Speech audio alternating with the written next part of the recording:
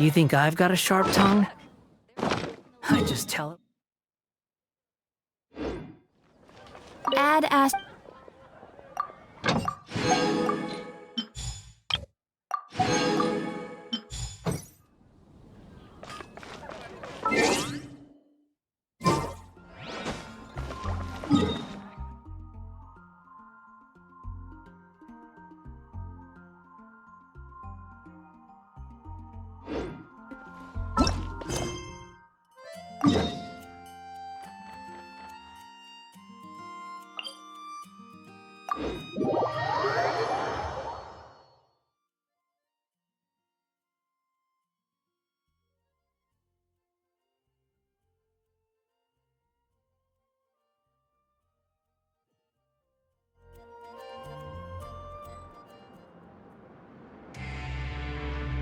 Behold!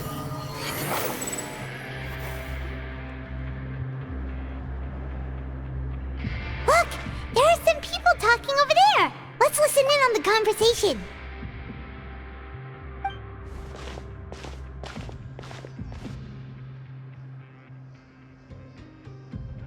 If you ask me, those pompous parasites on the surface act like they're all a bunch of aristocrats. Do any of them give half a hoot about a bunch of dogs like us? Hey, speak for yourself, mate. I'm no dog. Oh, you think you're special or something? If you're here, then you're just a convict like the rest of us. I've heard that even if you're released after serving your sentence, going back to life on the surface ain't any better. Once a criminal, always a criminal. Or marked for life. I don't buy that. Hey, how cool would it be if the whole world was destroyed by a giant flood and everyone had to start over from nothing? What kind of filthy bilgewater are you spewing?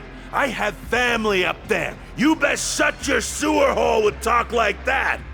Listen, things ain't so great on the surface, but who says that you have to leave? I've heard that you can still stay here and work even after you've served your sentence. Not bad if you ask me. Who wants to live in the ruddy overworld anyway? And what makes you think they'd want to hire someone like you? That's one of the great mysteries of the universe, how someone as useless as you is so confident. Whoa. Sounds like they're really unhappy about the overworld. Speaking of which, Paimon never heard anyone use the words overworld or underworld when we were living up there. Is it only something the inmates down here say?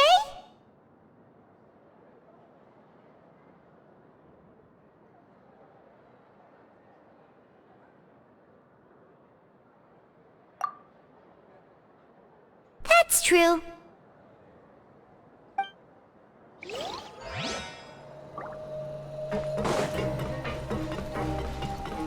Squall Fury!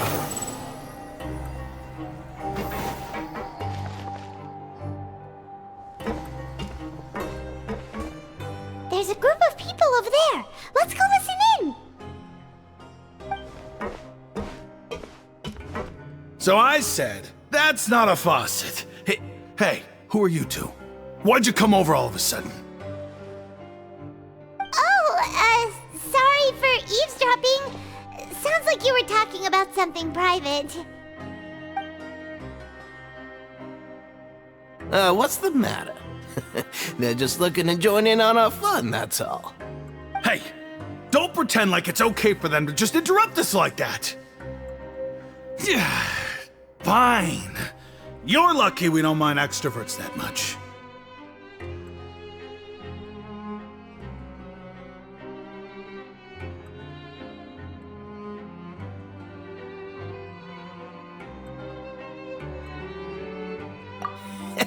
You hear that, Quisto? What nice!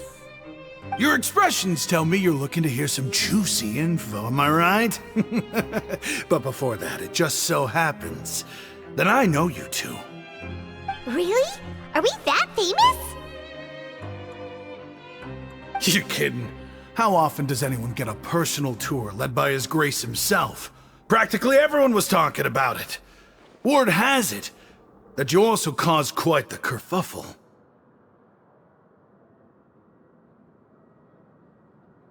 A little mistake, huh? I like the way you put it. You see, people with a good attitude can join our group anytime, unlike some of the others here. Your group?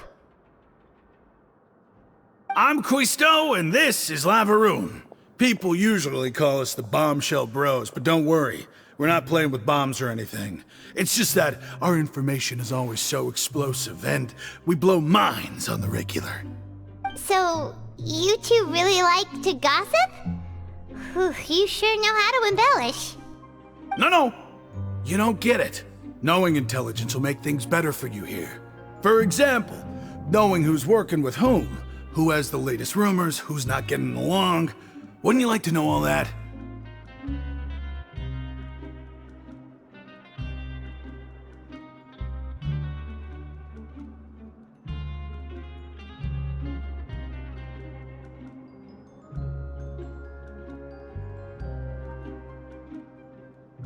Whoa, all this info's worth something, you know? You should prove you're worthy of it. I don't mind him.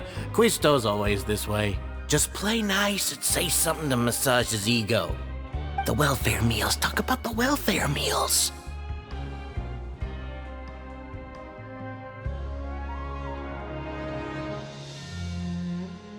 Right! That meal we had yesterday was super delicious. Paimon can still taste it whenever she closes her eyes. Is that so? To tell you the truth, I've been helping out with making those welfare meals. I've been working as a kitchen assistant for about a month and a half now. Oh, so you're the one who made those delicious steaks. Amazing! You could be a professional chef. You are correct. I am a true professional. In fact, I even went to culinary school. But enough about that. Since you like my cooking, I guess that means we share similar tastes. Listen carefully. This little bombshell will help you learn what's really going on here in the fortress.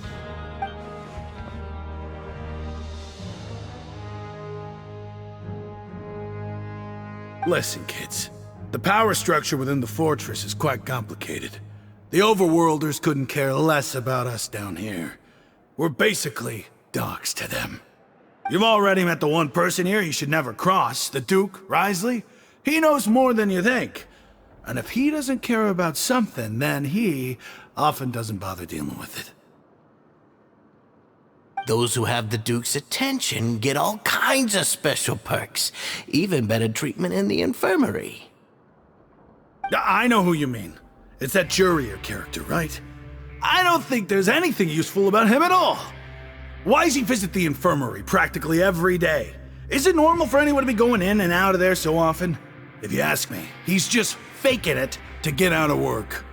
But did you know that Jurier was a talented researcher from the Fontaine Research Institute before he came here?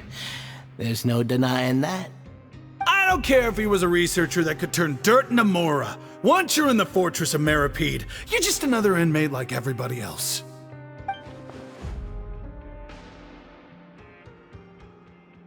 Speaking of which, the last time I saw him, he was passing by in the corridor with Lorvine. I also heard they started arguing in the library and got into a fight, right? Guess that's just how terrible of a guy he is. You mean he hit a woman? Wow, I never imagined he was that bad. But that Lorvine's also quite the odd one, you know? She's always gabbing away, got into a fight with a man, and she also got sent to the infirmary. Come to think of it, I always see her going to the sick bay every couple of days, too. Huh. Wait a second. You don't think? Do you think could it be that they're secretly meeting there to go on dates? But it's really hard to imagine. After all, I do remember seeing Lorvine beat Jurier to a pulp that one time. And we might be overthinking things.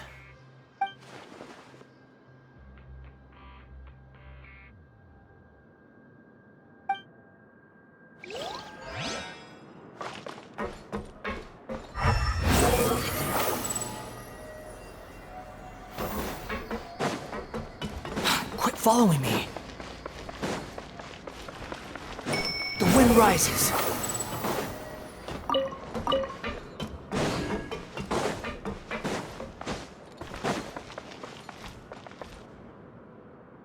you over there.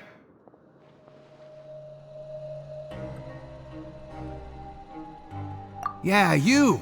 Say, do you like playing card games? You know, like Genius Invocation TCG?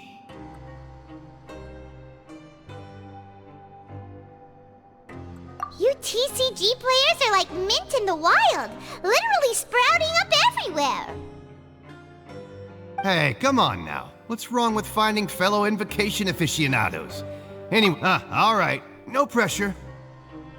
But why would you be looking for people to play Genius Invocation in a place like this? Don't people usually come here to fight? Whether you're throwing down cards or throwing punches, it's all a competition, isn't it? It's all the same in my eyes.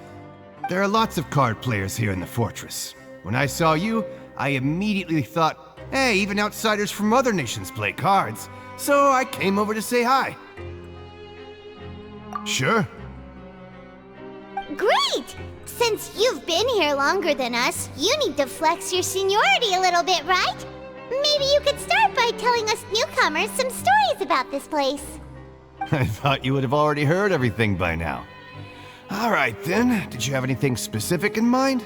Or do you want me to just pick a topic?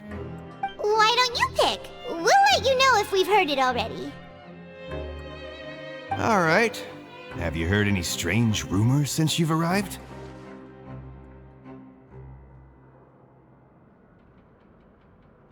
Then, did you know that there are some people who are always gossiping over in the corner?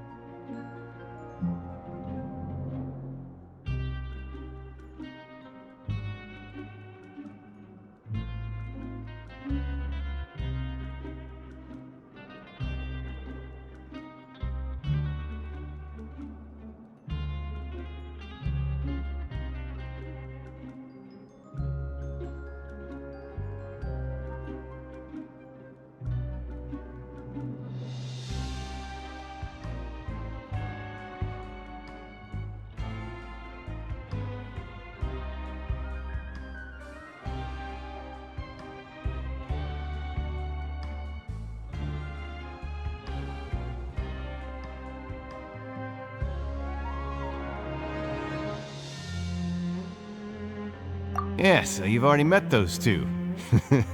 They're quite a pair. They always keep an eye out for the latest happenings and gossip about everything. I've never seen anyone with more time on their hands. I heard that they used to be a chef and a bartender before they were sent down here. You know how bartenders are, always chatting with customers. And chefs love to pass the time just hanging out when they're not cooking. Good to know. Do you have anything else to tell us? Let me think. Sounds like you want to hear something a little more tantalizing. Oh, did you know that the Duke was also a convict in the fortress of Meripede before? Huh? Wait, are you serious? That's right. The Duke was an inmate just like you and me.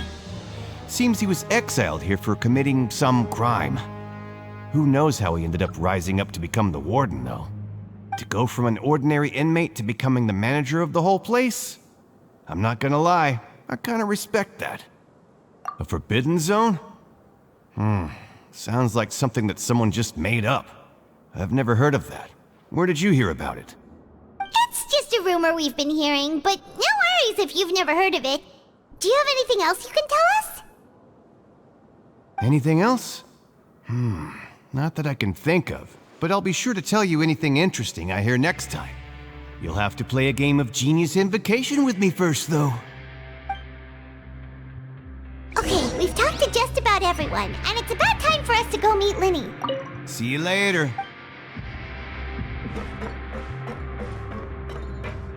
According to the card he left us, we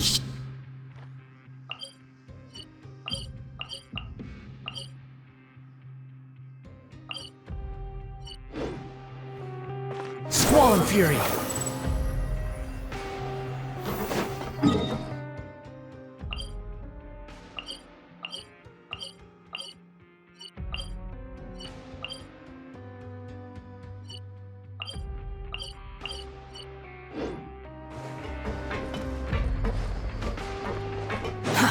The wind rises.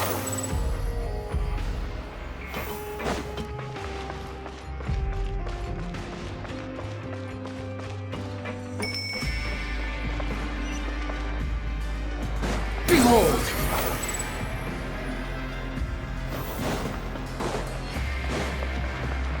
Huh. Quit following me. Huh. Huh. Huh.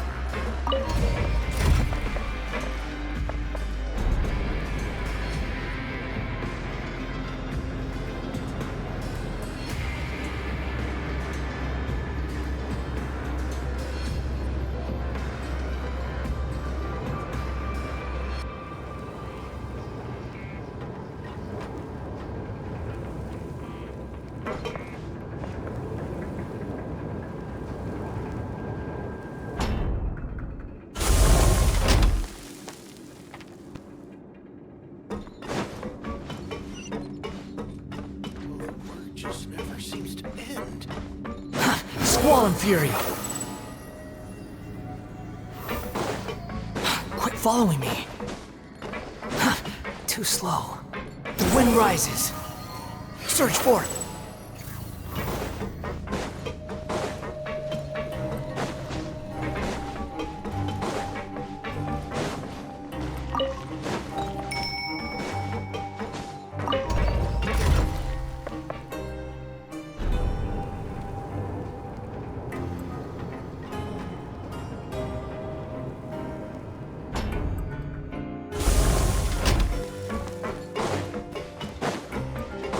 Following me. Squall and Fury.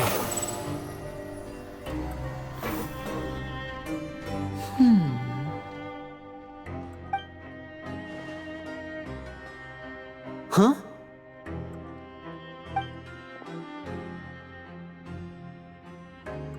That look in your eyes. You found something? Hey, this is no time to be modest. Just tell him we found a boatload of information. Oh, as expected of the legendary duo, you have my full and undivided attention.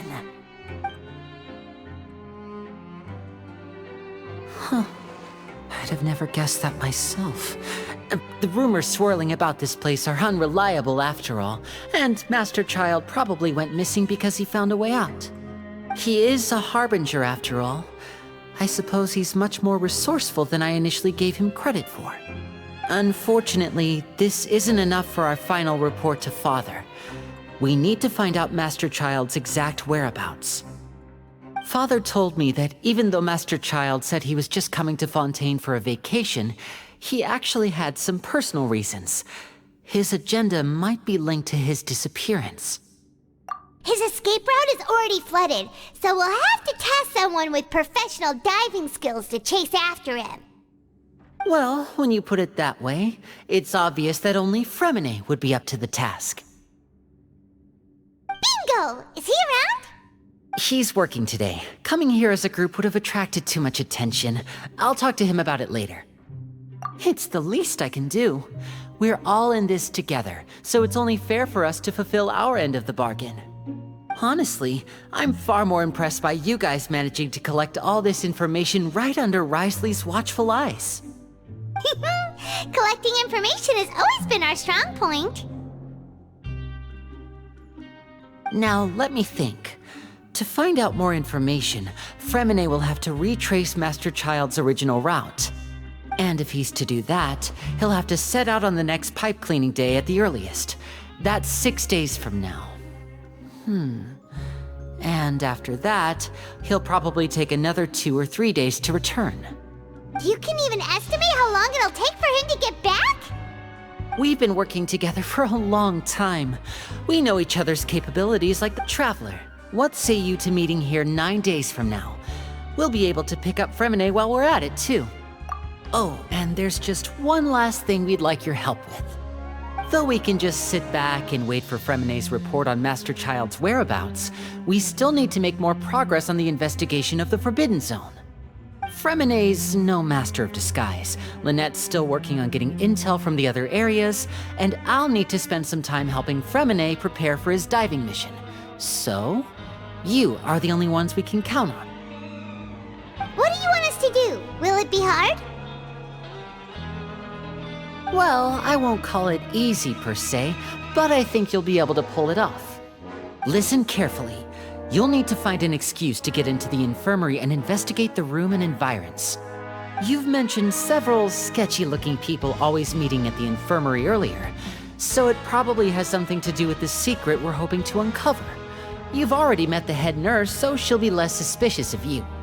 Investigate the internal structure of the infirmary and any active dealings within, and pass those on to me alongside anything else you're able to discover. But also, there's no need to take risks. Don't forget, safety always comes first.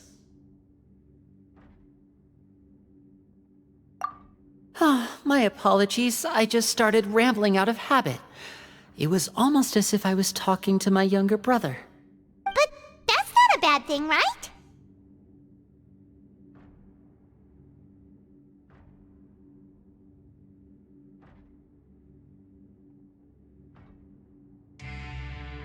All right, then we'll head out as soon as we finish our prep.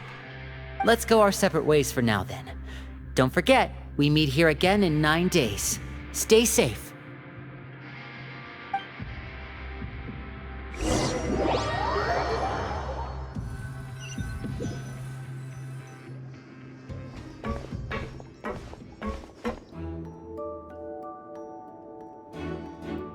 Hey, stay here for now. Paimon will take a peek.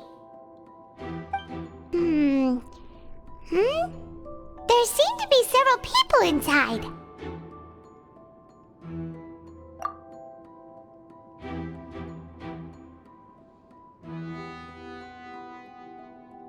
Right. I feel like it's not impossible.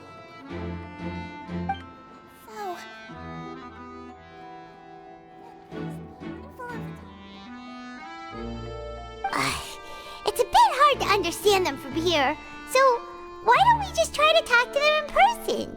Let's go as soon as you're ready.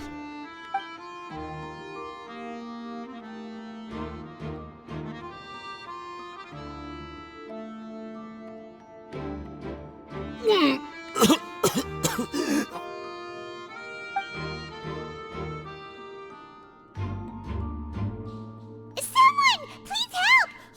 He's sick!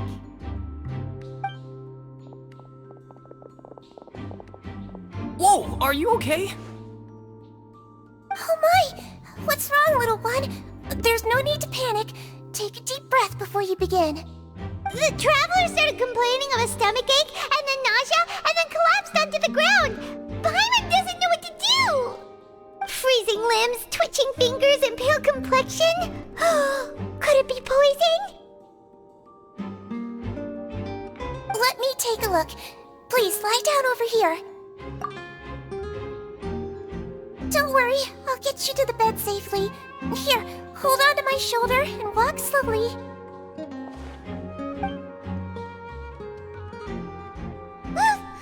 You can do it, traveler! Don't apologize. You're sick after all. Now, please relax. I'm just going to do a preliminary checkup on you.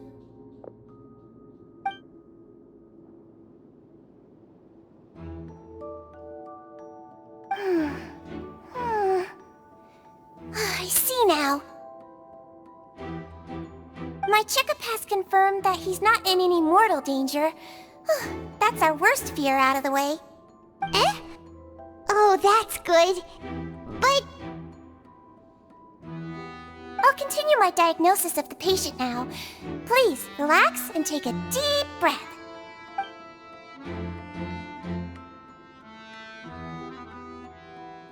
I don't sense serious damage to your organs either. Does it hurt when I press here?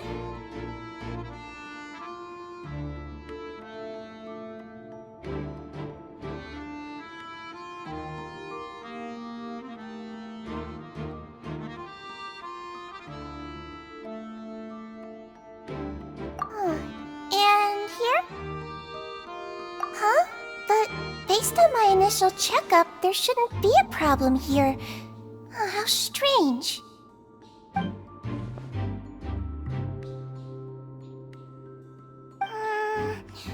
What about here?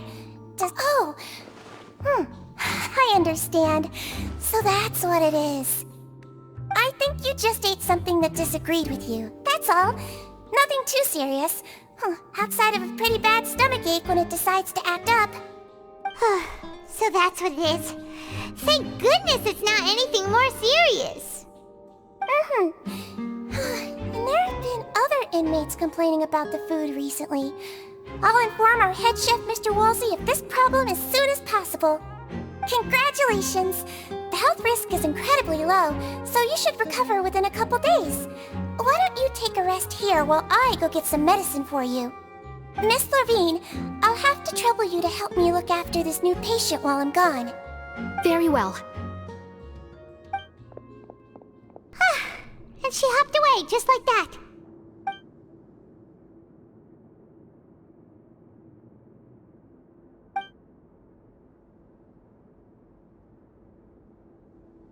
Hello. So how are you feeling now?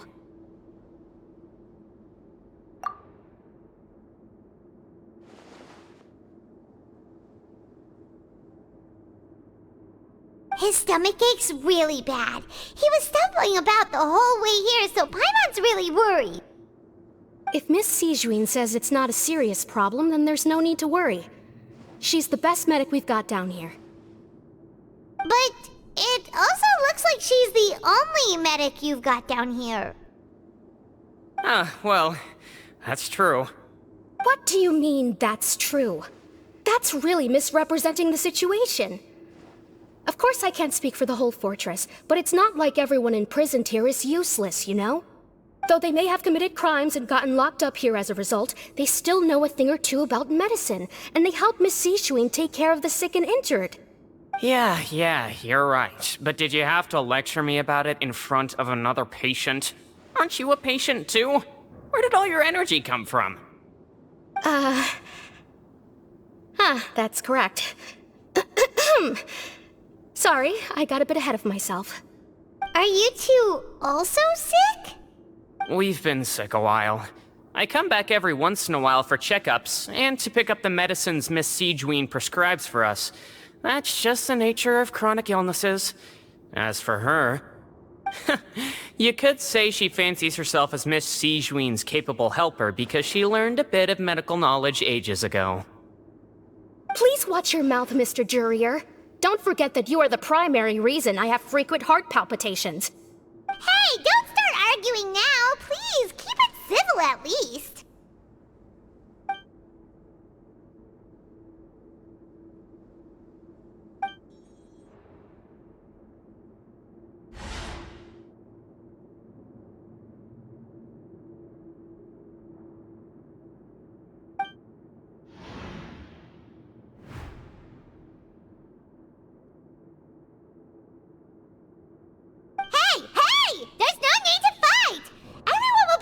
Someday, so there's no need to argue over silly things like this! But... Release. It's way too early for us to even think about that. And who the heck knows if we'd even be able to continue our previous lives?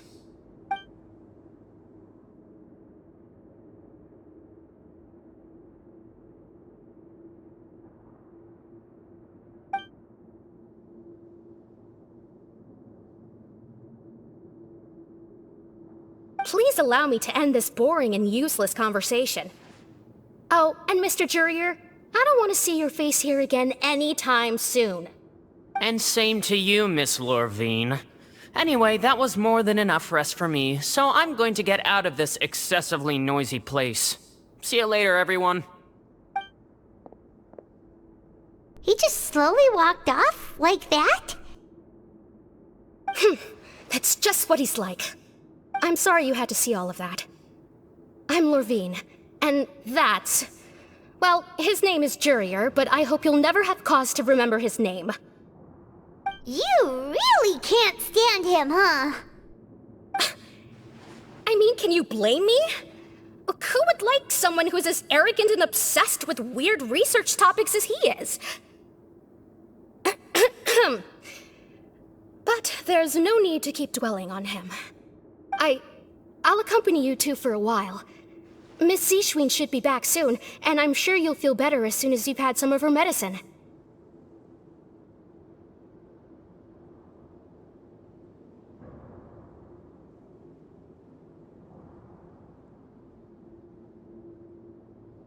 No, it's nothing. I'm back! Did you rest like you promised? Thank you for getting our medicine, Miss Zishwin. Did you all cooperate with your bed rest? I trust that nobody got up to walk around. Good. Here, this should be 2 days' worth of medicine for you. Take 1 pill now, and then continue your bed rest.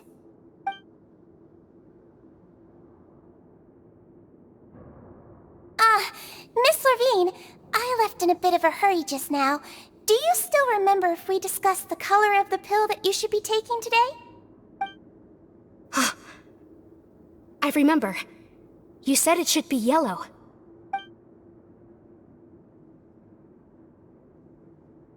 Yellow, huh?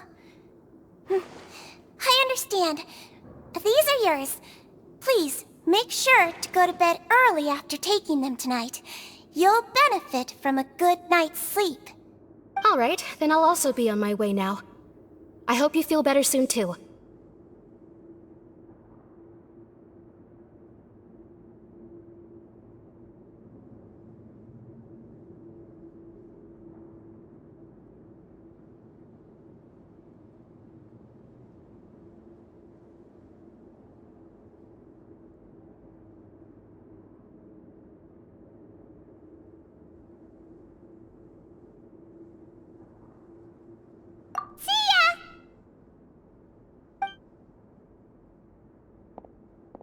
To fill out your medical record now.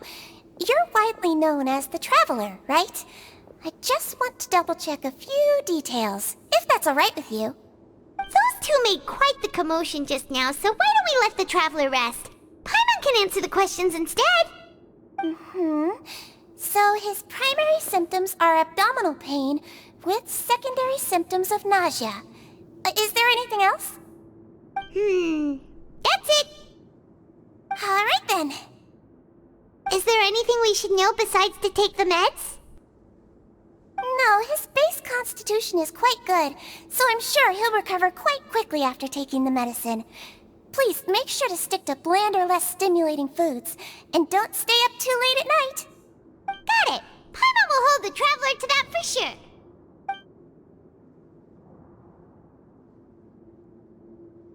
Oh, you're going to take a nap already? Okay then, you get some rest.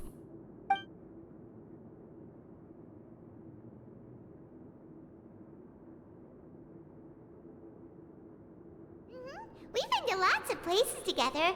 He may look a bit under the weather now, but he's actually super strong. So you're the best of companions. Well, don't worry, he'll recover soon.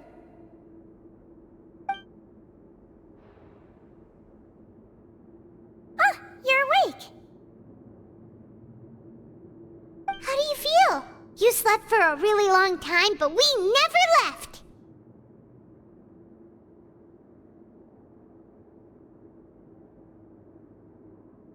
Well, now you can go back without a worry in the world. Remember to take your meds regularly, and remember bland foods! Thank you, Miss Zishwin!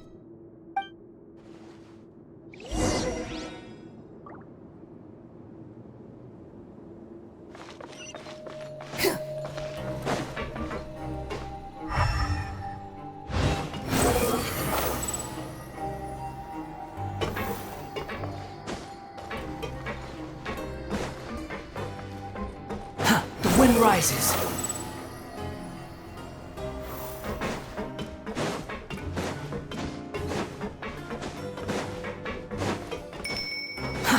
Too slow.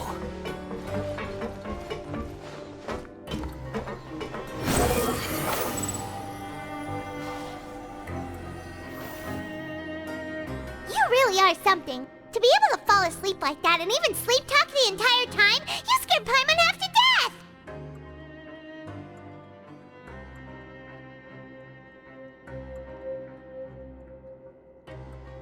No, but you kept mumbling things along the lines of, Pyron, don't take my grilled fish, and put down the Adeptus Temptation now! Paimon talked with Sigewinne the entire time you were asleep. She seems like she's just a sincere nurse, and Paimon didn't notice anything unusual in the room. Are you sure we're not going off track with the infirmary?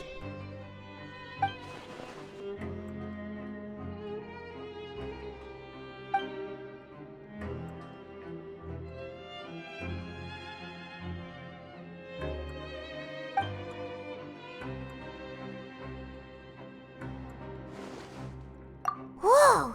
You really are super thorough! All those tiny little suspicious things that Paimon didn't even pick up on! We've gotta get the info to Linny!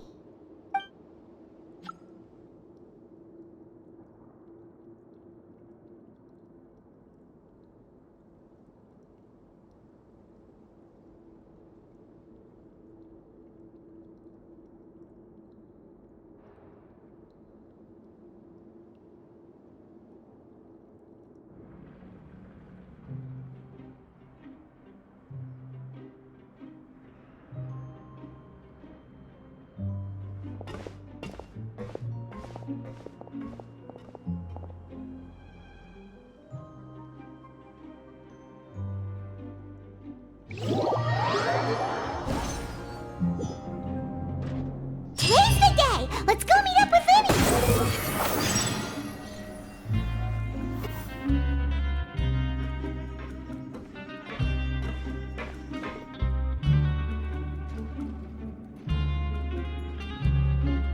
Oh!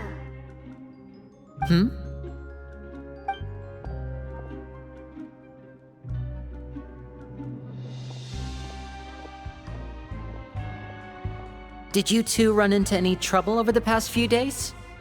No, we just worked our shifts according to the schedule. Nothing weird happened. That's good. That means you didn't raise any suspicions when you infiltrated the infirmary. We've taken a look at the slip you've sent. Fremine successfully left the grounds via the pipes 2 days ago, and as of last night, Lynette has also infiltrated the infirmary after faking an illness. Wait, why is she getting involved as well? You already went above and beyond when you scoped out the infirmary. To put it more bluntly, even if we were to view that as something you did in exchange for Fremine's help, you've already done more than enough. Infiltrating a guarded stronghold is a different kind of job from a one-off investigation. We want to avoid using the same faces over and over and reduce the amount of suspicion that will fall on any given person. Lynette also felt like you have already taken the first step for us, so she should be the one to finish the job. So that's what Lynette thinks. Oh, Paimon hopes everything's going well for her.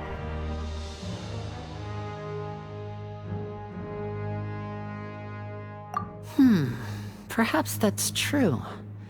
You are both very good people, and we've come to appreciate that more than anyone else. Unfortunately, there's still one thing that could get between us, lest you've forgotten. The matter of our respective loyalties. You've mentioned before that you've had some run-ins with the Fatui. I can understand that feeling, so I assume you're just helping us out of the kindness of your hearts? Well, everyone could use some more friends. We'll be counting on you to help us in the future, too. Since I see you as friends, then it's even more important for us to protect you from any peril. Fremine and Lynette feel the same way.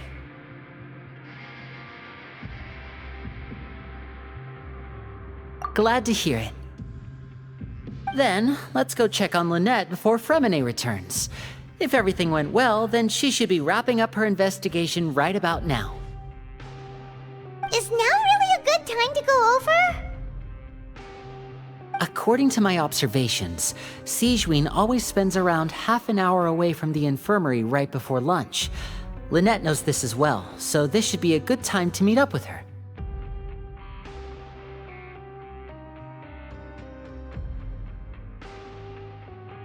Also, I'm her brother, remember? It's only natural for an older brother to care about his younger sister's well-being. Okay, then let's head over right away!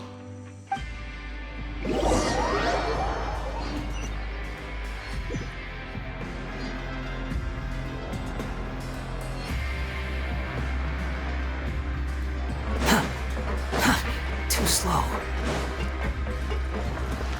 Squall and Fury! Lynette should be here right now. Huh. Strange. As expected, Sigewin isn't here, but why isn't Lynette here? No, Lynette rarely deviates from the plan. We agreed that if she were to make changes on the fly, she'd find a way to let me know. Unless... Let's see if there are any clues around here. We can look while we wait for her. Who knows? Maybe she'll be back soon. Okay.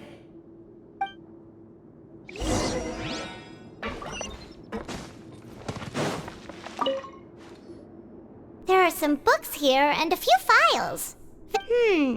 Advanced nursing, how to raise the spirit of your patients, a quick guide to the psychology of emotions.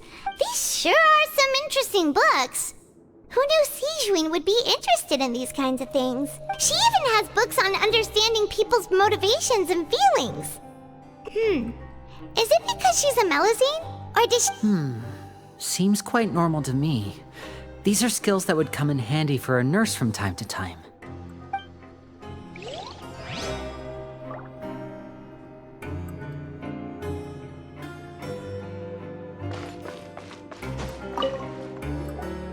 None of the beds have any signs of having been slept in, except that one over there. That's the one Lynette must have used, right? You said she was pretending to be sick. She would have said her migraine was having a particularly bad flare-up. Generally speaking, the head nurse would then ask her to lie down and rest, while she left to retrieve the medication.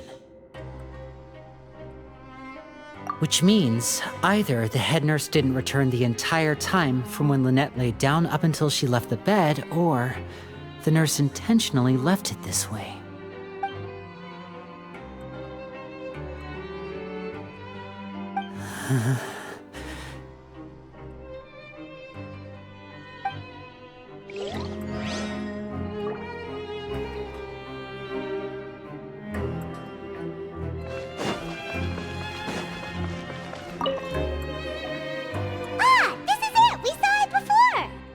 Wait, this thing?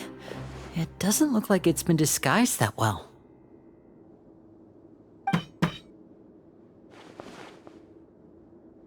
The space behind it is empty.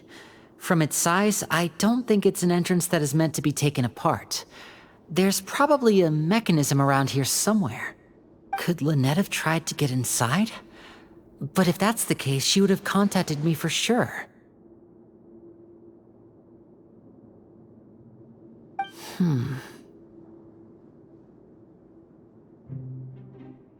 Let's look around here for some more clues. Don't panic, just take another look.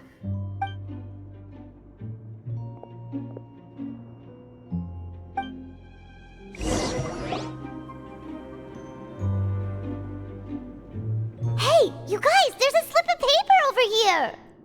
A slip of paper? It's right over here, and there's a bunch written on it too. It reads, out of respect for your usual practices, I'll use a piece of paper or card as the medium to pass on my message. You may consider this as me giving you my best regards. This is... Is that all?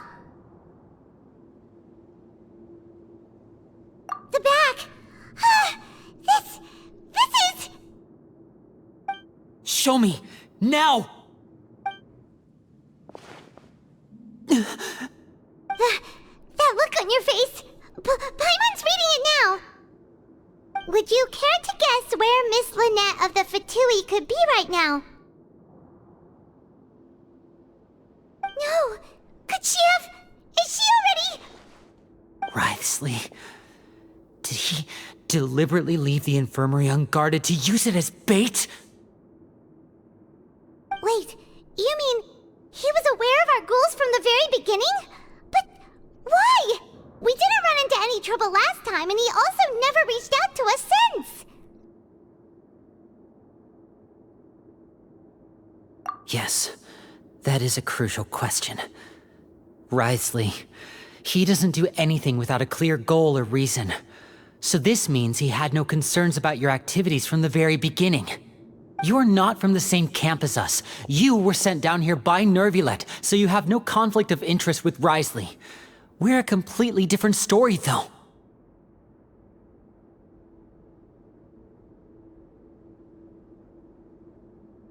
I'd like to know that, too. Why did he only go after her? Don't panic, just think everything over. I have to stay calm. This is not like what happened last time. The situation's different now.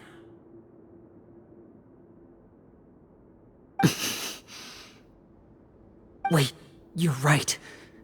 Wait, but that means... The fact that Fremine was able to leave the grounds... Could Wriothesley have let him go as well? But what does he gain by letting Fremine leave like that?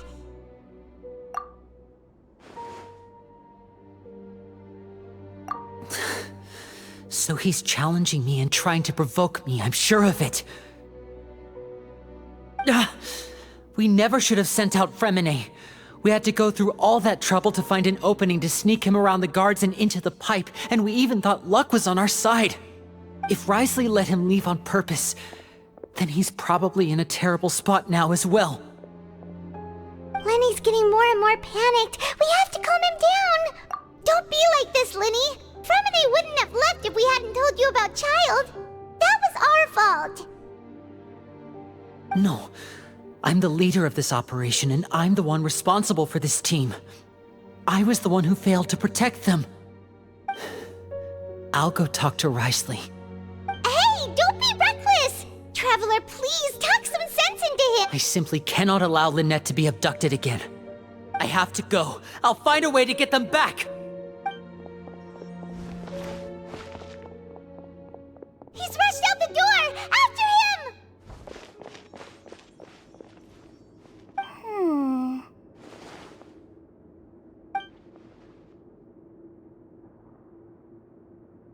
Right. I feel like we still have some room to make changes on these details. It's not impossible, but it'll require extensive testing. Is that so? Very well. Then please be mindful of the time. Huh? Is someone? Pack everything up. Whoever's outside is eavesdropping. They'll probably come in once we stop talking. Someone! Please help! He's sick! Whoa, are you okay? These two. As expected, they've already found this place. What a delightful turn of events. I like smart people, but I also like playing dumb.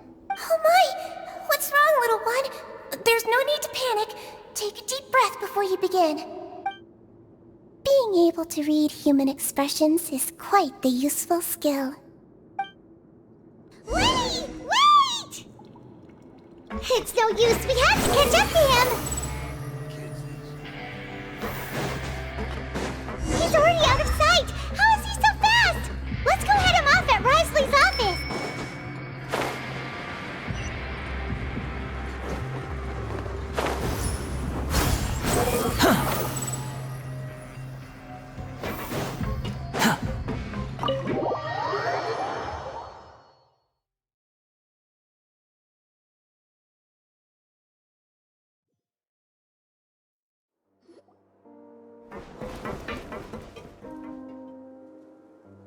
Come out and face me, Wriothesley!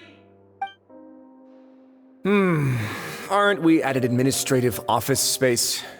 Why don't you at least try to follow even a couple rules from the fortress's indoor management regulations? What did you do to my sister? I ran into the young miss at the infirmary. I'd heard that she was suffering from quite the migraine, so I decided to invite her over for a cup of tea. I do have some teas in my collection that can work wonders against such an illness. Stop joking around! Where did you take my siblings? I have also heard that your performances are quite the spectacle.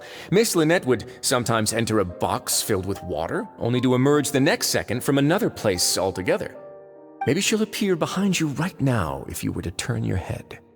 Is he trying to trick me into turning my head?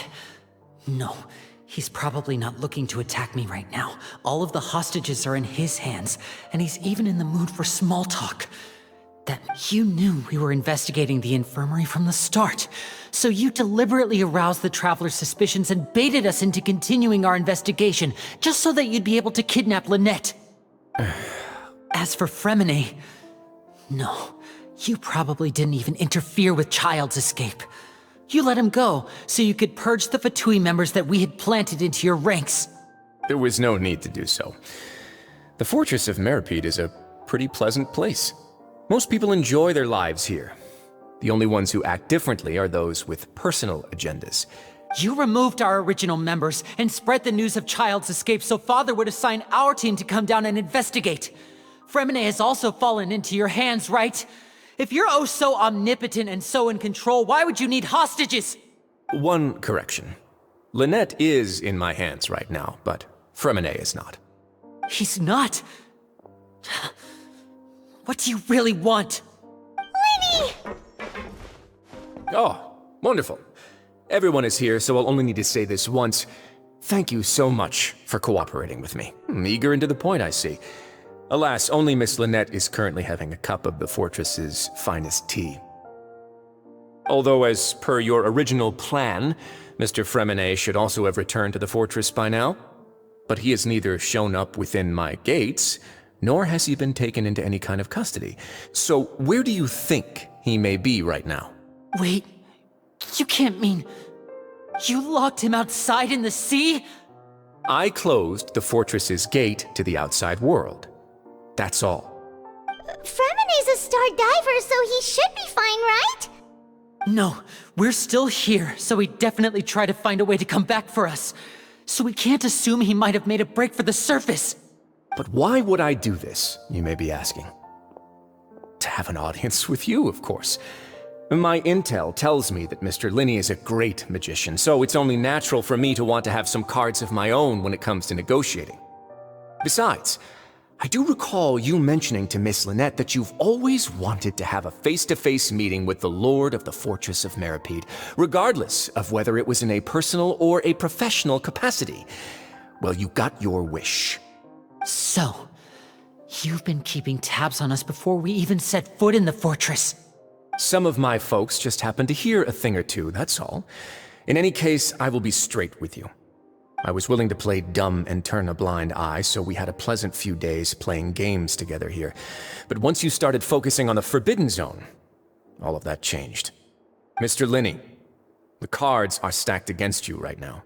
Miss Lynette is in my hands, and Mr. Fremine is still slowly being pickled out there in the brine. You need do but one thing to guarantee their safety. I would like you to contact your superior, and ideally invite her over for a cup of tea with me. You want to see Father? But why should she bother giving you an audience? Well, if she cares for the well-being of her dearest children, she should have plenty of motivation to join me for a parents' evening.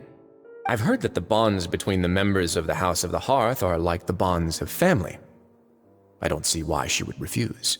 Why did you think Father sent us to handle the Fortress of Meripede? This place is basically a no-man's land. It wouldn't be fitting for anyone as important as a harbinger like Father to come here in person. Oh, I see.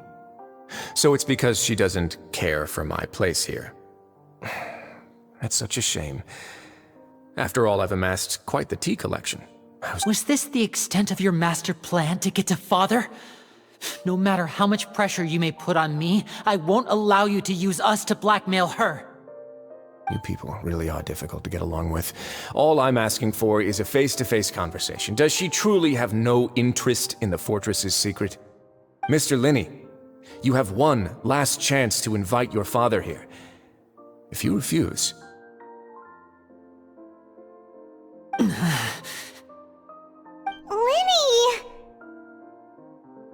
Instead of asking why I'm doing this, why don't you try to see things from my perspective for a second? From the very beginning, the Fatui has been actively infiltrating my fortress. I gave you a warning by cutting off the first few operatives I found, but that only caused you to double down. Had you given up on the fortress then and there, I'd have no reason to want to talk.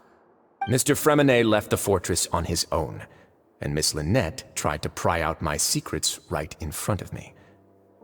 No matter how you look at it, the responsibility for this falls on you. I shouldn't ask Father to do anything because of us. 6, 5... Wait, 2, 1. Time's up. It really is a shame, Mr. Linney. Risley! Negotiations have broken down. Please leave, ladies and gentlemen. It's time for my afternoon tea. Yeah, listen to the Traveler. If you can't talk to Linny, can you at least talk to us? You do realize that I'm only letting you go because of Neuvillette, yes? You're here helping him out, and I've already done my best to stay out of your way. But that doesn't mean you can just do whatever you want. The fortress may be small and remote, but it still has its own set of laws. Then how about this? Those who are capable deserve respect. You've spent quite some time investigating my home turf by now, so why don't you tell me a thing or two about what you found, I'll ask you 3 questions. Answer all of them correctly, and I'll agree to your request. Question 1. Regarding the hidden rules of the production zone, what is the truth behind the one about not being allowed to work for 3 days in a row?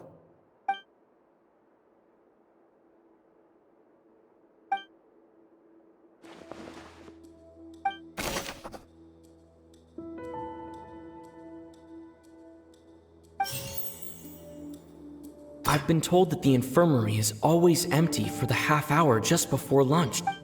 The Fonta promoter has been struggling because he doesn't recognize the real value of coupons. We often see Miss Sigewin observing the prisoners at work near the production zone. Fonta's internal report suggests that they're starting a new trial of an unnamed and unpackaged The research notes said that the Melazine race perceives the world very differently from... According to Collins, the Pancration tournament only... Fonta's internal report... We often see Miss C... The research notes said that the Melazine race According to Collins, the Fonta promoter has been struggling because he... The research notes said... We often see Miss C... The Fonta promoter has... I've been told that the infirm...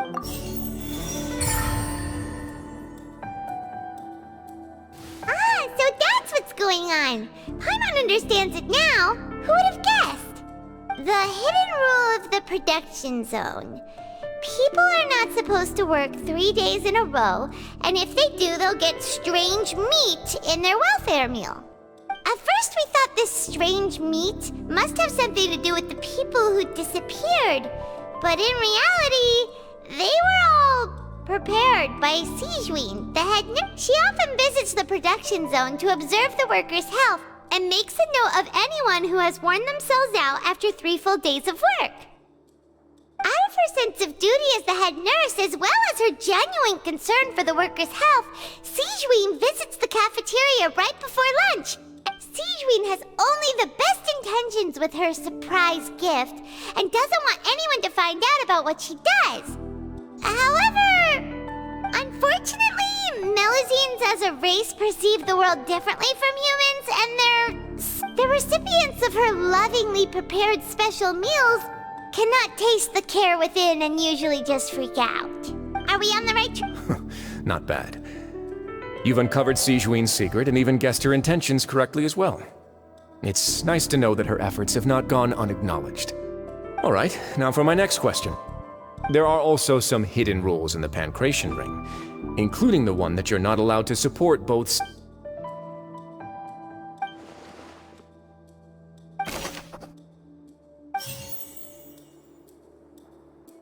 I've been told that the infirmary is always empty for the half hour just before lunch. Fanta's internal reports... We often see Miss Sijween observing... The Fanta promoter has been... The research notes said... According to Collins, the research notes said that...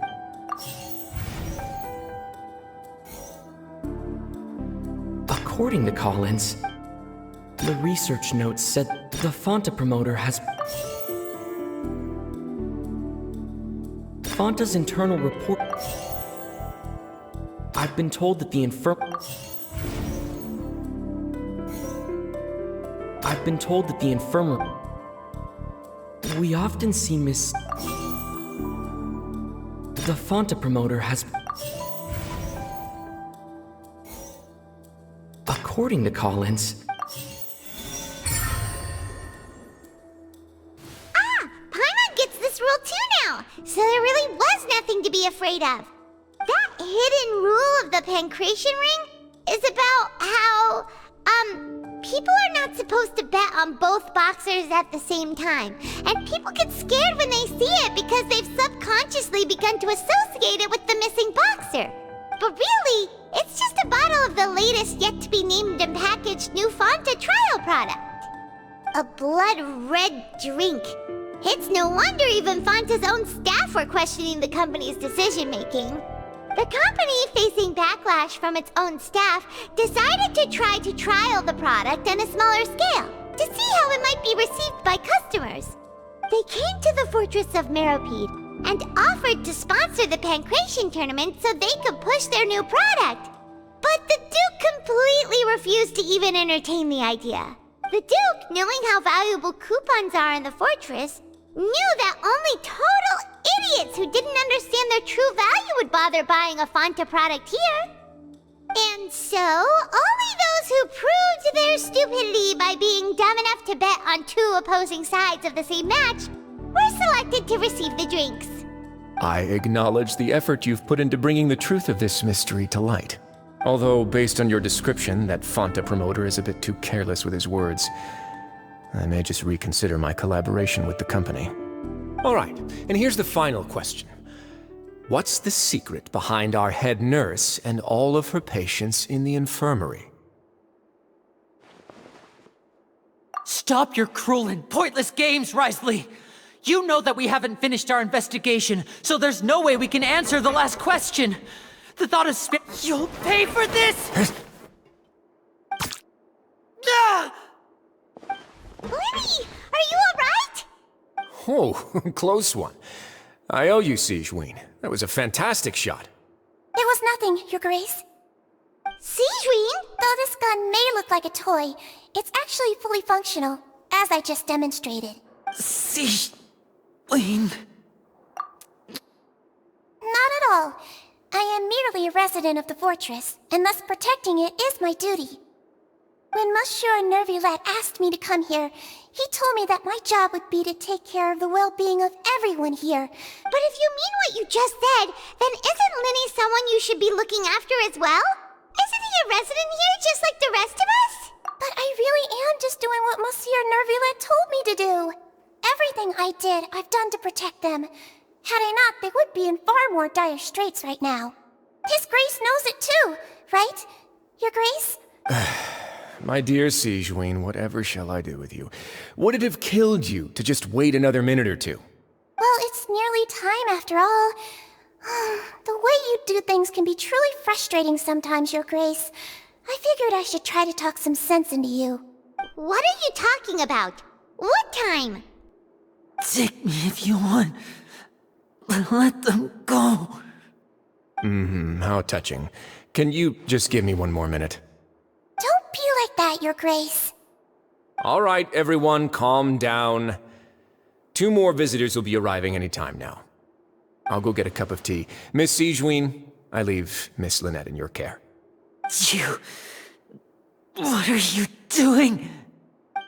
I believe I hear footsteps.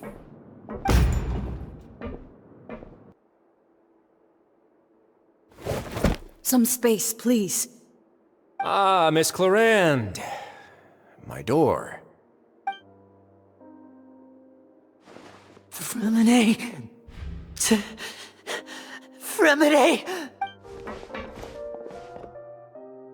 What's going on? What is Clorinde doing here?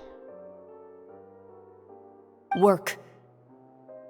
I'm sorry about shooting you, Mr. Linney. The tranquilizing effect will begin to wear off soon. Please take it easy in the meantime, though. What happened to Fremine? Wasn't he diving just outside of the fortress? Why is he looking like this?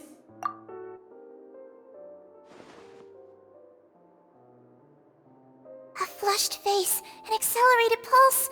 He must have consumed primordial seawater. What did you say? Please, make some space. I'll need to give Mr. Fremine a more thorough checkup. Your Grace, I'll leave the rest to you. I'll talk to Clorinde while you get Fremine to where he needs to be. Everything else can wait.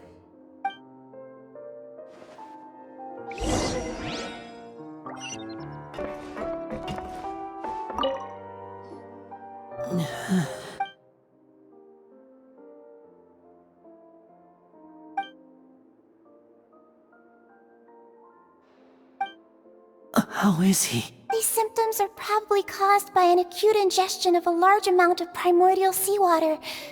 Still, his condition is not critical. Of course, it would be best if he stayed for further observation. Let's leave him here for now, and move him to the infirmary once he's recovered a bit more. Sorry. I am aware that the infirmary may not be your favorite place in the world at the moment. We do only have a single clinic in the fortress.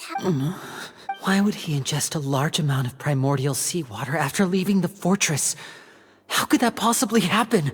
Please, look after Mr. Fremine for the moment. I'll go fetch some medicine and a respirator. Oh. Where is she? How is she right now? Oh, she just took a nap in an empty room after I tranquilized her. If my calculations are correct, she should also be waking up right around now.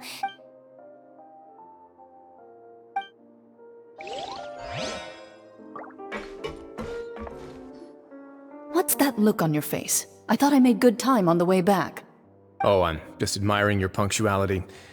Had you arrived just a few minutes later, Sigewinne may have been forced to shoot Mr. Linney again. How's the situation out there? The water has changed. It's pretty much as expected. The concentration of primordial seawater has increased significantly. I was only out there a short time, so it wasn't too bad. But if one were to stay for any significant amount of time, well... Where was he when you found him? The abandoned zone at the end of the pipes. A good distance into the water. Closer than I thought. He must have recognized it early on and tried desperately to swim back. Locking the door was necessary. I don't think we could have saved two. Well, I did try to convince him that I had my reasons. Never seems to work, though. It would probably work on Neuvillette. He has a knack for picking out who had good intentions, even when the outcomes were all terrible. It's a bet. Want some tea? Not particularly. If you want to drink some that badly, just say so. Fine, I'd like to get some tea. Want me to get you a cup too, since I've already made it? Might as well then, I suppose. Actually, do you have a towel? I would like to dry my hair.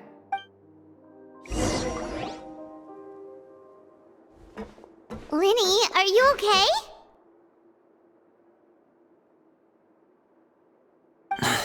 I'll be fine.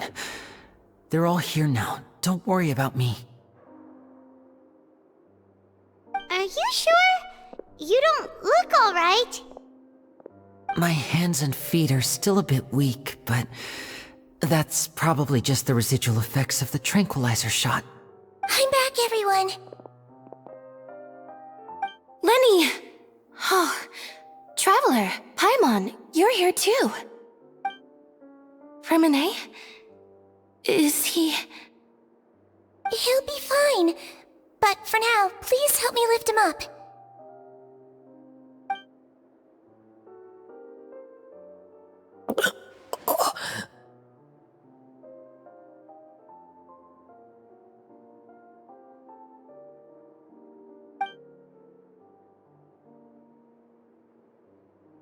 His breathing's beginning to slow down. Give me a hand and help me get him to the infirmary. Yeah, I'll take him from this side. Lynette, together? On it. Traveler, you seem pretty worried about him. Want to come with us?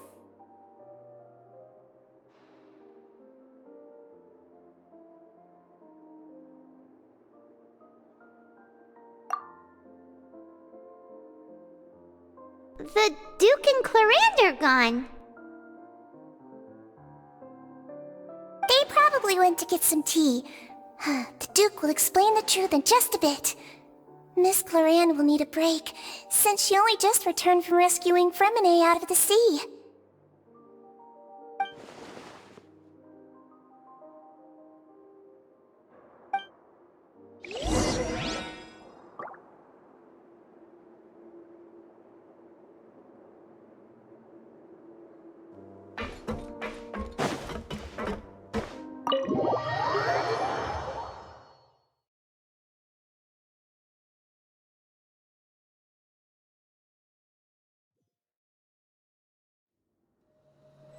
Squall and Fury!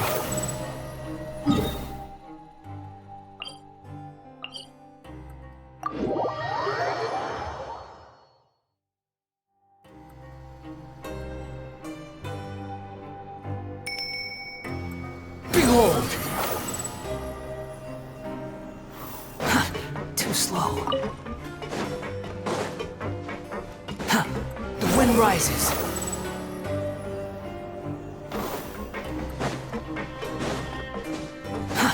Too slow. Behold!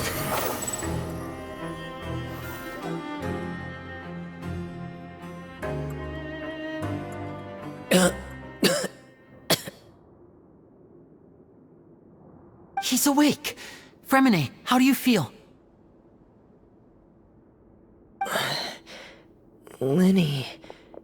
Lynette. We're all here. Where am I? The infirmary, at the Fortress of Meripede, Mr. Fremine, and you are no longer in any danger. How do you feel? Don't push yourself if you're not feeling up to it. Traveler. Paimon. It's been so long. The sea! There's something wrong with the seawater. Shh, it's okay. We can talk about it after you've recovered. No, listen to me. This is really serious.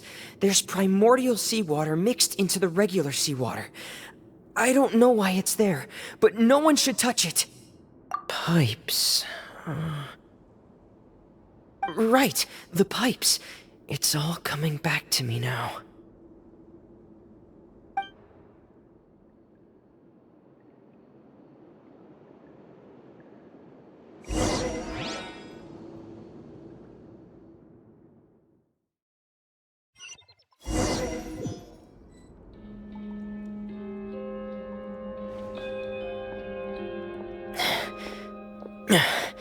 I'm in. Seems like this pipe hasn't been used in a long time. It looks abandoned.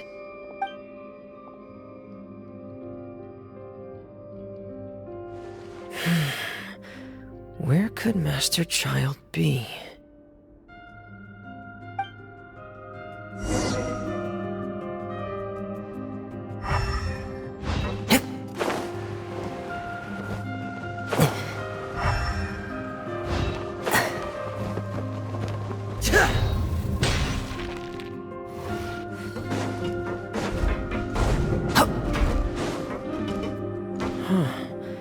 This mechanism looks like it's been tampered with. Could he have done it?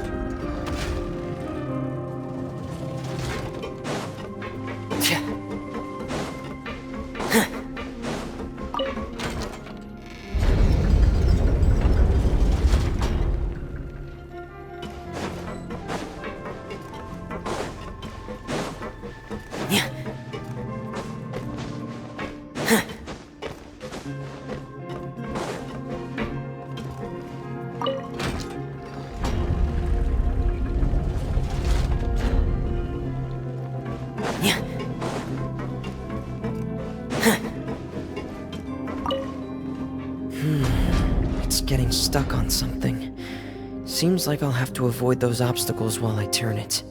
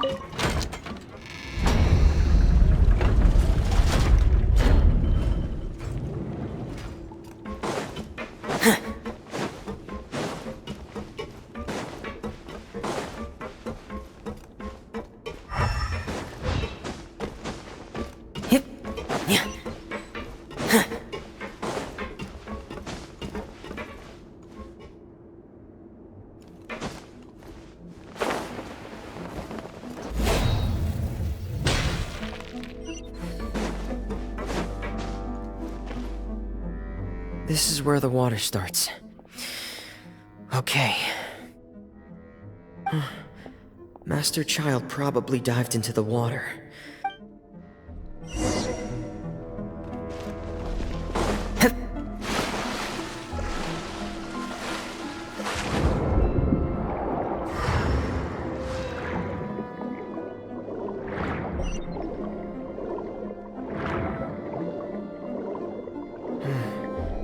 The vegetation here is a bit more sparse.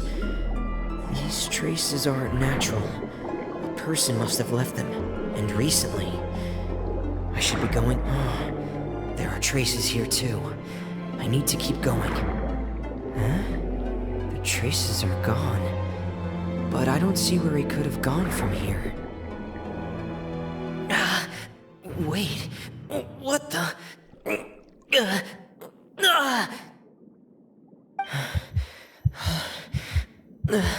My heart is racing, and it's getting harder and harder to breathe.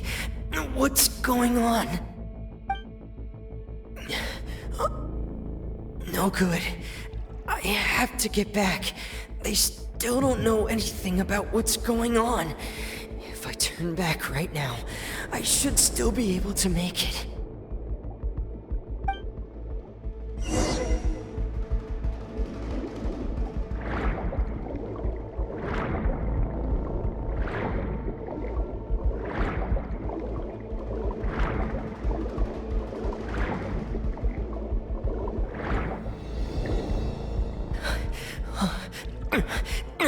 I can't die here.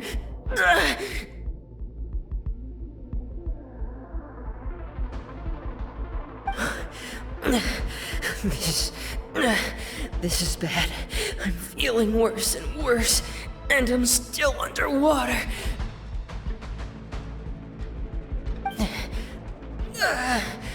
I have to push on.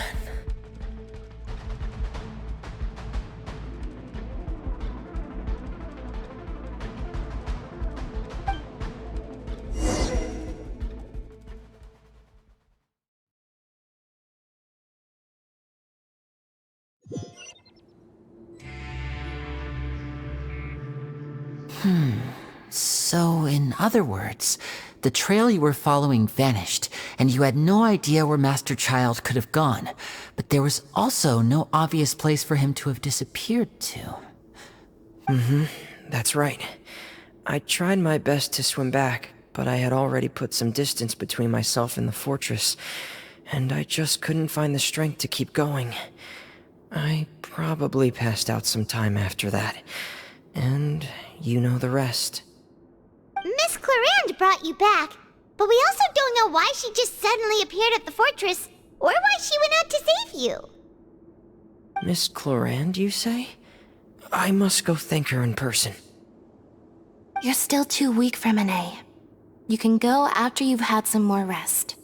Miss Lynette is right. I believe Miss Clarande will stay here as a guest for another few days, so there's no need to hurry. A guest? Then I can assume Risley was the one who invited her to come down here? You should ask His Grace about that. He'll be able to explain better than me.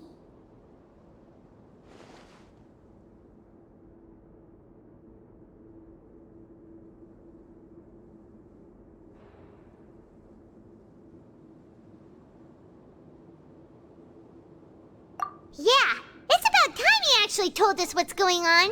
Wanna come with us, Lenny? No, please go on without me. I don't want to leave just yet. Lenny. The logical part of my brain is aware that we're safe right now, but I still can't bring myself to leave.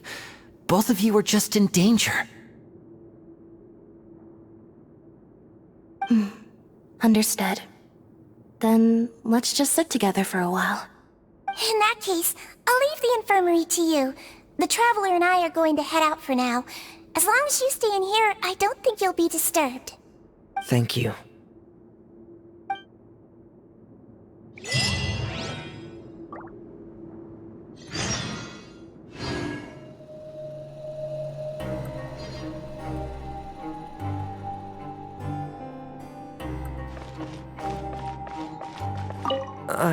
I'm also really sorry, Lenny.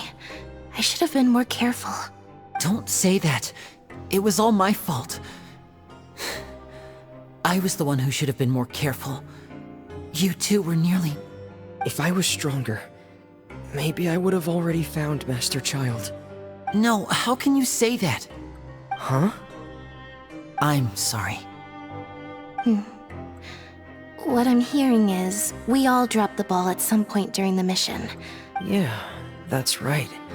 It's on all of us. Lenny, we understand that you're worried about us, but we're worried about you as well. Please don't blame yourself. Yeah.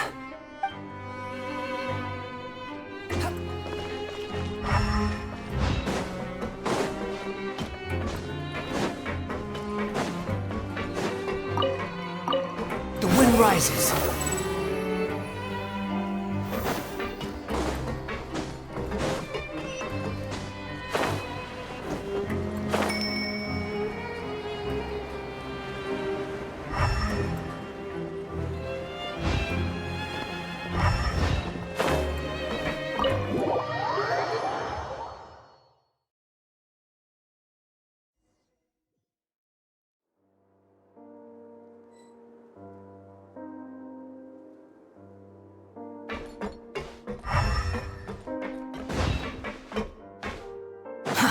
Too slow.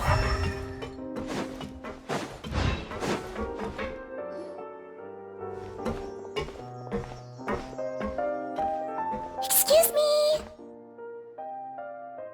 I take it Mr. Fremonet's condition has stabilized? Of course. I wouldn't have left the infirmary otherwise. I've been expecting those two, but might I inquire as to the purpose of your visit, Miss Sidgeween? I wanted to check up on Miss Claran. How are you feeling? Mostly fine, I think. If you don't mind, I'd like to perform another quick physical exam. It'll just take a few minutes. All right. Thank you for looking out for me. I'll take my leave for now, then. Well, want to explain yourself, Risley? Of course, but I'm not partial to the word choice of explain. Where should I begin?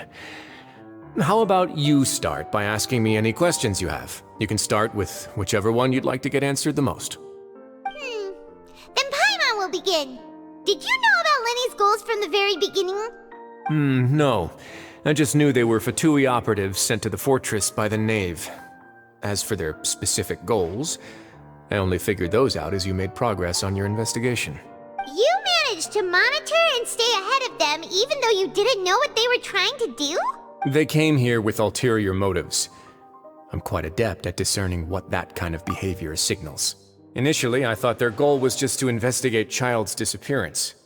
Linny suggested that I had deliberately let him escape, but in truth, I didn't really do anything special to help or hinder him while he was here.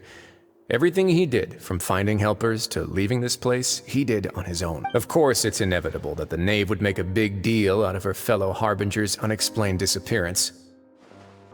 I'm also quite curious about where that Harbinger went, so I figured I might as well let the Fatui do their own investigative work. All I care about is the answer. So you were hoping Lenny's group would just do your work for you! You make it sound like that's a bad thing. Unfortunately, things didn't go as planned. I assume that Fremine has told you already, the ratio of primordial seawater around the Fortress of Meripede is on the rise.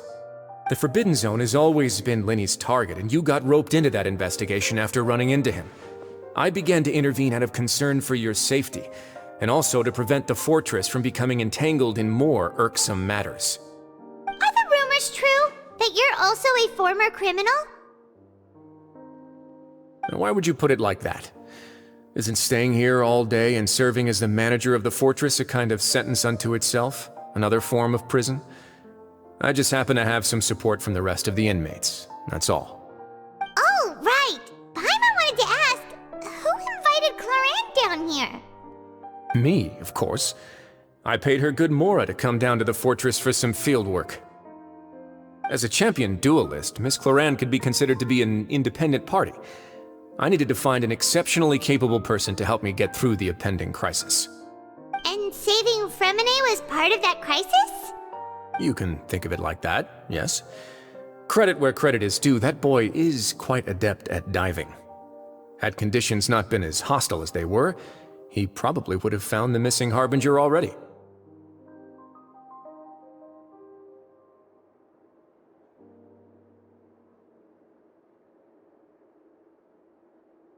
That's not something you should be asking after. Neuvillette only asked you to investigate Child's whereabouts. All I need to prove to you is that the Forbidden Zone had nothing to do with the Harbinger's disappearance.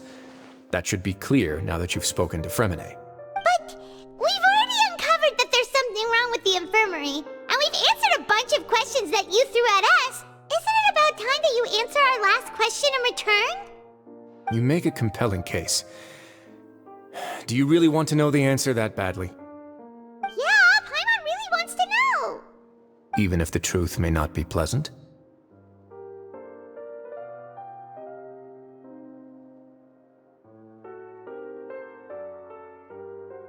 Follow me.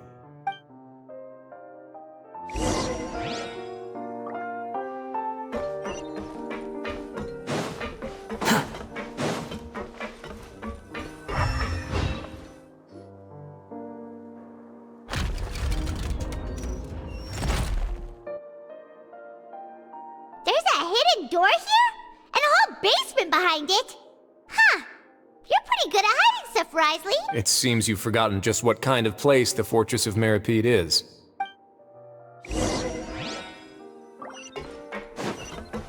Quit following me. Stand on the central plate. Wait, is there a secret mechanism or... Whoa!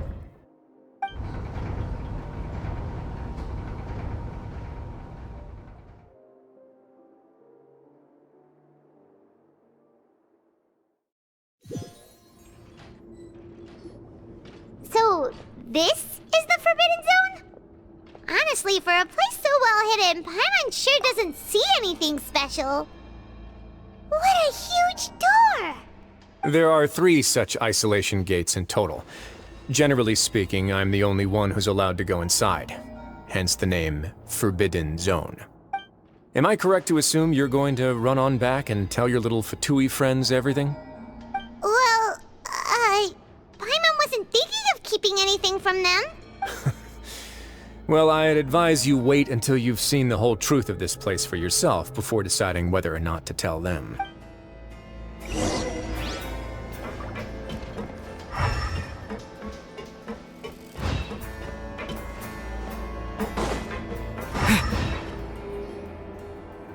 Huh. So there's a switch on the side. Stand back.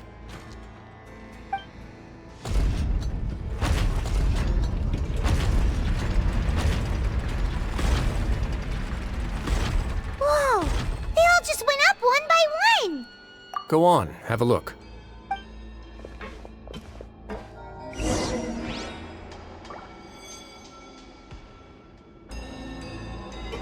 Water jet!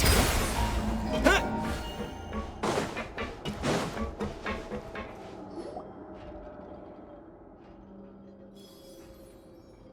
I've been interested in what lies beyond that gate ever since I assumed leadership of the Fortress of Meripede.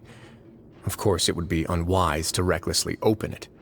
but it'd also be risky and negligent to simply ignore any potential danger that could be behind it. The readings on that dashboard have not budged since the day when I first laid eyes on this place. But over the past year, the needle has crept upwards from its original position, likely because some parameter it's been tracking has changed, if only infinitesimally.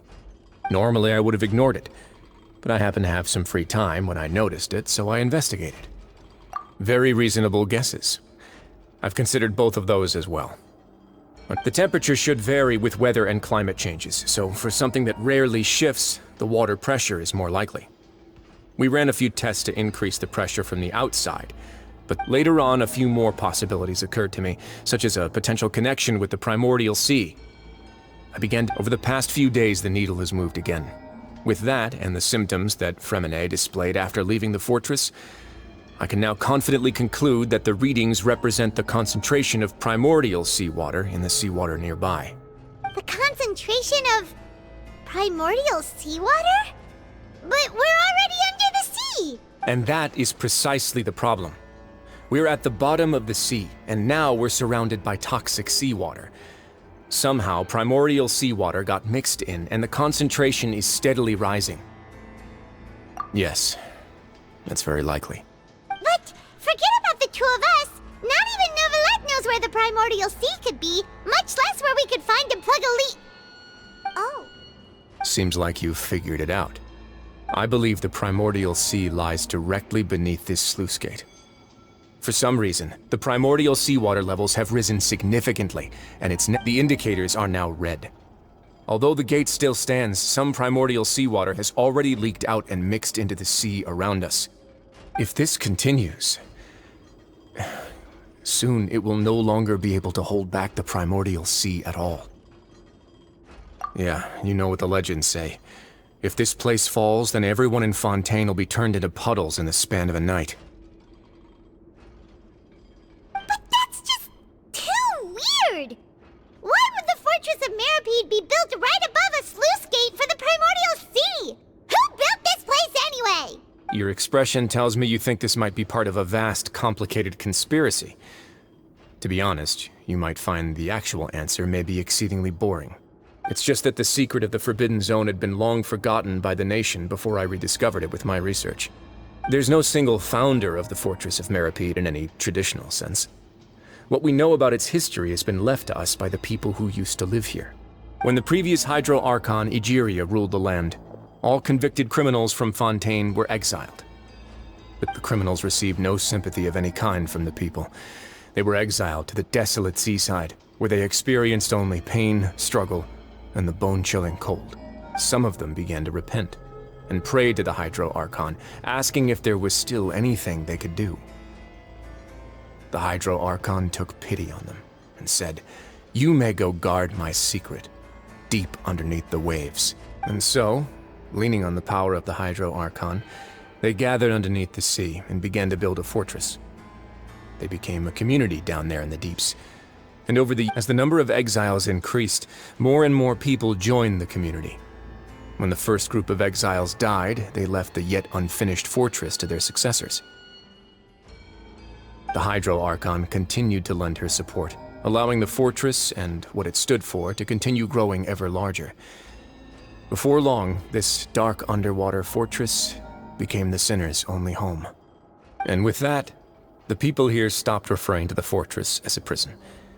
They saw themselves as repenting sinners who would regain their freedom once they had sufficiently redeemed themselves. But as time went on, people also realized that the fortress was a lonely place. Once they had gotten used to life here, they could no longer feel comfortable living in the overworld. Once they had finished serving their sentences, some people left and some others chose to stay. They'd find some idle position and let their withered souls fade away with the ancient secrets of the past. After many, many centuries, few people still remember the reason for the fortress's founding. Now they just see it as an integral pillar of Fontainian society, as the place where criminals deserve to be sent. Now and again, researchers manage to break one law or another and live out their days in the fortress. I learned all this from an elderly historian. Everyone else just thought he'd made it all up. But now you know every part of that history is true. Indeed. It's just as the prophecy says. If this gate fails, then everyone will be dissolved into the sea. To be frank, not really. But sadly, that hasn't stopped this prophecy from proving all too accurate. Prophecies are troublesome things. Just hearing one will create the first wave of panic. Seeing signs of it will bring about the second, and actually witnessing it in real time, the third. Let's go somewhere else. I want to show you something.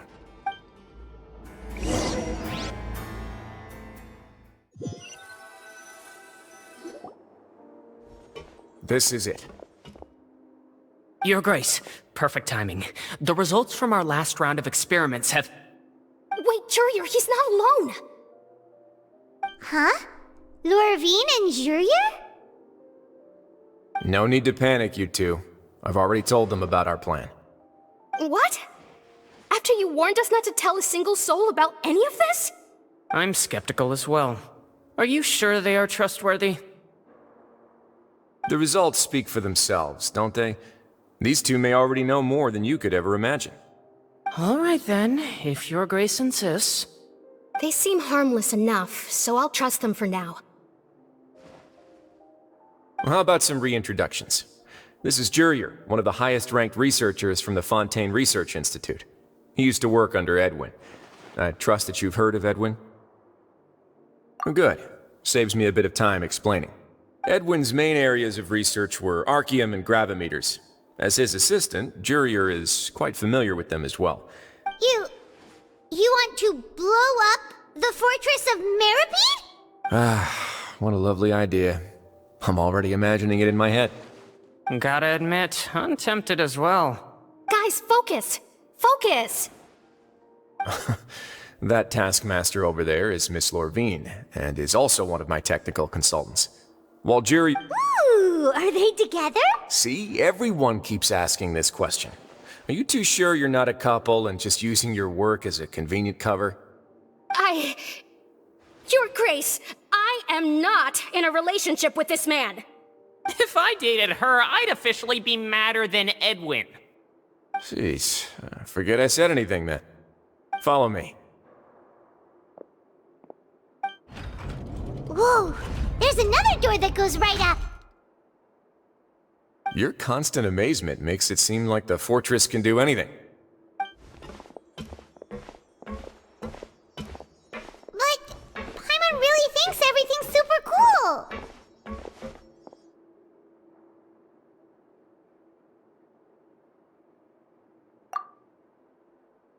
Well, let's spice it up a bit. And here you go.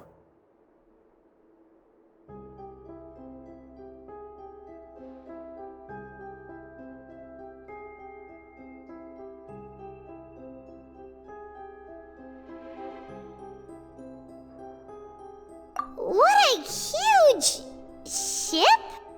This is also a production zone that Paimon's never seen before. What's going on? How much do you know about Fontainian history? Not much at all. Well, then maybe you haven't heard the story of ancient Lemuria. To give you a quick rundown, Fontaine used to be ruled by the Lemurian dynasty. According to legend, the Lemurian king Remus came to this land after being inspired by divine revelation and found the seer Sibila, who had taken on the form of a golden bee. Taking the golden bee with him and riding on a huge ship, the Fortuna, he created his nation above the surging waves. He called his nation Lemuria and used the Fortuna to incessantly search for new tribes and islands, calling on them to join his empire. There's a ship in this story too? Where there's water, there'll be ships. People believe that hope can always be found at the end of a voyage. Do you believe that too? To a point, I think. As you've already seen, I have a whole factory's worth of labor, materials, and technology at my disposal. Certainly can't hurt to give it a try. So the moment I began to speculate that the primordial sea might lie underneath the gate, I also began this project. Were you inspired by the legendary Fortuna? Maybe. Fontainians need something to hold on to cope with the impending disaster.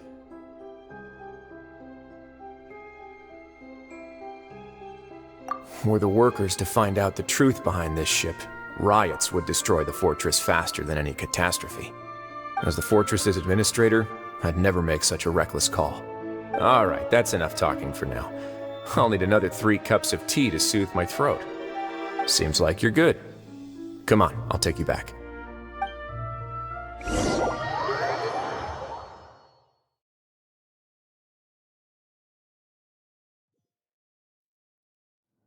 I'll leave you here for now. Oh, No worries. But don't forget, it's up to you whether or not you want to share what you just saw. What you do from here on out will likely affect those 3 as well.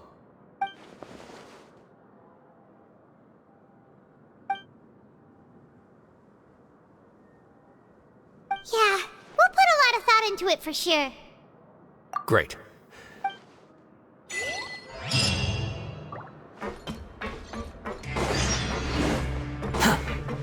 Behold! Quit following me. We're back! Welcome back. Do you want a cup of tea? How can you be so much like Risley, always drinking tea? Huh. While I was sedated, I could still barely hear 2 people talking next to me. They were discussing everything from... Must have been Risley and Sijuin.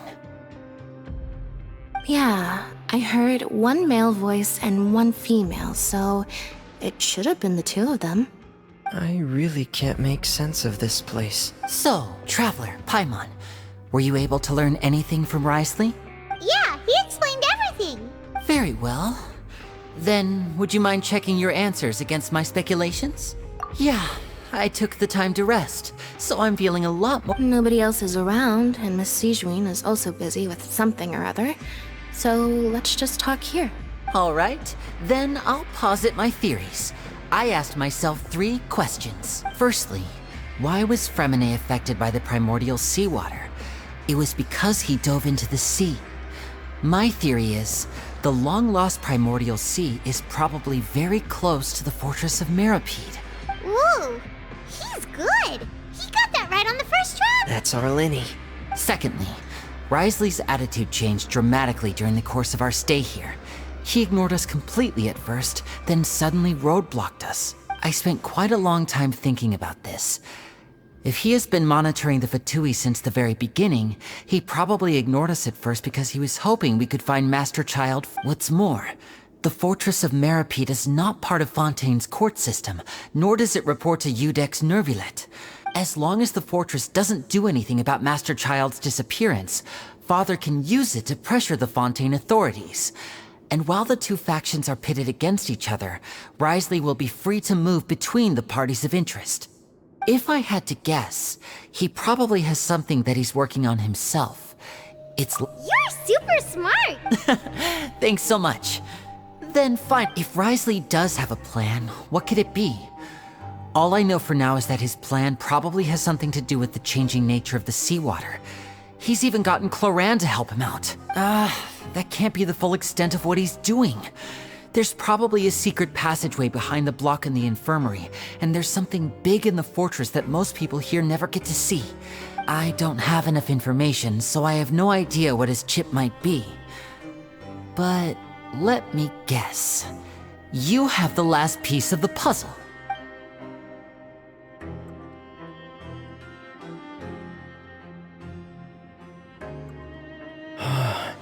The sea will engulf everyone.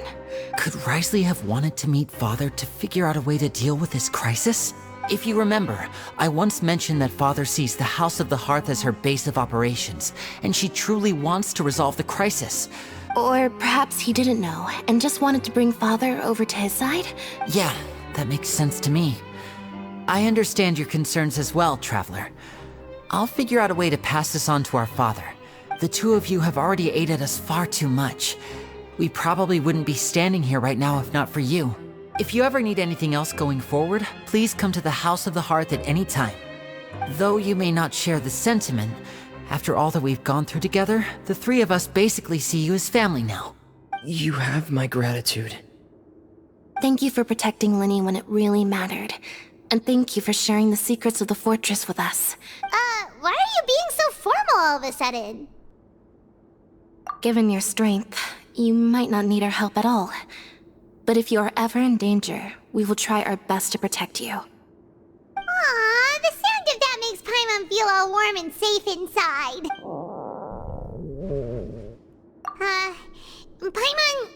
Paimon's hungry.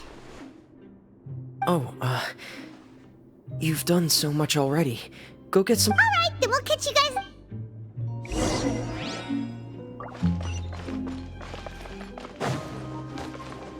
The wind rises.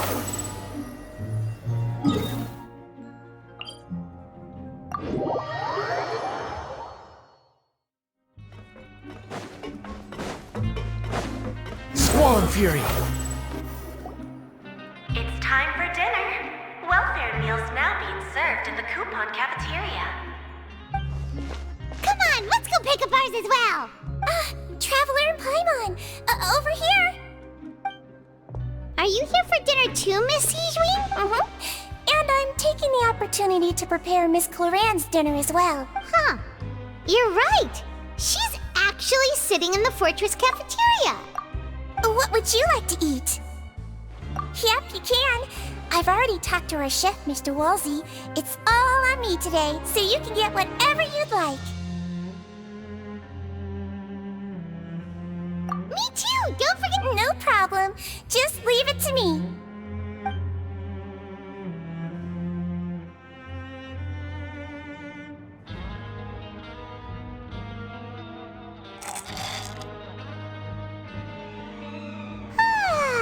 So delicious.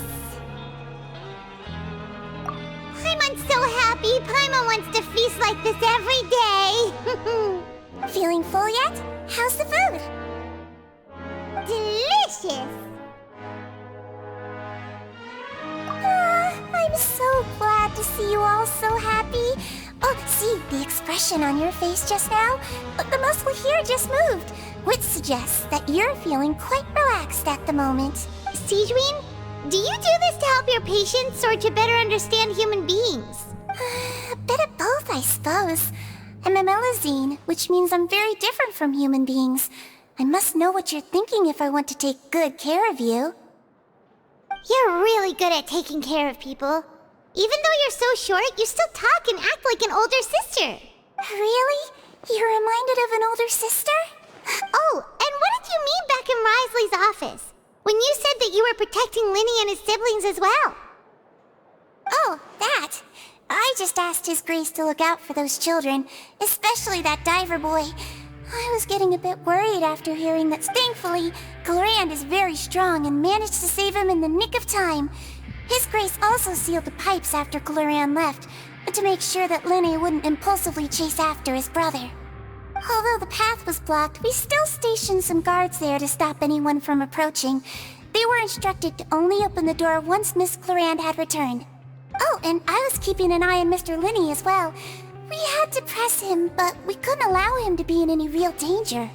You were all super considerate and really thought everything through. It's just what we do down here at the fortress. At least this has been His Grace's style for as long as he's been the— Oh, I really wish Monsieur Nervula would come down here more often too. I feel like he'd like it here, with all the darkness and chaos. Get a good night's rest, you two. You both worked very hard.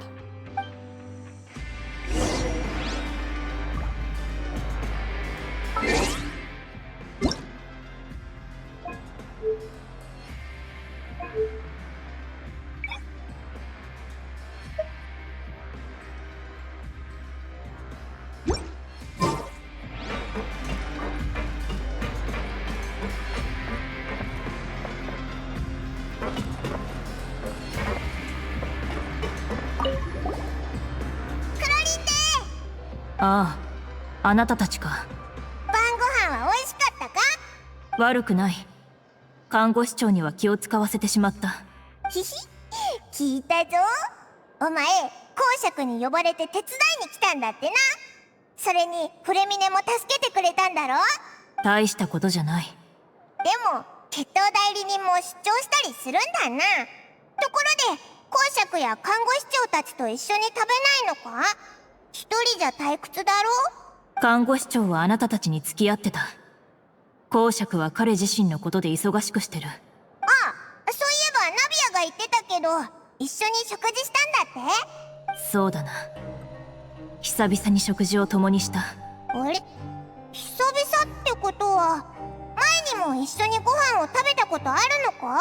ああ、もう昔のことだが、二人ともここでうまくやってるようだな。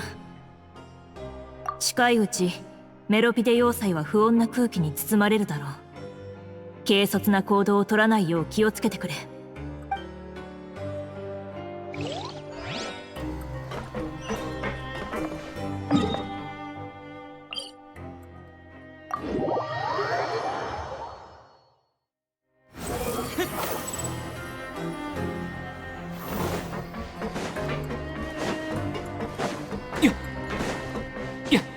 遅い。ついてこいなんて言ってないよ。風よ。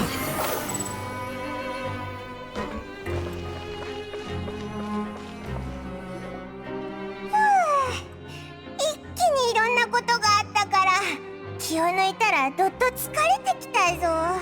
おいら、すごく眠くなってきた。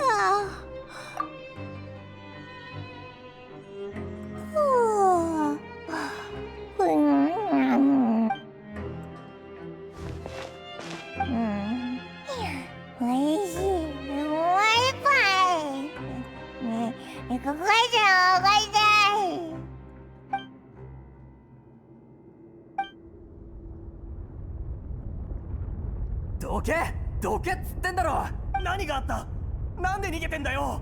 知らんが、何かトラブルがあったらしい。ったく、俺に聞かないでくれ。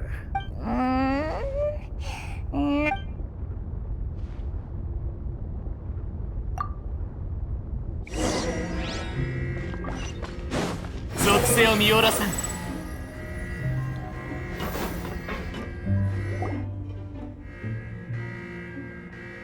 何があったんだ？なんで急にこんな騒ぎになってんだよ。説明してる暇なんてない。じゃあな。どいつもこいつも。おい、やっと見つけた。こっちに来い。はあ、よかった。クスト？ラベリューヌ？何があったのかもちろん君たち二人を探すためにわざわざ来てやったんだからな。ラベリューヌが君たち二人は来たばかりの新人だし、誰にも気にかけられずそのまま忘れられるんじゃないかって言うんだよ。そんなこと言った覚えは。むしろそれはそっちが。余計。はいはい、とりあえず俺たちにそうできるだけ上に行け。まずいんじゃないか。まさかあれが。おい、どこに行くつもりだ？公爵に用事があるんだ。お前たちは先に行っててくれ。おいらたち。おい、気をつけろよ。皆さん、直ちに避難してください。外へ避難を。まずは上に向かってください。最上層に到達したら外に出てここを離れてくださ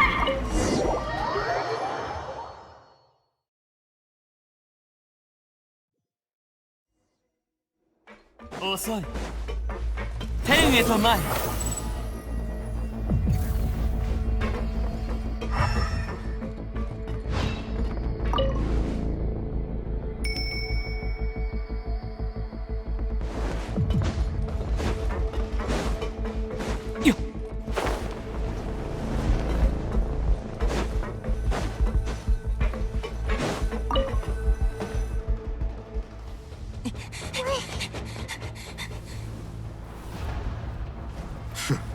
案の定だな。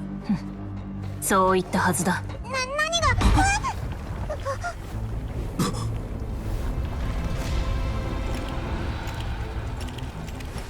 いいところに来た。だがすぐにここを離れてくれ。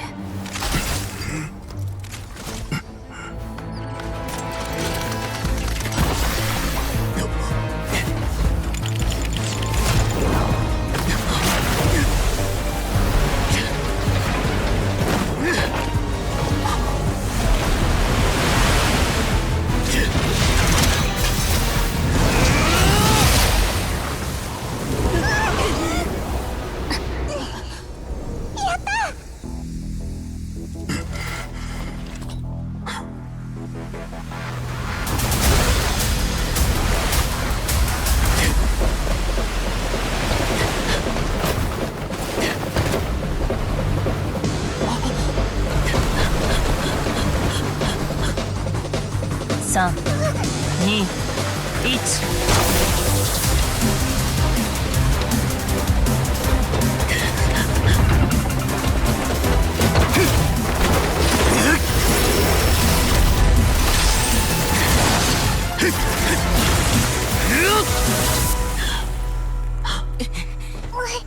ここは長くない。水中防衛ラインが時期決壊するとヌビレットさんに伝えてくれ。お前たちはどうすんだよ。あの方が到着するまで私たちが最後の砦だ。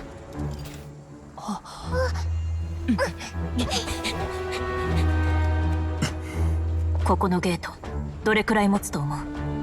そりゃ俺らの頑張り次第だ。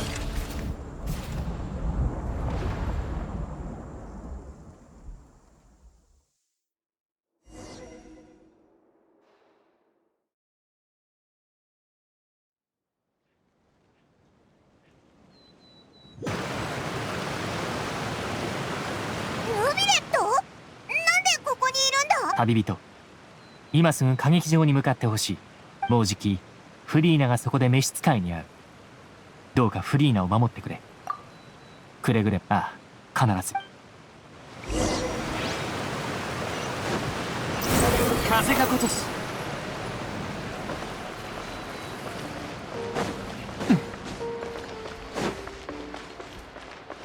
属性を見下ろさん。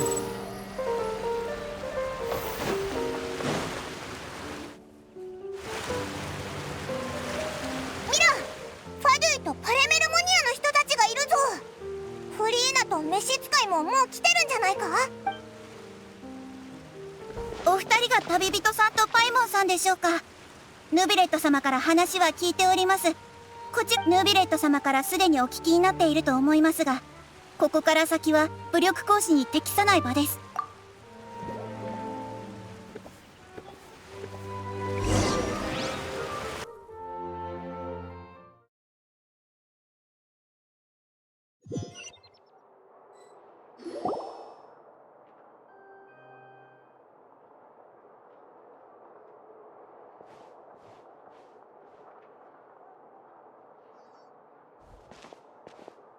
ほう、フリーナ殿がおっしゃっていた気品は君たち二人だったのか。もちろん二人はこの場に不可欠な存在だからね。デザートを並べた僕のテーブルの前に客人が二人もいないなんてありえない。お会いできて光栄だ、旅人。ご高名をかねてから伺っているよ。私はファデュイ執行官、召使い。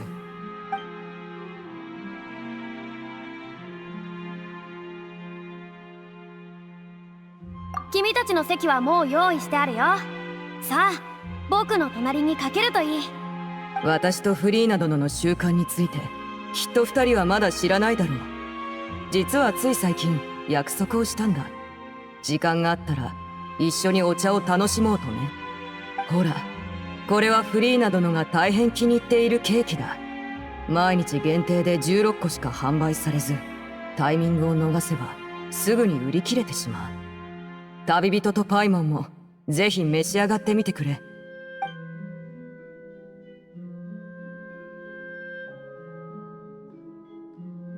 旅人、ケーキはどうだった？そうか。なら私も安心した。やはり講師の言う通りのようだ。君の好みは私とフリーナ殿と大して変わらない。最近彼はどう過ごしているのか。ここにいる皆も知っているだろう。講師が失踪したということをね。そういうことなら僕からも一言付け加えよう。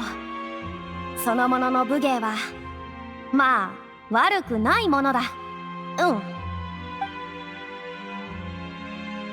おや、フリーナ殿も彼の武芸について存じているようだね。ああ、そうだ、忘れていた。彼はまさに君の目の前で最高審判官ヌビレット殿に裁かれたんだった。私の同僚はよそでも通用するくらいの腕前なんだが、まさかああいった人物を相手にするとは思わなかっただろう。そうだろうな。君であれば確かに調べられるだろう。そこはもっと喜ぶところなんじゃないか。もちろん喜ばしいことではあるが、いささか残念なのだよ。この情報をもう少し早く聞けていれば。でもタルタリアはまだ生きてるからな。そこについては安心していいぞ。おや、どうしてそんな確証を持てる？だってオイラたち、あいつがメロピデ要塞を離れた手がかりを見つけたんだ。その手がかりはどこへ向かった？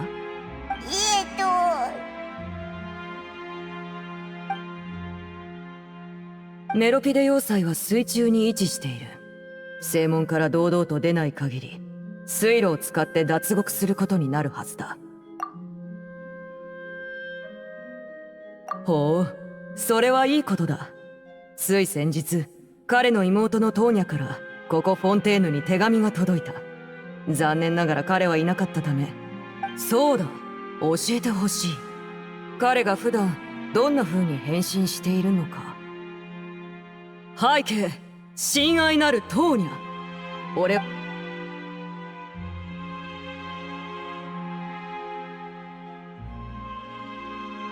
手紙というのはある程度の型があるものだ。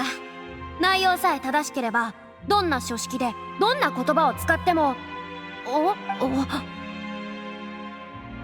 あれ、カップの中身が揺れてるぞ。これもきっとある種の予兆だろ、フリーナ殿。その言い方よく理解できないんだが。予言が次の段階に入ったんじゃないか。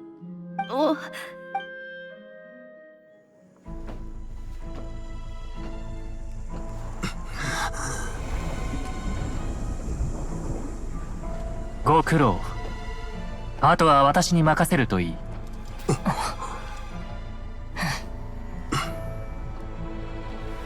本当にお一人で？問題ない。へえ、この状況に対処できるってことはやはりもしくは責任感が強いだけってこともあり得るか。一理ある。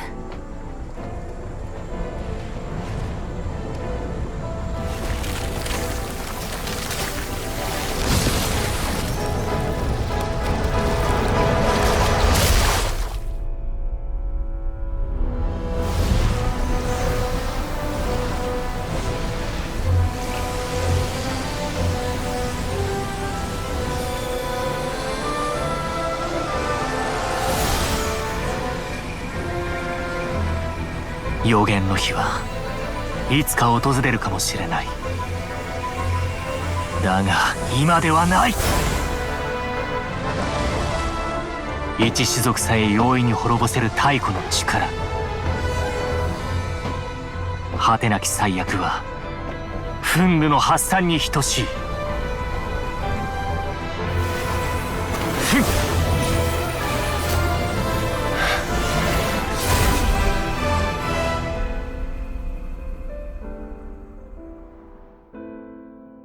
こたびの審判はあまりに壮大ゆえ、採決に参加できそうにない。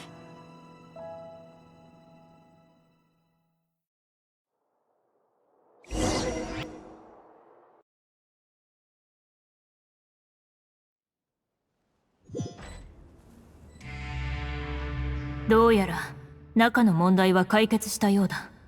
つまり俺らもしばらくは大丈夫ってことだな。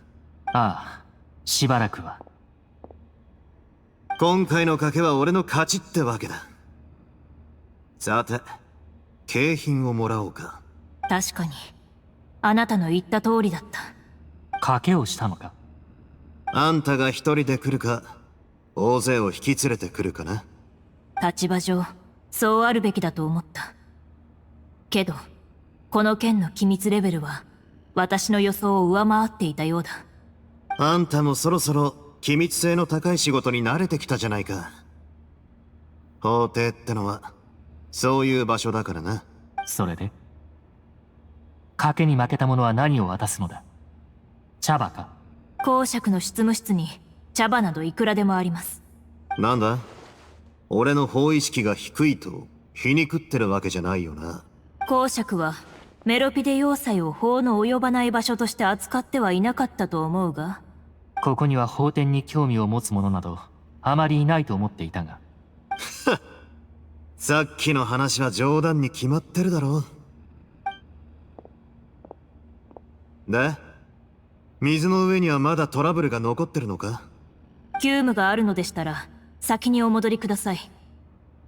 あなたがパレメルモニアを長く離れられないことは我々も承知していますから。ああ、向こうも順調だといいのだが。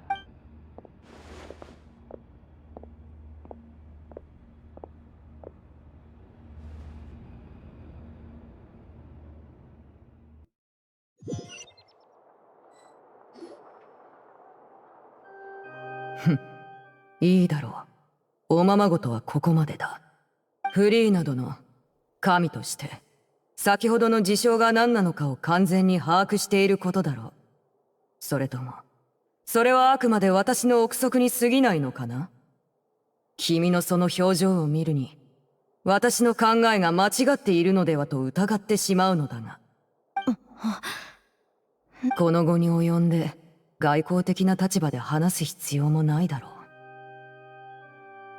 フォンテーヌ人の一人として言わせてもらう。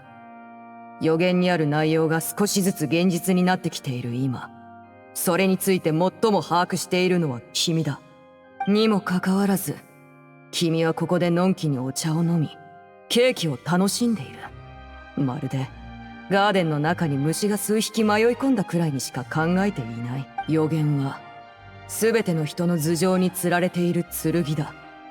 あらゆる勢力が災いを防ぐ方法や自分を救う方法を模索している。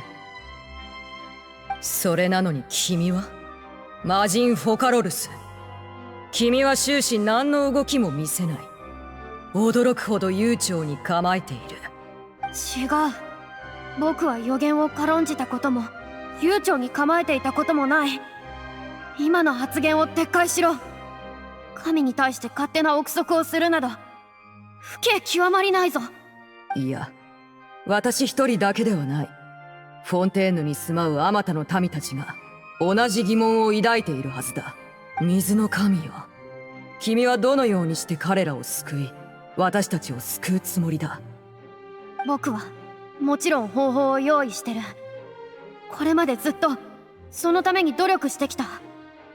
僕のことは軽視してもいいが、僕を否定する資格など君にはない。フォンテーヌは必ず救われる。今はまだどんな未来になるかは見えないけど、このまま続けていけば僕は誰にも恥じることなく。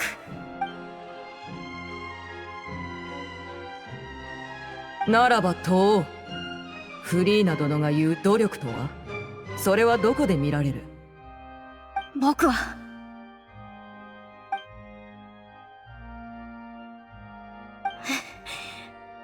予言と同じく全てはその時が訪れれば開示される。なるほど、さすがは神だ。その努力とやらが私たち凡人には見えないものだとは。では僭越ながら質問の仕方を変えさせてもらおう。フリーナ殿、開示できる部分だけを私たちに教えてもらうことはできるだろうか。例えば、そう、この災いに対する措置とか。措置は？その表情から察するに、まさかこれも言えないと？措置も秘密にすべき内容だ。では少しヒントをあげよう。君たちの油脂最低カーディナルは一体何のためにあるものなのか。今まで蓄積してきた膨大な立証混合エネルギーは何に使うつもりだ？油脂最低カーディナル？それはただ見ての通り。君もよく理解していないと、そういうことかな。私の推測が正しければ、ある計画を企てている者がいる。ただ残念ながらそれは君ではないようだ、フリーナ殿。リネが歌劇場にいた時、ほんの少し油脂に近づいただけで大量の立証混合エネルギーが付着した。それでこのことに気づいてね。この件も君とは無関係となると、水神様ともあろうお方がまさか本当に何もしていないわけじゃないだろうね。おっと、なるほど、そういうことか。最高審判官のヌビレット殿がお茶会に出席していないのを見るに、彼はフリーナ殿に命じられて何かトラブルの処理をしているのだろう。あ、そうだとも。そういうことじゃ。このことは内密にしてくれ。それは無論だが、最高審判官殿がそばにいないとなると、フリーナ殿もさぞかし自信を失うようだ。さて、話はここまでにしよう。まだケーキが少し残っている。そちらの皆さんで召し上がってくれ。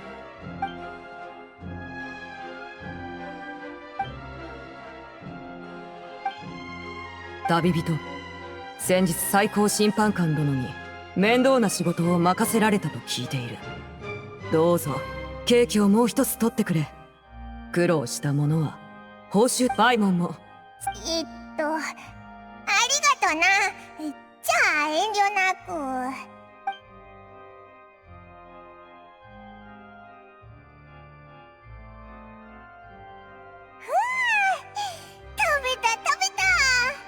やっぱりケーキは最高だな。この僕のテーブルに乗るデザートはどれも一級品だからね。礼は結構。ここにいる皆さんに味わってもらえるのはケーキにとっても本望だろうからね。さて、もういい時間だ。今日のお茶会もそろそろお開きにするのはどうかな。私はまだ用事があるので先に失礼させてもらおう。よかろう。ではお開きだ。旅人、もしよければ私をそこまで送ってくれないだろうか。最後。おいらも一緒に行く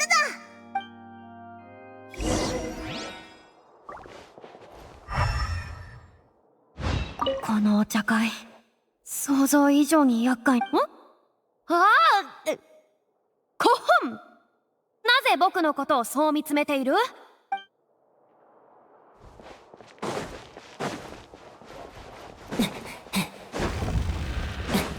行け！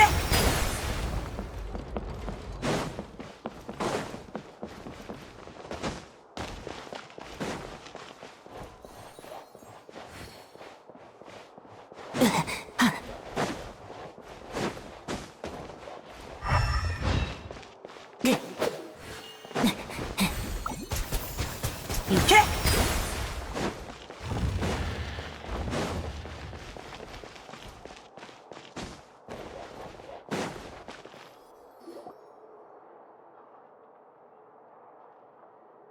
付き合ってくれて感謝する。まあ、講師はただの口実で、君たちと彼の間に何があったかなんて興味はないんだが。やっぱりな。そうだと思ったぞ。前回、君がハウス・オブ・ハースの子供たちを救ってくれたことだ。彼らの父として礼を言わせてもらう。私はそんなダメな父親に見えるか？ハウス・オブ・ハースはとても大事な存在でね。私が子供たちを大切にしていることも君なら知っているはずだ。公式な場では公式な話題を、逆にそうでなければ公式な話題は避けるべきだ。話はそれだけさ。メロピデ要塞から戻ってきたばかりだと聞いてる。何もそう気を張らないでくれ。君から情報を聞き出そうとしているわけじゃない。あそこにはリネット、それにフレミニがいる。私は子供たちの能力と判断を信じているからね。おう、あいつらすごく頑張ってたぞ。邪魔をしてくるやつには全力で抗ってな。リオセスリだろ。あれが手強いのは知っている。だがリネは強がりでね。他の者に頼ることをもっと学んでほしい。例えばこの私とかをね。ただの世間話だと思って答えてくれ。フリーナ殿についてどう思う？君は争いの外にいて、フォンテーヌで最も自由であり、何者にも縛られていない。以上がこたびの審判の顛末です。講師様は有罪判決を下された後、そのままメロピデ要塞へと応送されました。休暇を過ごしていたはずなんだがな。これほどの面倒事を残しておいて羞恥心というものが全くないのか。そのまあいい。全く無意味なわけでもない。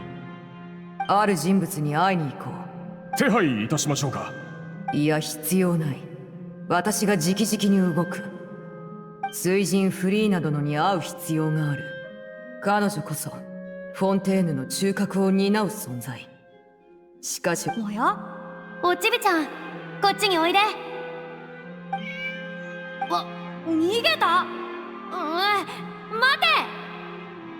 私の目標はあくまで神の心の場所を特定すること。だがまさかフリーナ殿にこうも簡単に近づくことができるとは。無防備であればあるほどそれは餌である可能性が高い。だが餌に手を出した人を責めることはできない。なぜなら餌は釣り針にかけられた瞬間犠牲になる運命からもう逃れられないのだから。事実はまさに私が手を出す直前にしていた予想と同じ。水神は神の心を持っていない。それに加え彼女はどうにも神には見えない。その身には何らかの呪いの気配がある。君は誰？何をする気だ？殺さないで。この瞳に宿る恐怖は決して嘘ではない。餌ではないことがこれでほぼ確定した。彼女に手を下す意味はなくなったようだ。私は難なく現場から離れられた。誰も私を探さなかったし、ましてや私が水神フォカロルスを襲撃したと告発する者もいなかった。フリーナ殿はこの件を他人に伝える度胸すらなかったのではないだろうか。しばらくすると案の定スパイから情報が入った。フリーナ殿は邸宅に戻った後、声を抑えながらすすり泣いていたそうだ。彼女はとても怖がっており、一晩中眠ることもできず、疑う余地もない。フリーナ殿は何か問題を抱えている。私はある一つの推測を立てた。もしかすると真の水神は彼女ではなく最高審判官のヌビレット殿なのではないかと。私には神の心を見つける使命がある。もしその推測が正しければ神の心はヌビレット殿のところにある可能性が高い。それか一般人では近づくことが許されない場所に隠されているか。お父様。ああ、子供たちか。メロピデ要塞から情報が届きました。講師様が失踪したとのことです。またメロピデ要塞に潜伏していた者と買収していた看守との連絡が途絶えました。例のリオセスリという者がやったのだろう。おそらくそうだと思います。執行官一人の価値は往々にして高いものだ。それも想像以上にな。これでフォンテーヌ側には外交的な責任問題を突きつけられる。実にいい機会を得た。水神フリーナ殿と最高審判官ヌビレット殿に会おう。面会の手配を。それからリネット、フレミネ、君たち3人にはやってもらいたいことがある。はい。公使タルタリアの失踪は計画外のものだったが突破口となる。こちらの正当性を訴えた後、私は計画を進めるための布石として譲歩しよう。流れは完全にハウス・オブ・ハースにある。メロピデ要塞の調査に私が行こうとするのはただのブラフ。本当に情報を集めるのはリネたちだ。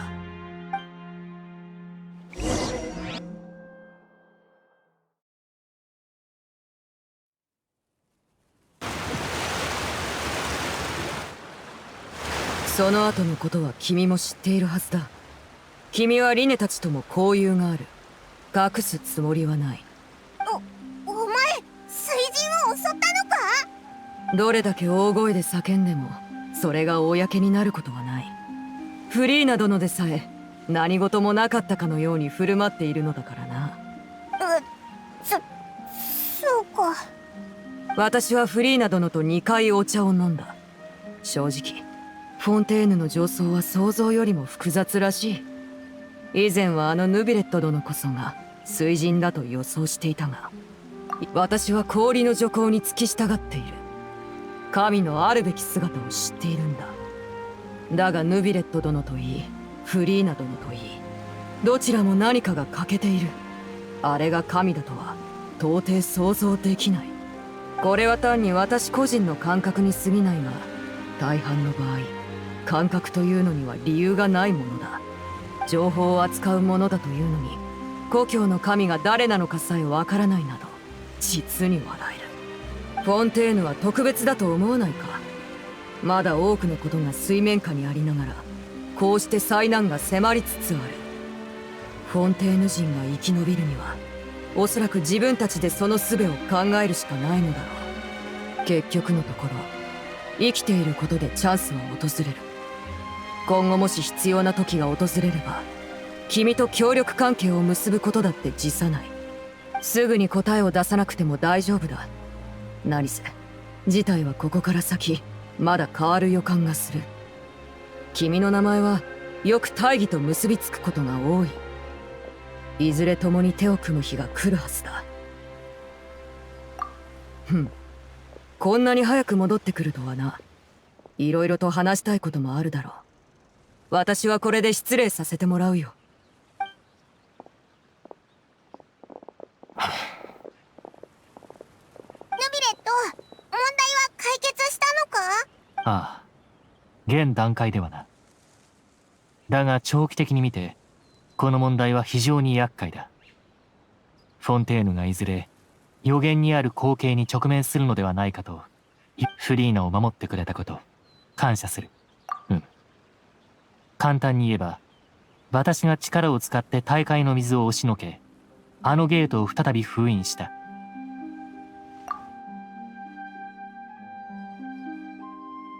やはり召使いがフリーナに圧力をかけたか。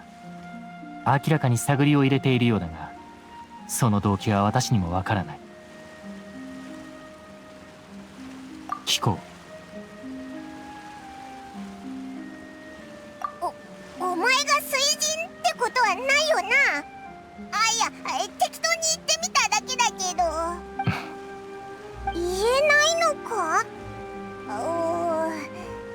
じゃあ他の話題にするか。別に無理に聞き出すつもりはないしそのお前たちが私とフリーナを指すとして、君たちが何を想像しているかは分からぬが、私と彼女ではさまざまな点において立場が全く異なる。ああ、メロピデ要塞は歴史が長い。あそこには数多くの苦しみと痛みが存在する。そして今災難が訪れようとしている。なんと嘆かわしいことか。なんで急に雨が？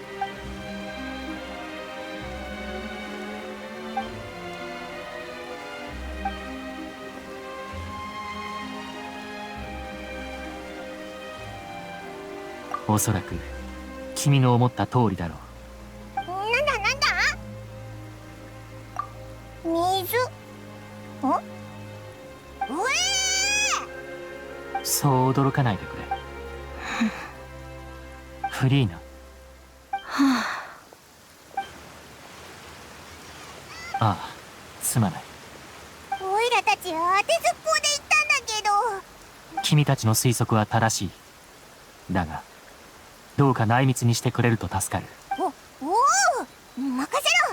絶対に誰にも言わないぜ。でも実はまだ一つ聞きたいことがあるんだ。ああ、言ってみる。お前は水元素の竜王としてメロピデ要塞の大海の水を押しのけたんだよな。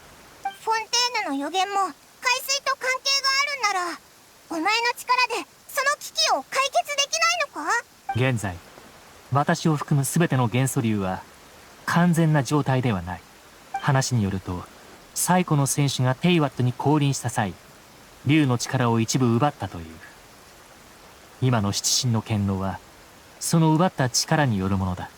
竜には7つの元素があって、あの時代を経験した先代の水の竜王ははるか昔に見まかられた。私はその後継者だが、神の消失によって元素を操る権能が変換される。そのようなことが起こらない限り、私も何もできないだろう。現状からして他の方法で予言に対抗することをお勧めしよお前でも解決できないってこと？う。ところで、私はこれから少し急ぎの用事を片付けなければならない。もしまだ聞きたいことがあるのなら、また別の機会を見つけてそれらにまつわる古い話を語ろう。おいらたちもちょうど行きたい場所があるんだ。旅人メロピデ要塞に戻ろうぜ。じゃあまた今度な。ああ、達者でな。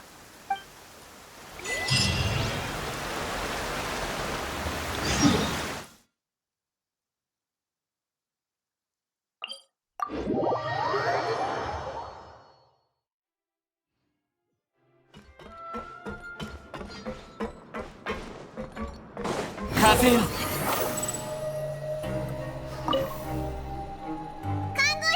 旅人パイモンちゃん、大丈夫？怪我してない？おう、ピッピンしてるぞ。お前たちは？あれだけ大騒ぎだったんだから、どこもかしこもめちゃくちゃになってるだろう。怪我をした人が少しいるけど、全体的に見ると大したことはないのよ。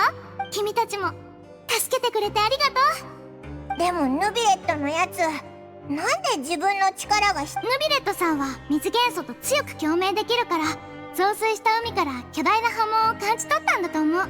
囚人たちの手当てをしてた時、あのボムブラザーズから聞いたんだけど、危険も顧みずに下層部へ走っていったんだって。もし急いでなかったら、ここに泊まっていってちょうだい。何か食べたいものがあればいつでもうちに行ってね。ウォルジーさんに用意するよう頼んであげる。それと、疲れてたら医務室を使って自由に休んでくれていいから。ちょうどうちも君たちの顔の筋肉をもっと観察したかったの。君たちの楽しそうな笑顔ってとても魅力的ですごく素敵なのよ。うちそれをもっと見ていたくって。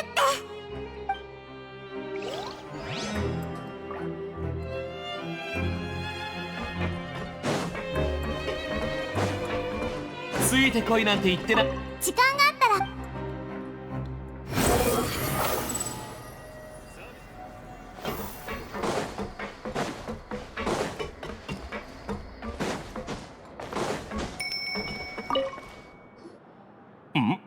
君たち。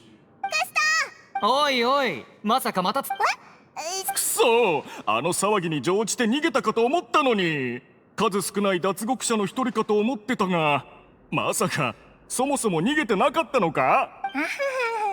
悪いな、おいらたちちょっと用事があって。まあまあ、そんなことより無事で何よりだ。こいつな、ずっと二人のことを心配してたんだぞ。僕だけじゃないだろう。君だって同じだったじゃないか。そうだな。ここ数日厨房の手伝いを俺もしてるんだ。さっきクストと一緒に働いてた時、こいつ人参相手にブツブツ言っててな。あの二人大丈夫なのか？まだ生きてるよな。ってさ、そういう時はいつも大丈夫だ、きっとどこかで何か飲みながら景色でも堪能してるに違いないって返事してやってる。同じ監獄で過ごしてるんだ。気にかけてやるのは別に普通のことだろう。それにこいつら僕の話を聞くのが大好きだったしな。この二人思ったよりずっと親切で面倒見がいいんだ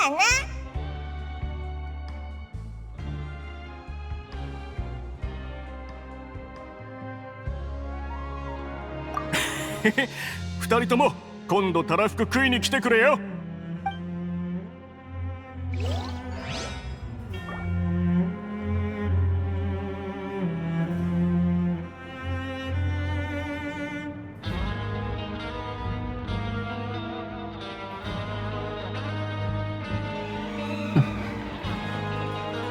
天へと前。遅い。遅い。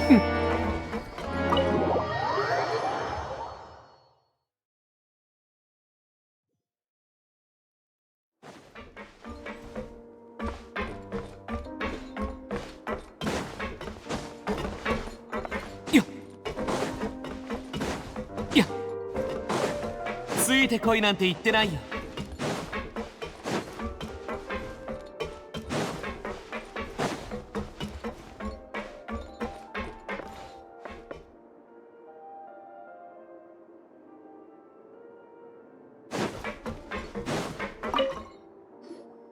ジュリエ、看護師長から聞い。ああ。もういくら忙しいからって。あれ、あなたたち。ジュリエ、ルールビー、無事だったか？なあ、ここ最近はかなりバタバタしてるけどね。君たちは大丈夫だった？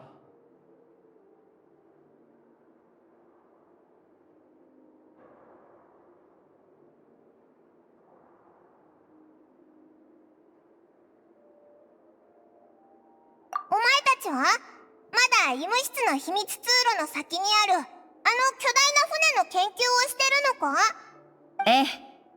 でもこの秘密を知っているのは私たちだけですから、絶対に他言無用ですよ。医務室が混んでる時はとても面倒だが、まあそれでも公爵の執務室を通るよりマシさ。あなたがよく医務室でサボっているのも事実ですけどね。君だってしょっちゅういるだろ？お前たち船作りなんか口実で本当は一緒にいたいだけなんじゃないのか？ありえない。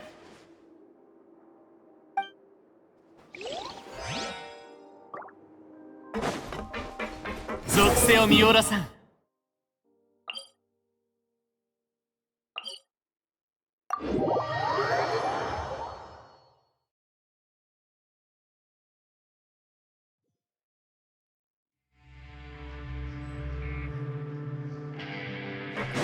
風よ。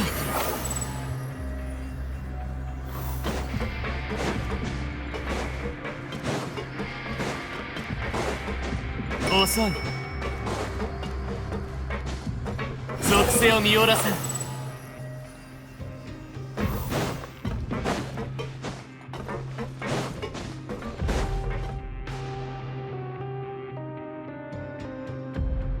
さあ、このカードのマークを当ててみて。威張る猫かな。あ、二人とも来てくれたんだ。旅人パイモン、こんにちは。おお、プレミでもだいぶ良くなったみたいだな。みんなのおかげで。僕勇気を出してクロリンデさんにお礼を言ったよ。おお、あいつどんな反応してた？大丈夫って言われた。人を助けるのあんまり大したことだと思ってないみたい。何か恩返しをしようとも思ったけど、お返しはいらないって。フレミネに余計な気を使わせたくないんだと思う。そんなに気にする必要はないわ。そっか。そうだ、オイラたち歌劇場に行ったんだけど、そこで召使いに会ったぞ。お父様に何か言われた？意味深なことを言われたな。いずれ共に手を組む日が来るはずだって。お父様の君たちに対する態度は僕たちが予想してたものよりも友好的だったみたいだね。旅人、お父様を信じてほしい。お父様にはお父様なりの責務がある。必要な時が訪れれば惜しみなく力を貸してくれるから。その中にはもちろん君も含まれてるはずだ。お父様はとてもすごいお方だから信頼して。あ、そういえば召使いがリネのことを強がりだって言ってたぞ。他の者に頼ることをもっと学んでほしいってさ。その通りだね。お父様が言いそうなこと。ちょっと。しばらくここに残るの？多分そうなると思うぞ。よかった。一緒にお茶会ができる。お、いいな。じゃあおいらケーキをもっと食べたいぞ。もっとってことは上でも美味しいケーキを食べてきたんだ。そう、よかったね。次は私たちと一緒にお茶を味わいながらデザートを食べましょう。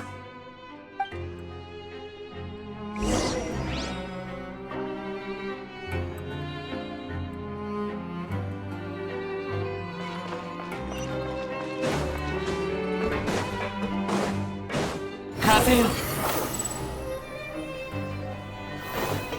ついてこいなんて言ってないよ。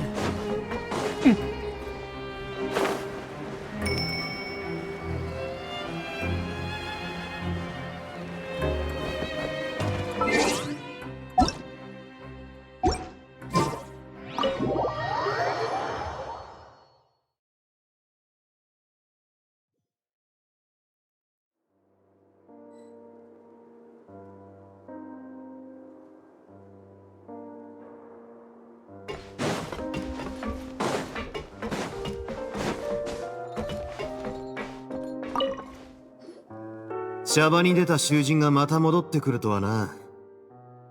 どういう風の吹き回しだ？メロピデ要塞の状況を確認しに来たんだ。大丈夫そうか？大した問題はない。ヌビレットさんが厄介な問題をいくつか解決してくれた。そんなにすごいんなら、あいつにここに残ってもらうよう説得すればよかったんじゃないか。おお、そいつはナイスアイディアだな。一つの水たまりのために法廷全体を捨てるよう最高審判官を一緒に説得しようじゃないか。慌ただしく降りてきた挙句、お茶を一口も飲まずに帰っていった。本当に忙しいんだな。それとクロリンデさんも帰った。同様に看護師長のプレゼントを持ってな。プレゼントってミルクセーキか？ヌビレットさんのはそうだ。クロリンデさんに渡してたのはリップクリームだったな。え？ずいぶん違うんだな。クロリンデさんはヌビレットさんほど忙しくない上に健康を維持できてるのが理由だろう。それに看護師長はレディーに美容品をプレゼントするのが好きだしな。そうだ、あんたらへのプレゼントもある。看護師長からか？いや、俺からだ。メロピデ要塞での仕事を終えたからにはいつでも水の上に戻れる。だがあんたらが使ってたあの牢屋はケーキが終わるまで好きに使ってくれて構わない。本当にいいのか？じゃあまだまだ住んでもいいってことだよ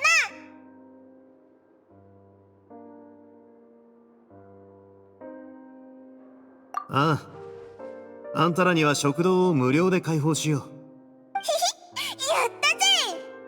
ケーキが終わる日になったら俺のところまで手続きしに来るのを忘れるなよ。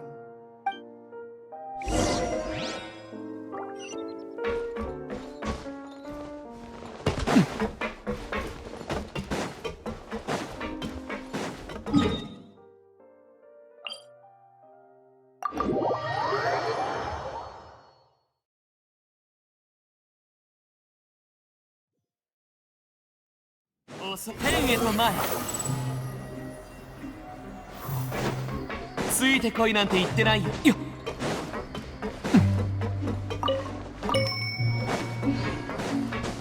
遅い、早く。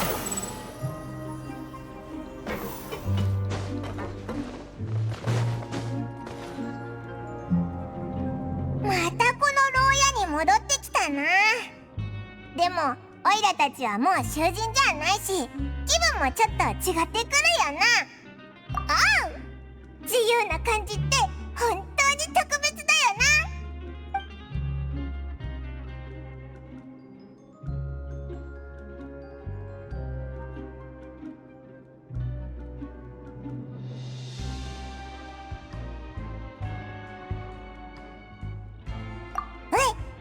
なんでわかったんだ？そんなことないぞ。オイラが言いたいのはな、オイラたち2人って実は結構すごいんじゃないかってことだ。ほら、オイラたちって一緒にたくさんの場所を旅していろんな奴らと知り合ってきただろ。旅の中でどんどん新しい友達を増やしながらな。それにこの世界には数えきれないほど問題があるのに、オイラたちはたった2人でそういうのをずっと解決してきた。これってすごいことじゃないか？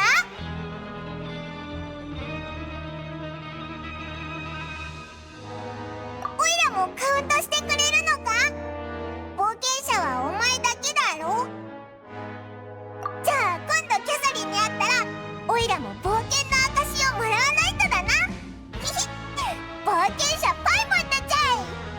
考えるだけで嬉しくなってきたぞ。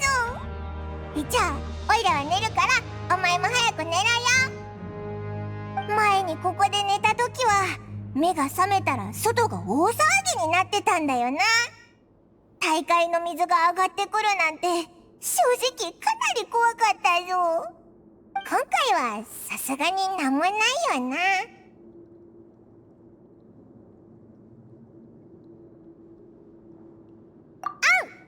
じゃあおやすみ。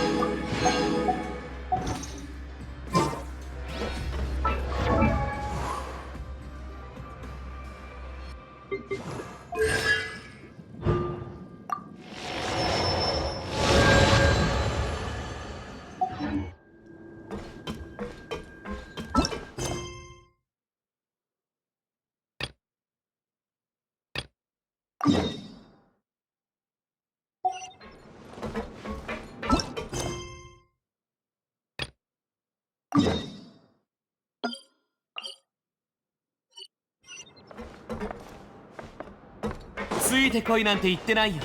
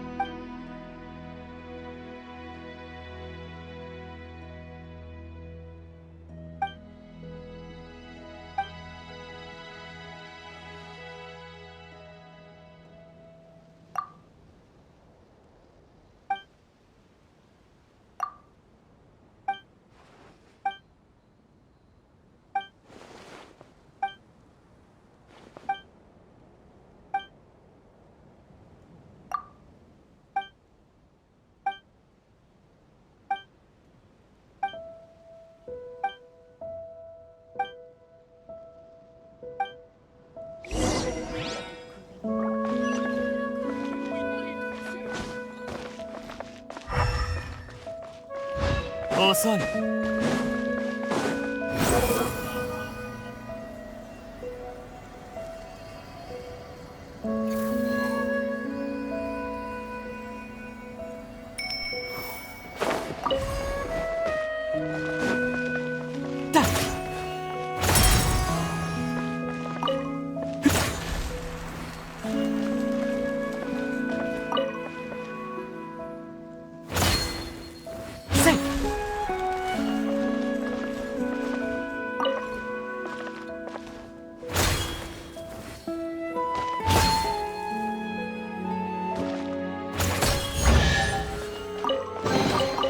欲しいなら君にやるよ。属性を見下ろさん。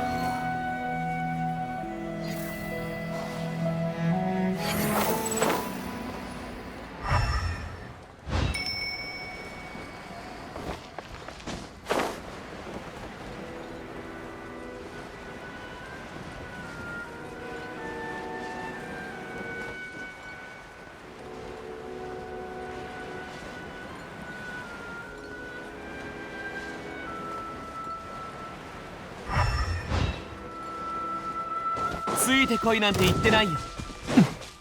遅い。ついてこいなんて言ってないよ。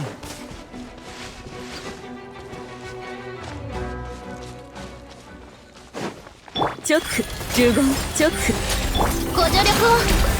手をつなぎましょう。天へと前。やっ死にたいようだ。せっはっ。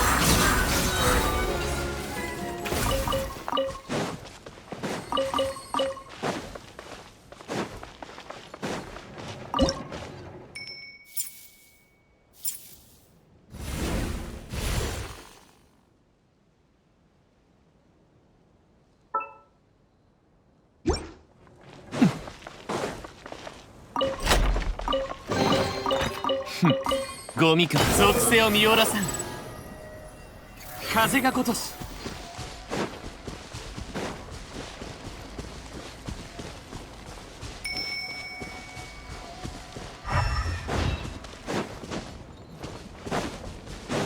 律令呪言風よ。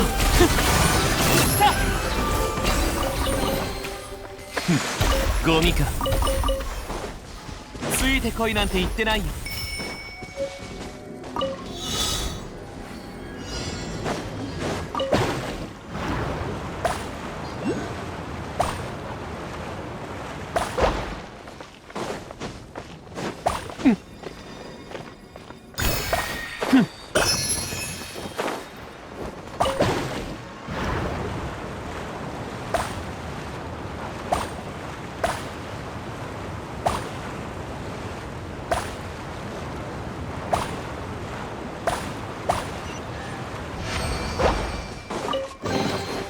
はあ？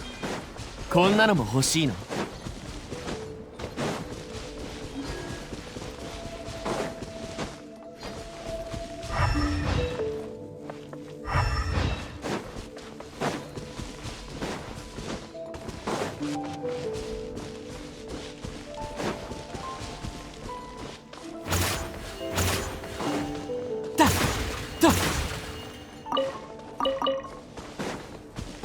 天へと前。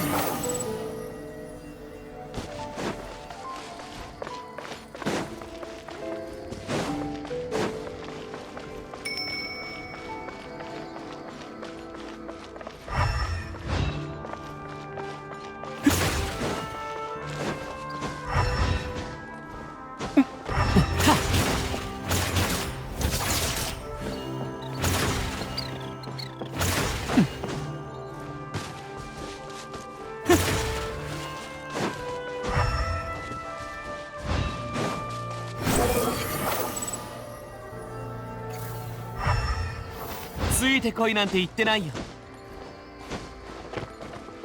いや、風よ。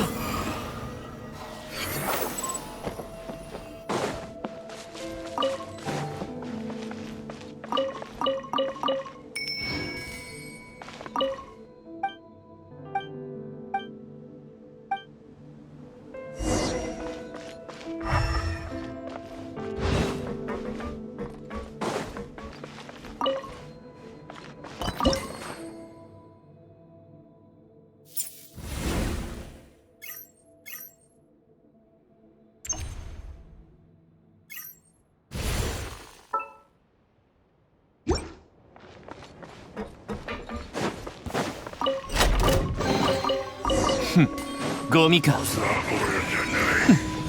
直。騒乱の憩い。全部丸見えね。属性を見下ろす。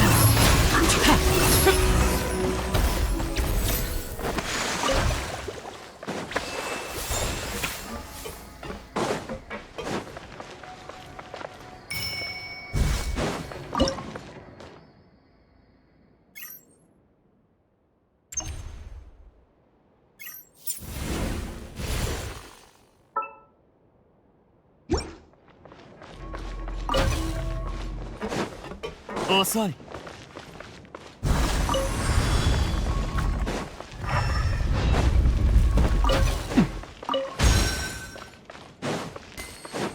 ついてこいなんて言ってないよ。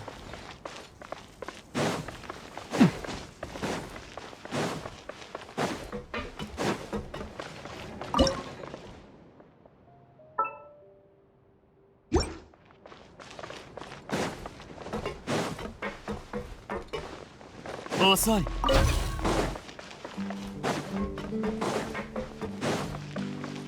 ついてこいなんて言ってないよ。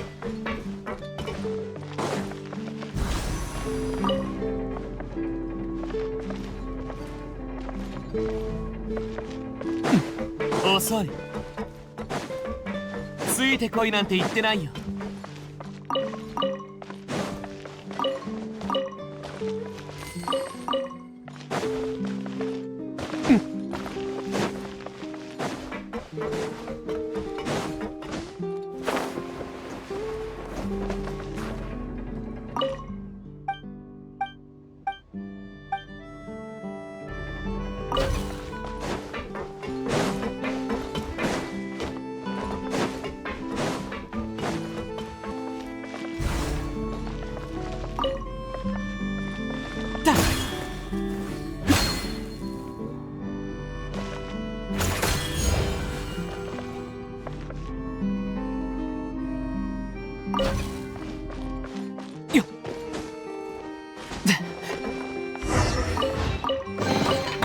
欲しいなら君にやるよ。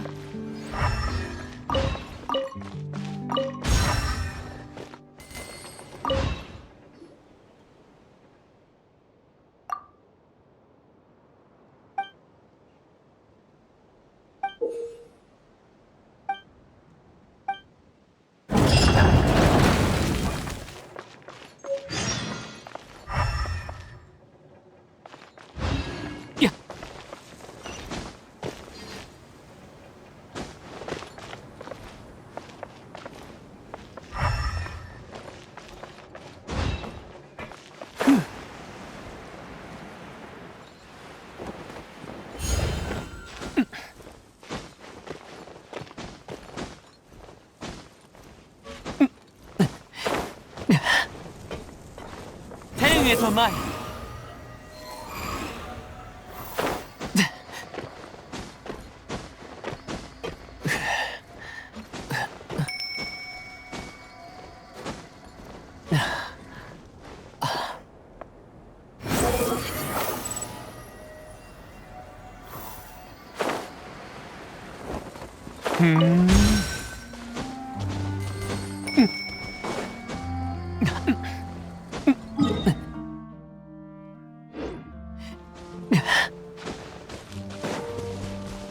遅いよ。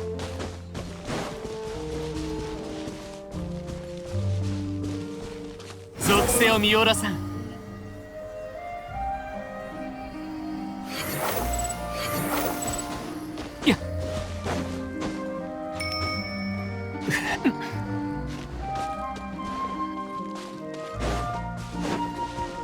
天へと前。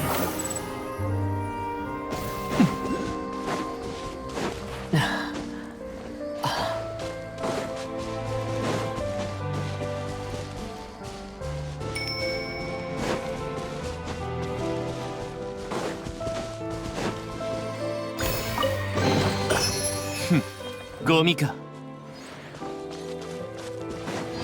遅い。風よ。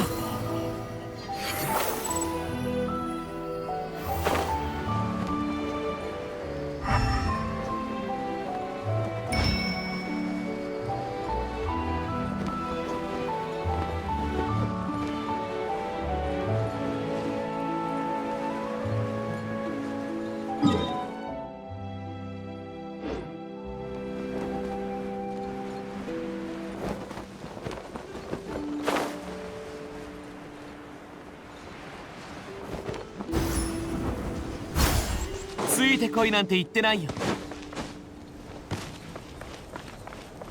天へと前。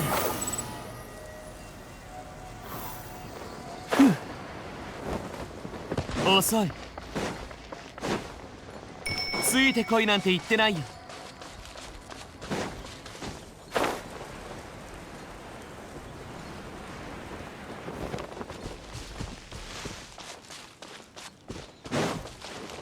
律流直律流。ご安心を。覚えたわよ。風よ。やっとはあ、こんなのも欲しいの？呪言直。はびこりなさい。せい。風が如し。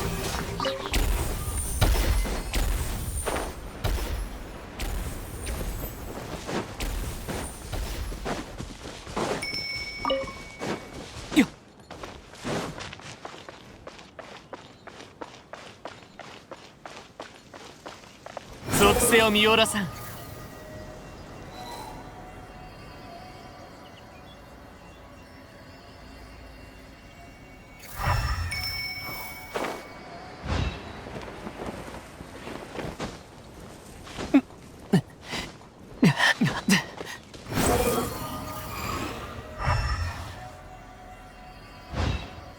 ついてこいなんて言ってないよ。遅い。風よ。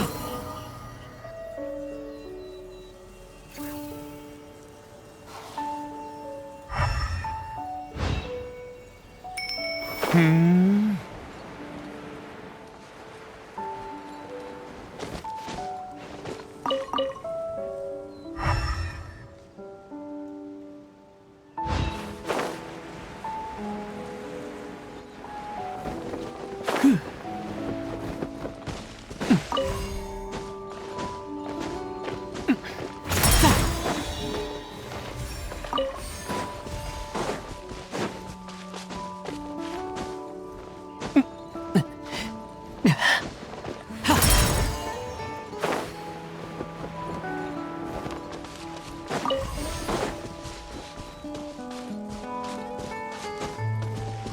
天へと前。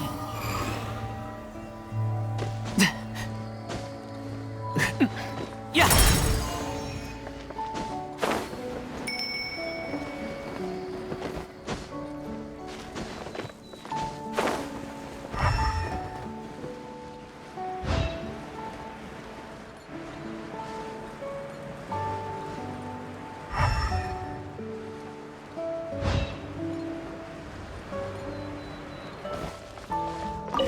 遅い。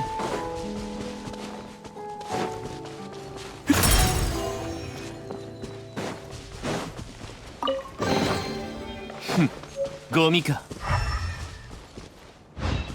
属性を見下ろさん。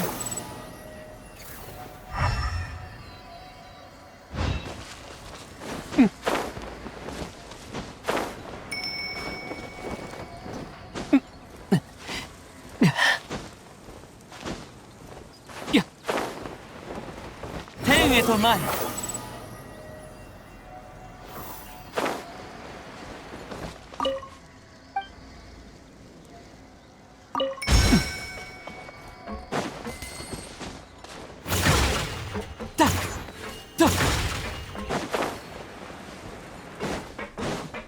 属性を見下ろさん。ついてこいなんて言ってないよ。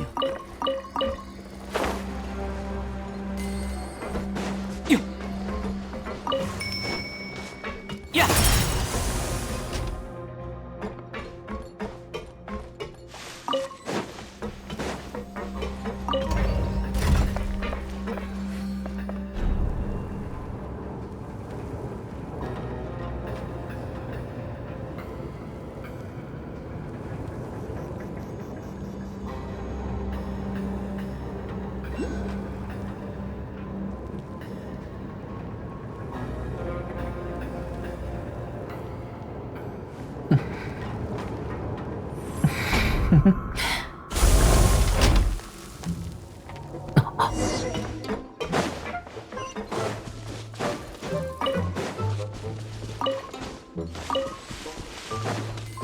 遅い。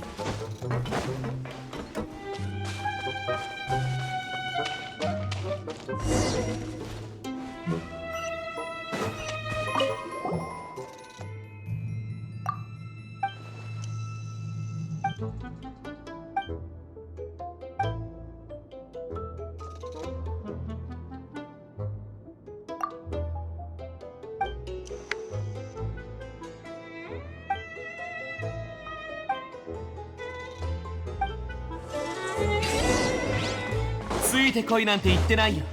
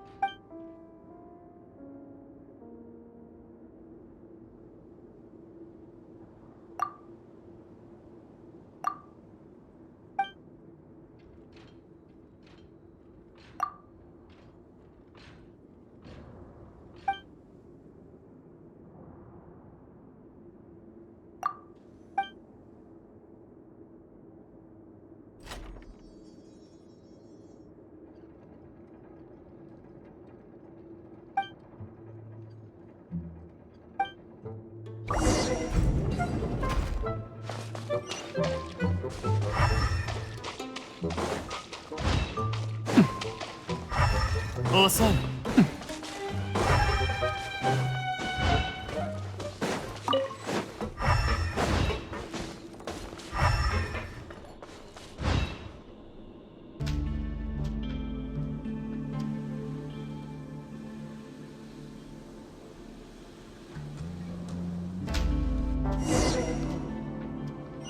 天へと前。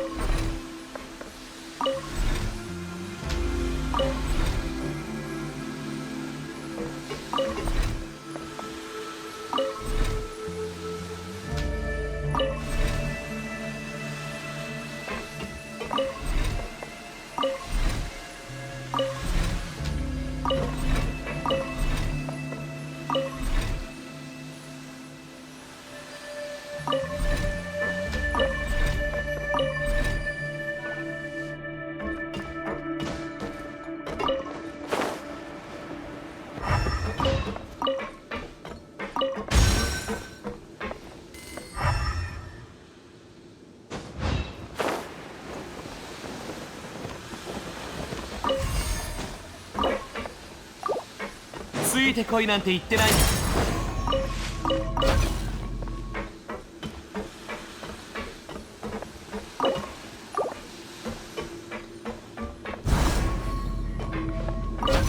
遅い。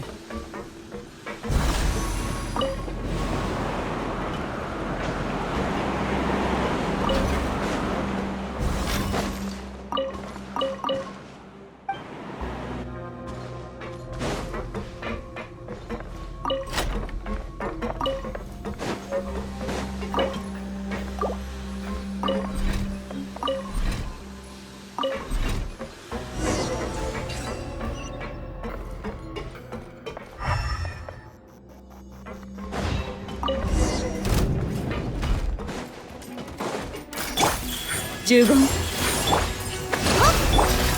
つなぎましょう。風よ。やっ。ヘイ。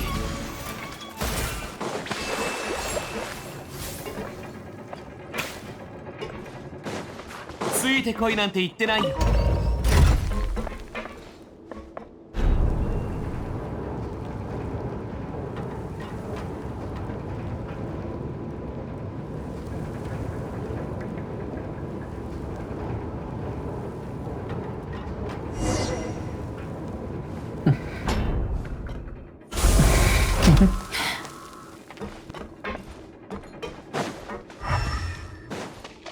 遅い。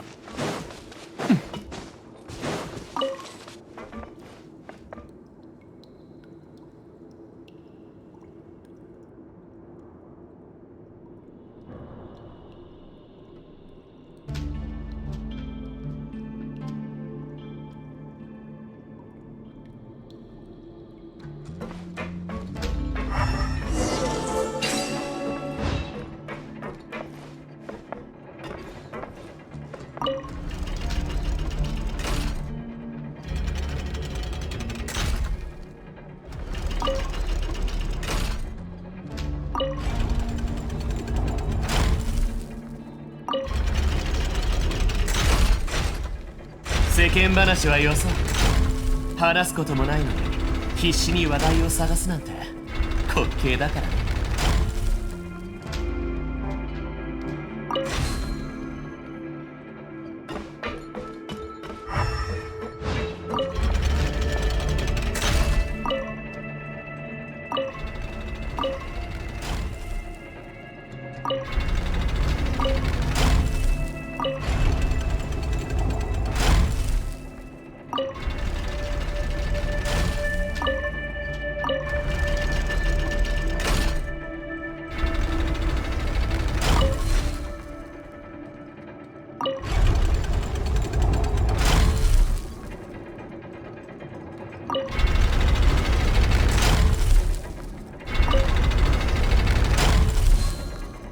この世に純粋な自由なんてないのさ。風さん、いつか止む時が来る。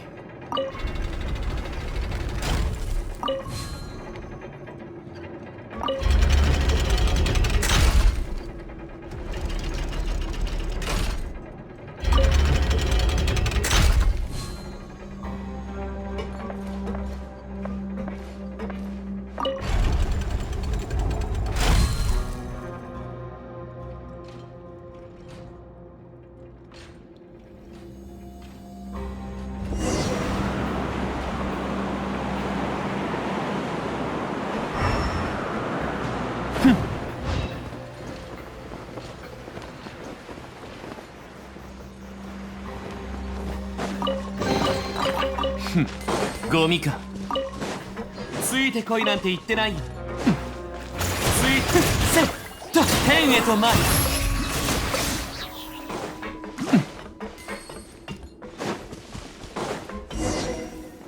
ついてこいなんて言って呪言律令騒乱の憩い覚えたわよ。風よやっ早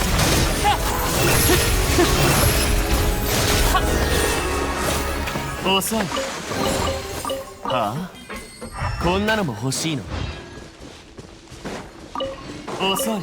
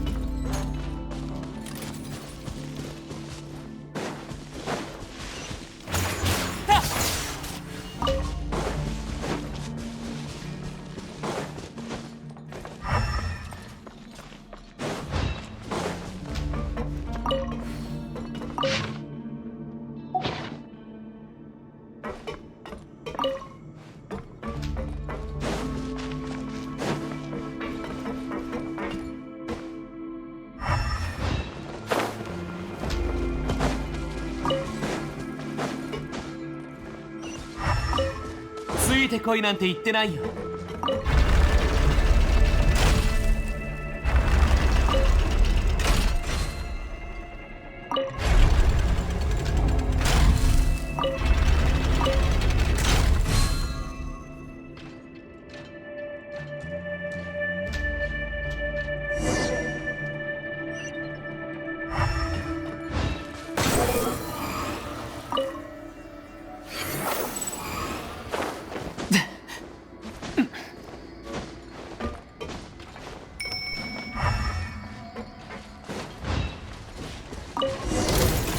直律令呪言ご安心を。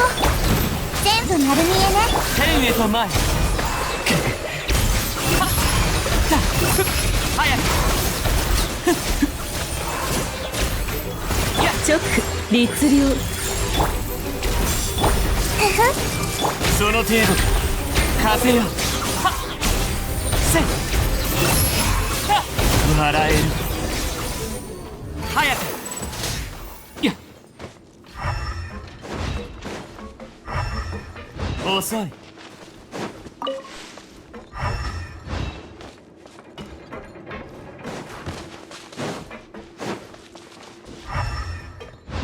属性を見下ろさん。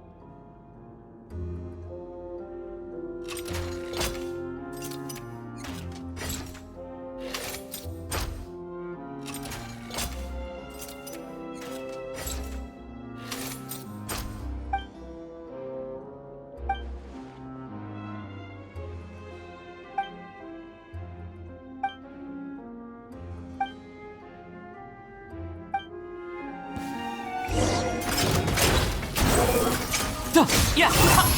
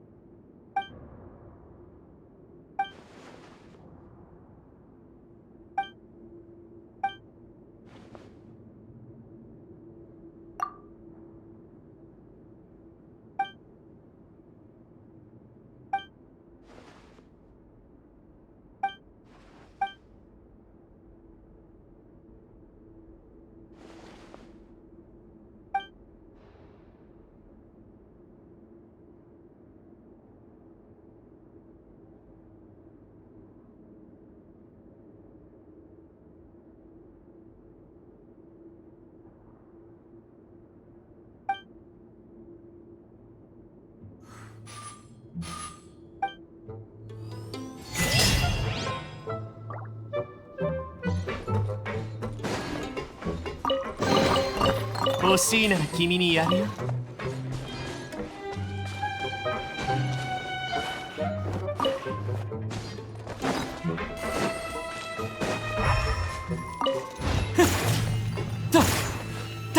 ついてこいなんて言ってないよ。ついてこいなんて言ってないよ。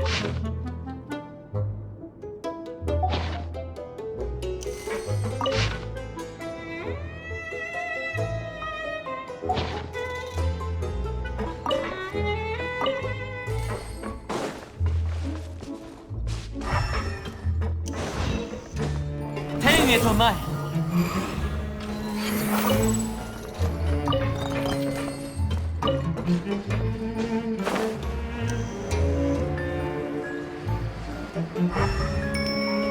遅い。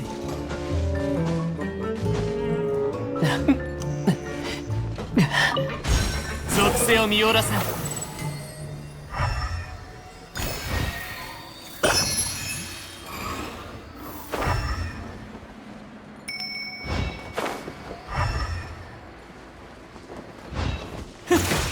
やっ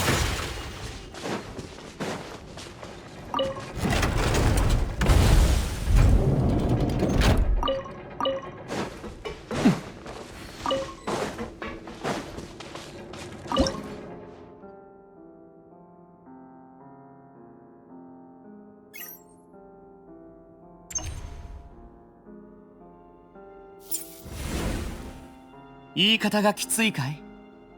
ただ本当のことを言っているだけさ。それを受け入れられない者こそ、もっと自分の問題を反省した方がいい。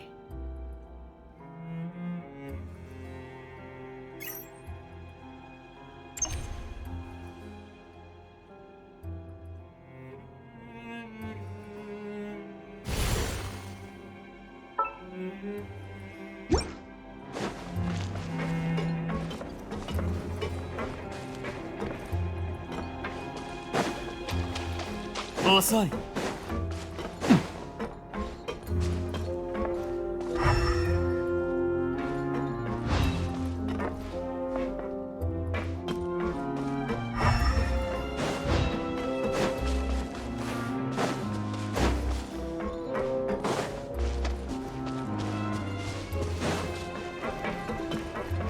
遅い。天へと前。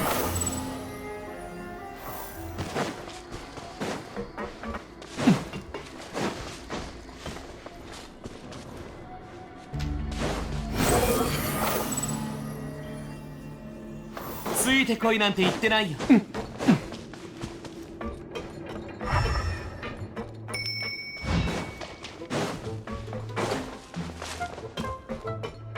ついてこいなんて言ってないよ。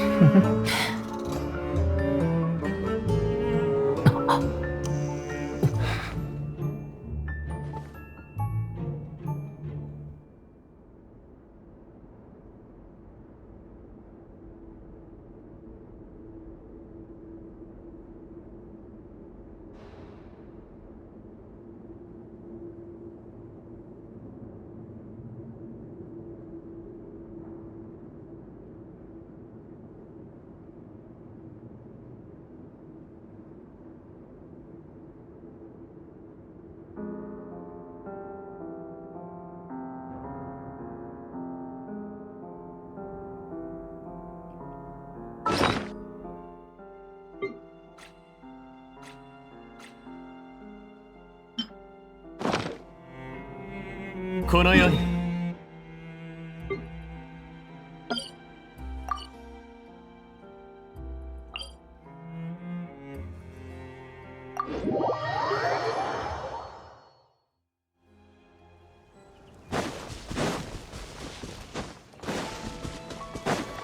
遅いだ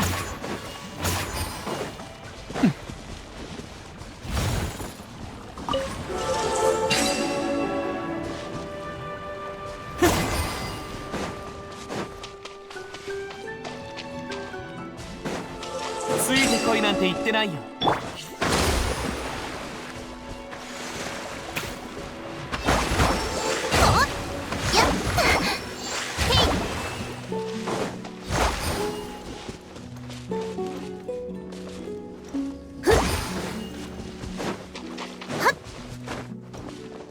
行きましょう。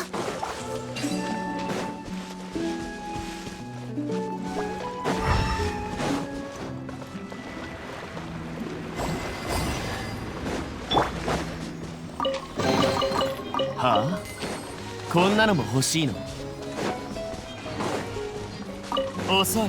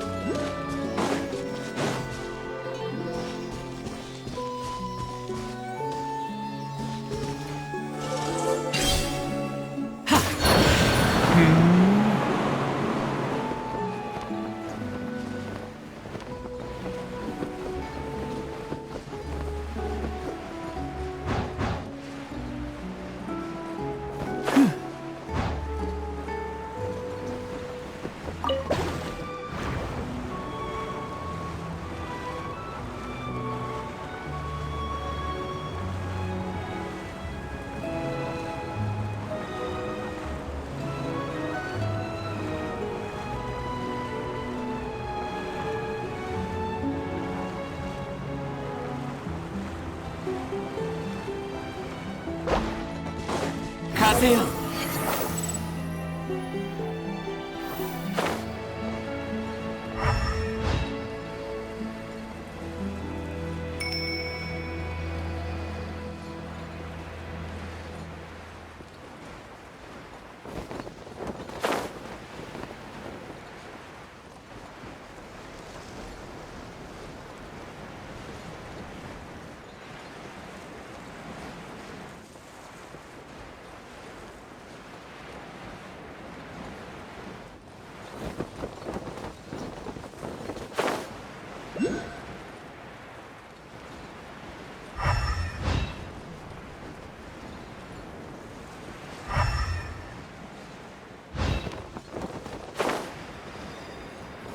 魔女区律流チョック。張り込みなさい。やっと隅田ぬくいか。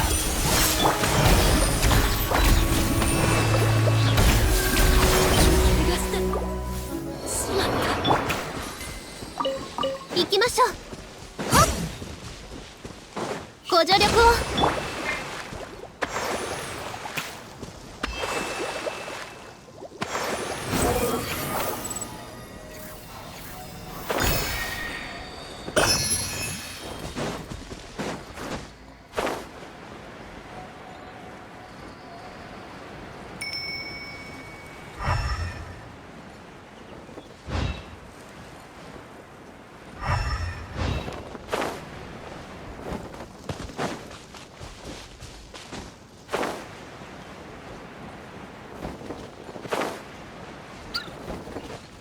遅い。呪言、律令、呪言。ご安心を。全部丸見えね。天へと前。やっ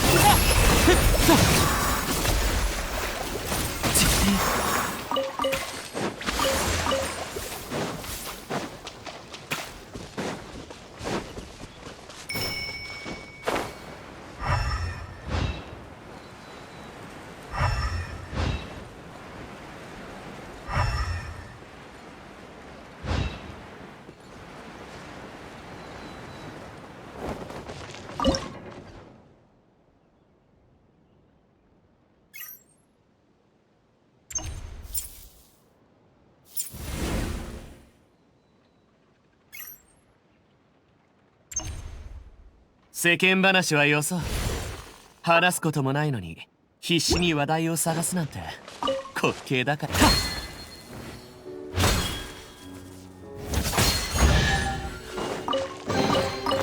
ふん、ゴミか。風よ、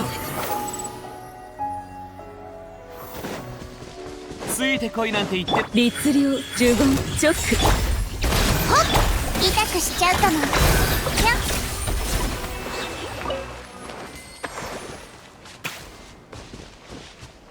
はびこりなさい。属性を見おらさん。早く。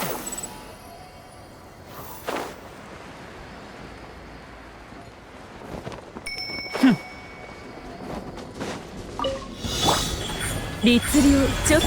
ご助力を覚えたわよ。天へと前。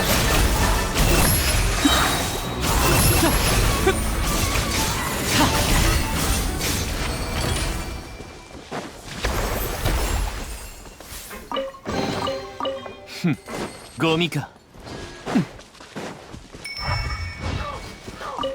属性を見おらさん。ついてこいなんて言ってないよ。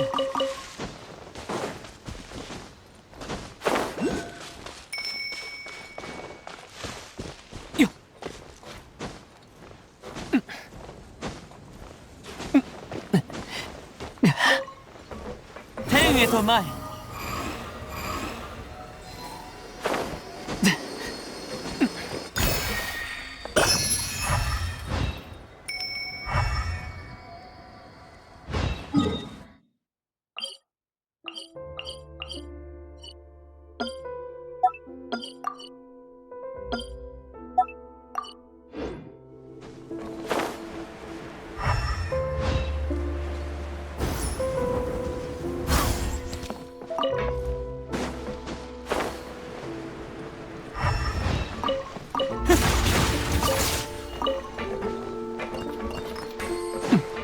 遅い。と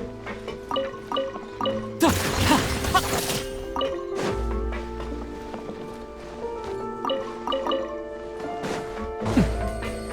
風よ、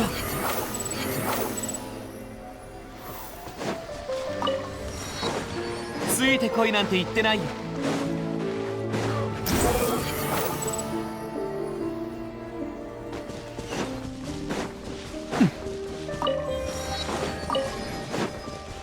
遅い。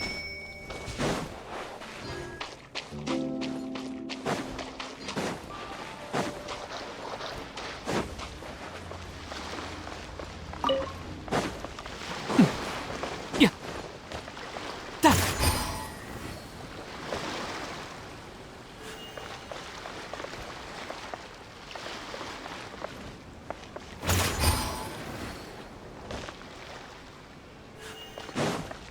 遅い。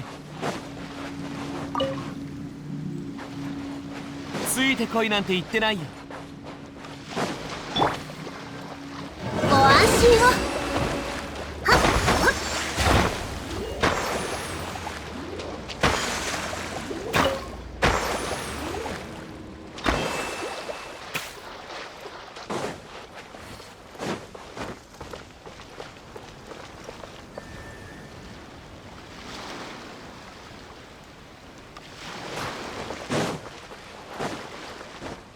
行きましょう。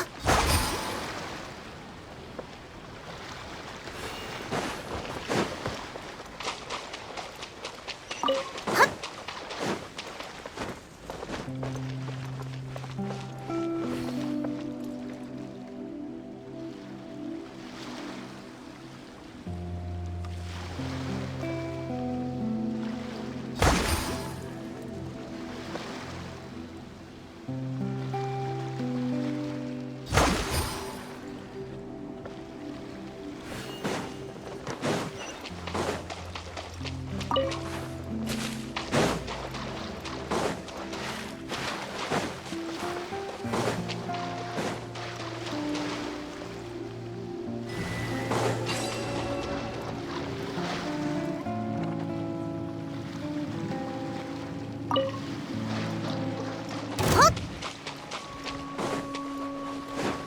律令直律令騒乱の憩い属性を見下ろせはっだせいと遅い風よはっ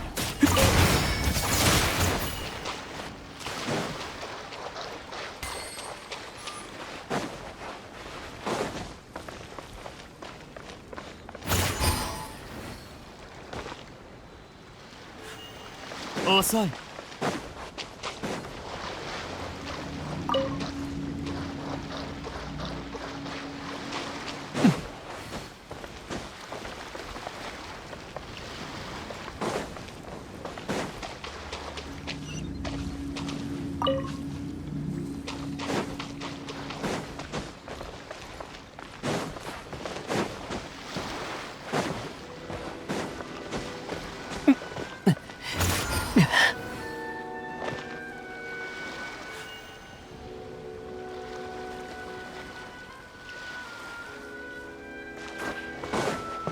遅い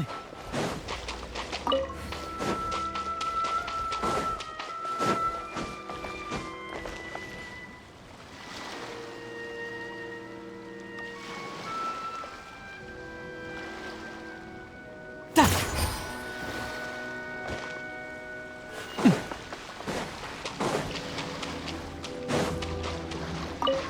直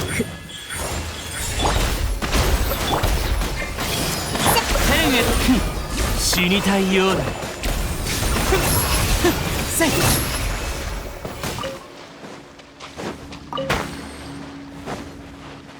よ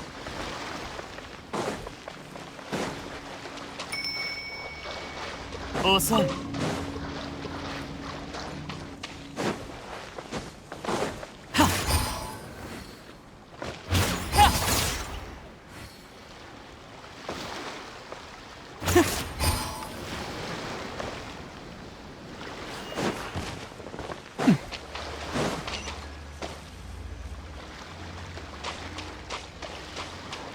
ついてこいなんて言ってないよだ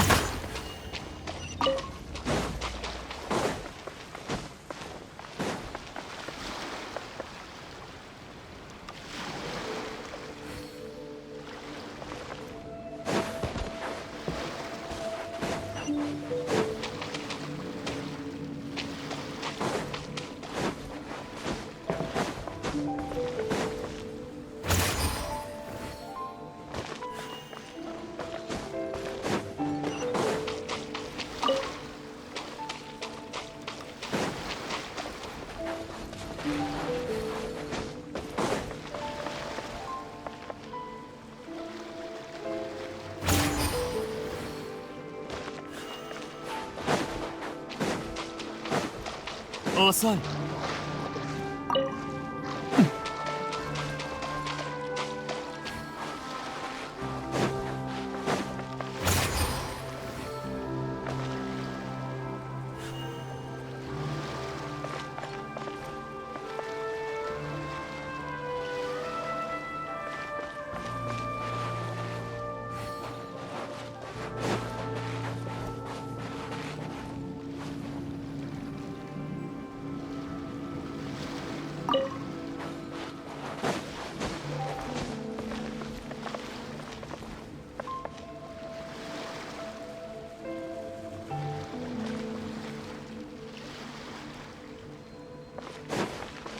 遅い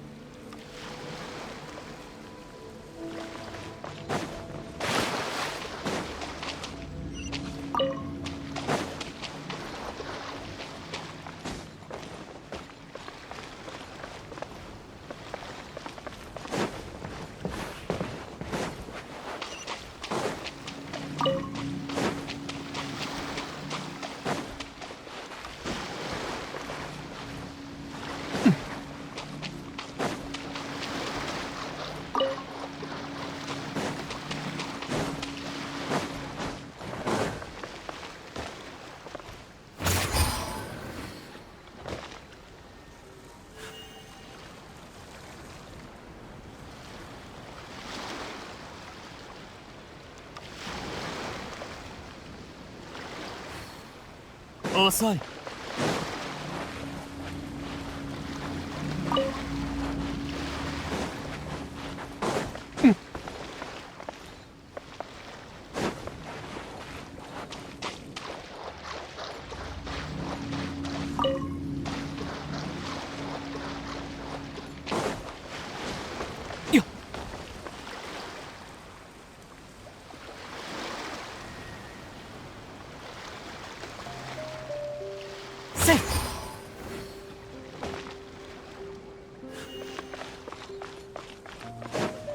ついてこいなんて言ってないよ。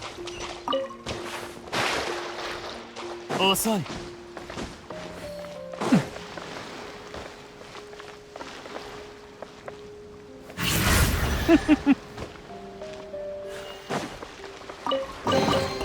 はあ、こんなのも欲しいの。風よ。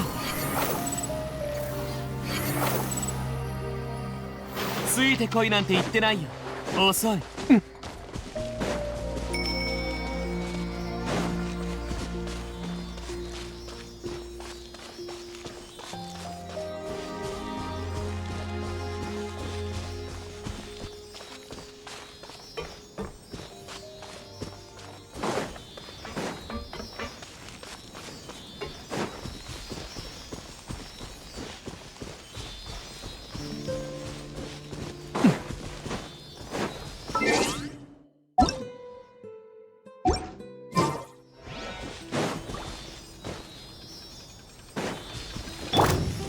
呪言チョック。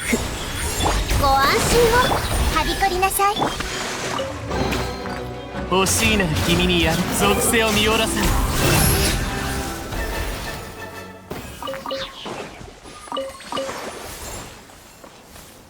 天へと前。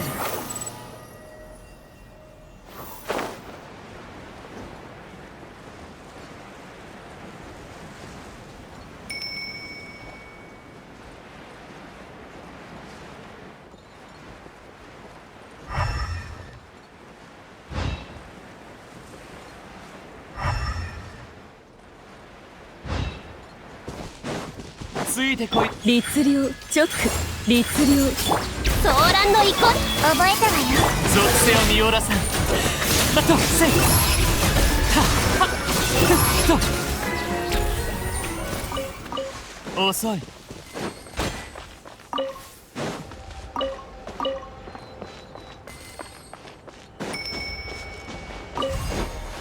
せい。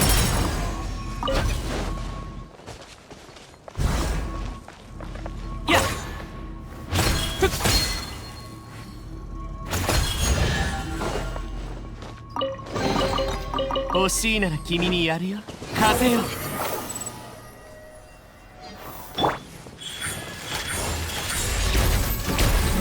ご安心を。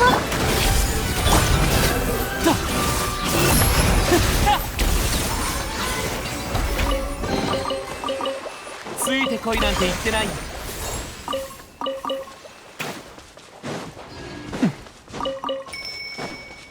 ついてこいなんて言ってないよ。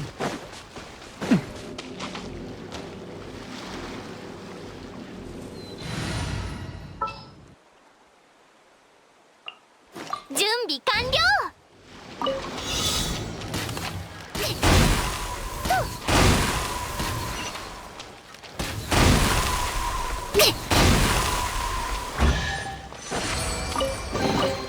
宝箱を開ける瞬間ってワクワクするね。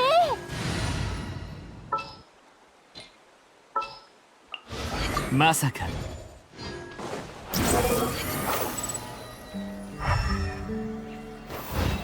よっ。遅い。無知でやば。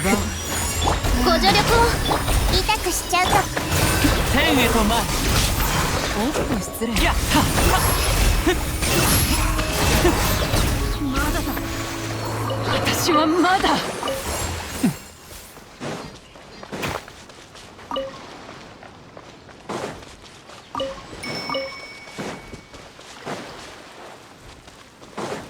風よ。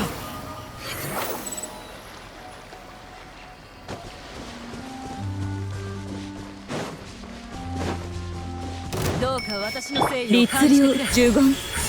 ご安失礼。中をはびこりなさい。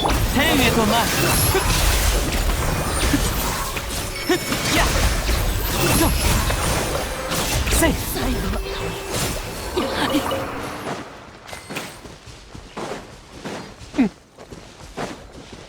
ついてこいなんて言ってないよ。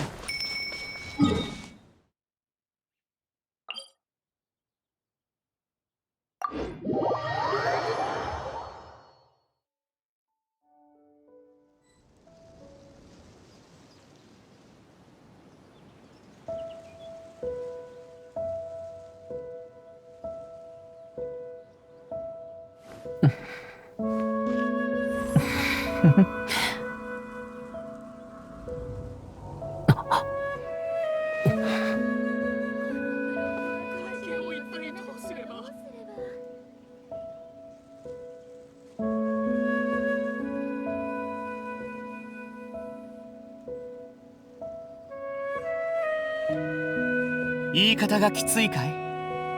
ただ本当のことを言っているだけさ。それを受け入れられない者こそ、もっと自分の問題を反省した方がいい。属性を見下ろさん。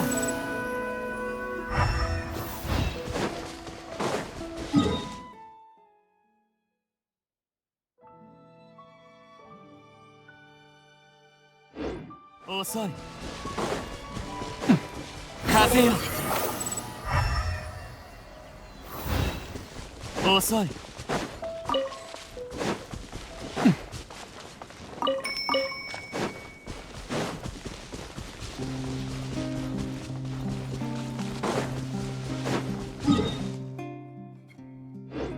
ついてこいなんて言ってないよ。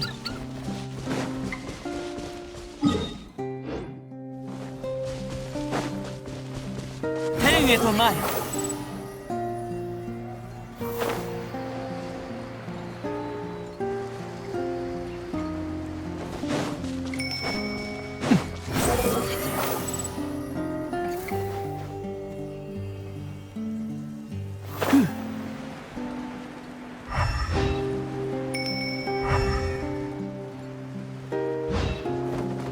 属性を見下ろさん。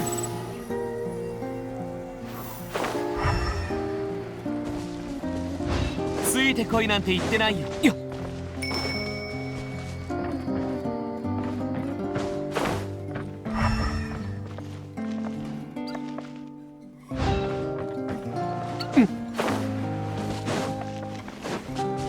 遅い。天へと舞え。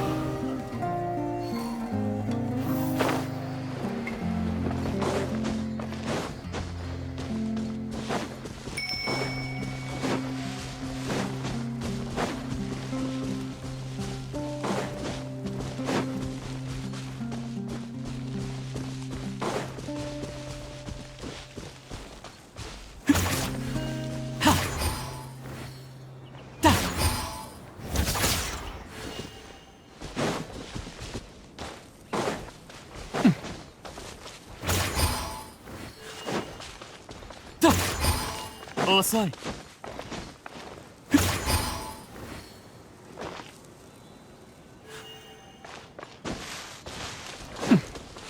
遅い。だせいだ。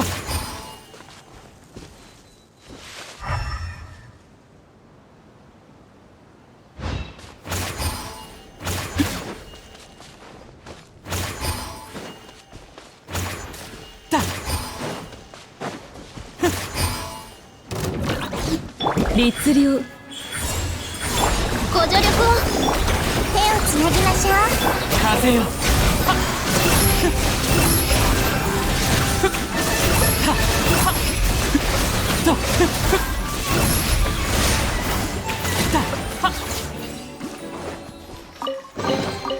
欲しいなら君にやるよ。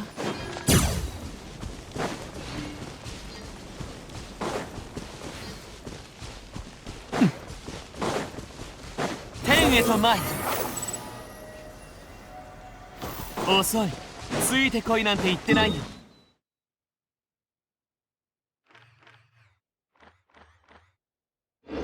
ついてこいなんて言ってないよ。風よ。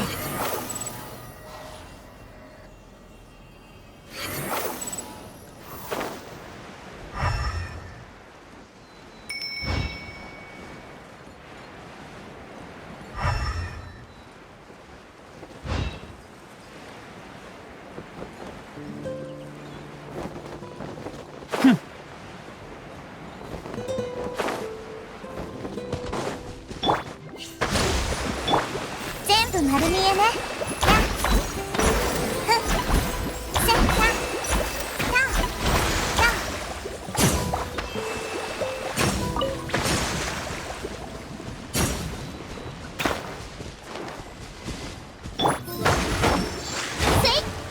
ご安心を。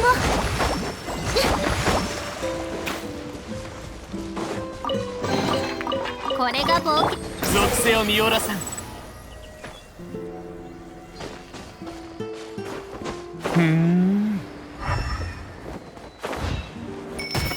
笑える。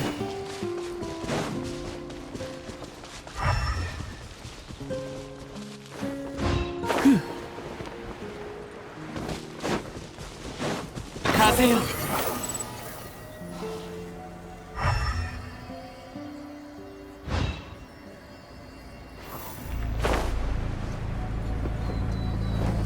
15直15ご助力を痛くしちゃうかも。属性を見下ろさん。死にたいようだ。信念が落ちる。ここで止まれば永遠は。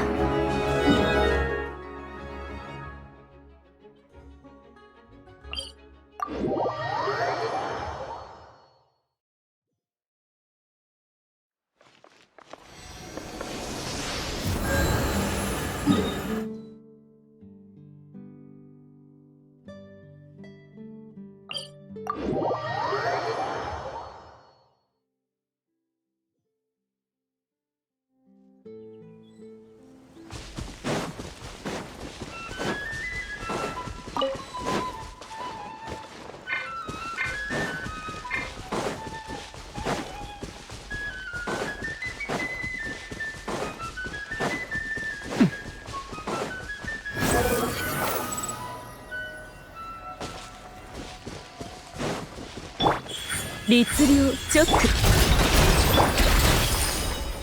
天へと前。とたたたせいた。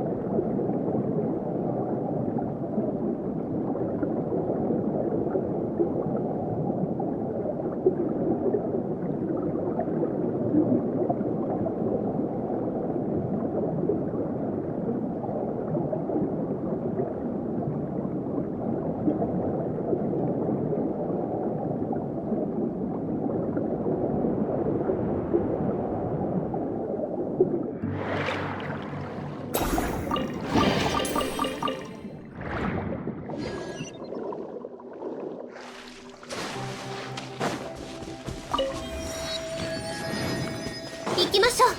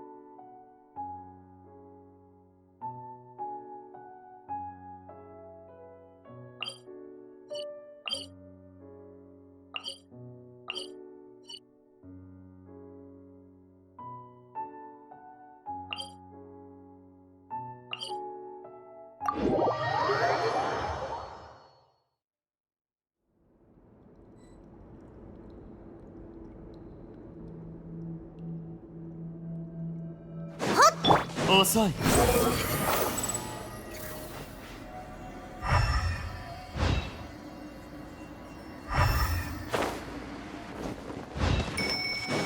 呪言、チョック、律令。ご安心を。はびこりなさい。属性を見下ろさん。やっ、風が如し。呪言、律令、呪言。痛くしちゃう。天へと舞い、笑えるだせっはっだと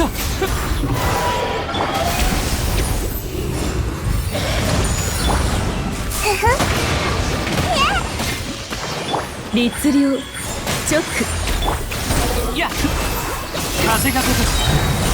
はっやっせっはっ律令、呪言。ほっと覚えられしぼむと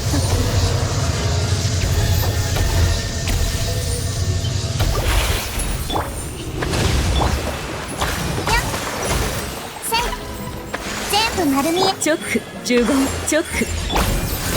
風よとはっせやっ、風が如し。だ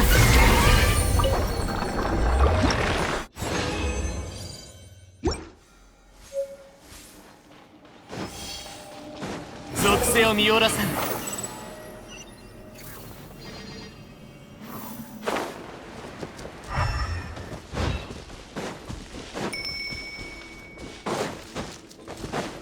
よっ、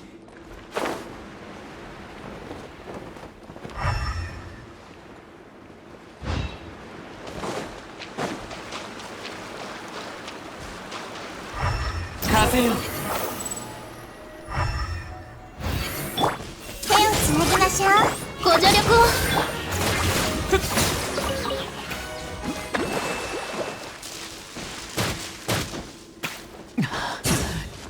属性を見下ろさん。ついてこいなんて言ってないよ。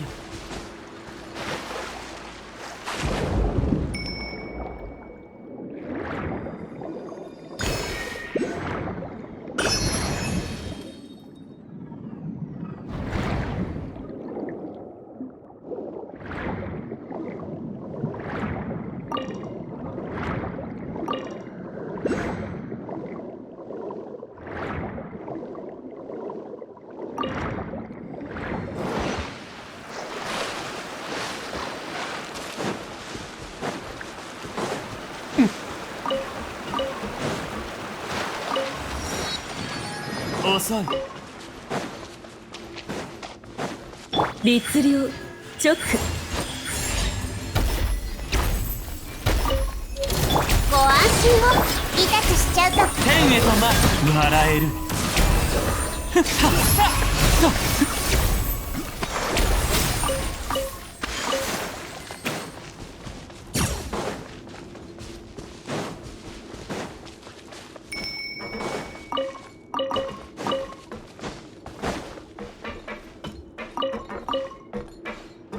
風よ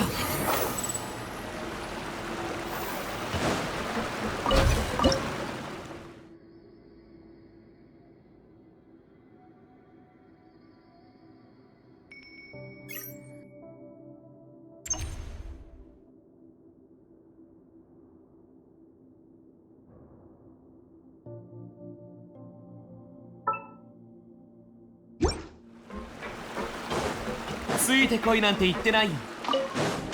よっ、属性を見下ろさん。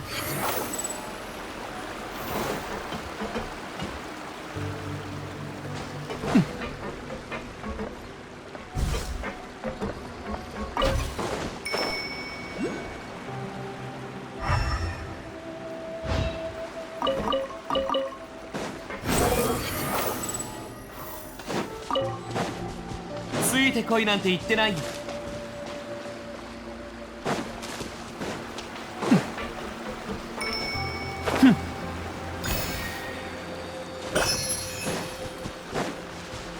ついてこいなんて言ってないよ。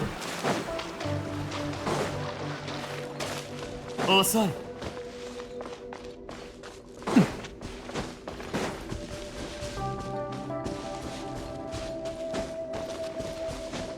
風よ。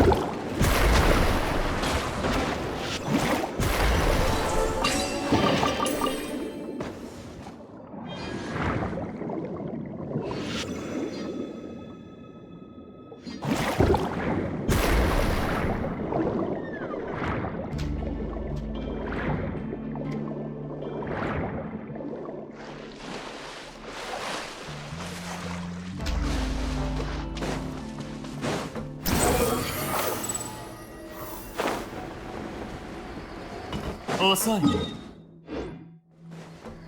ついてこいなんて言ってないよ。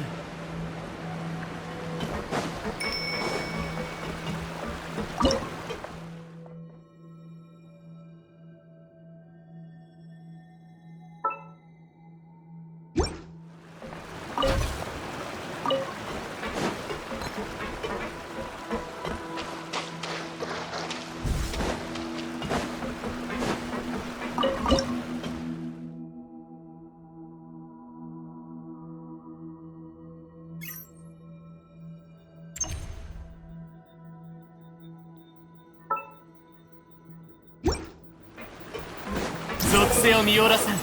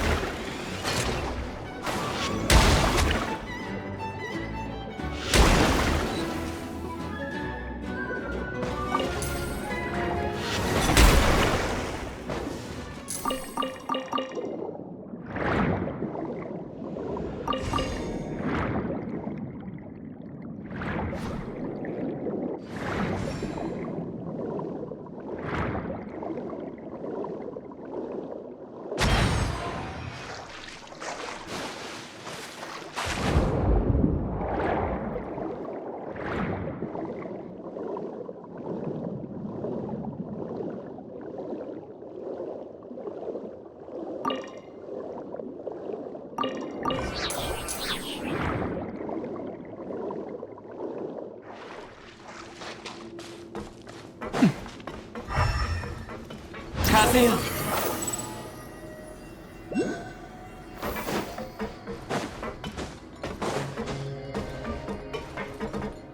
天へと前。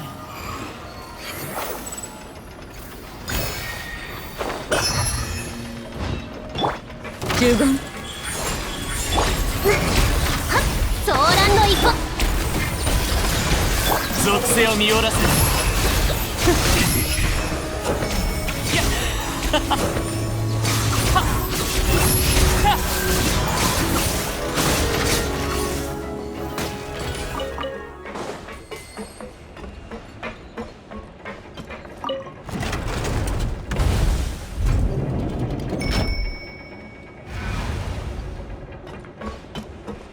ついてこいなんて言ってないよ。遅い。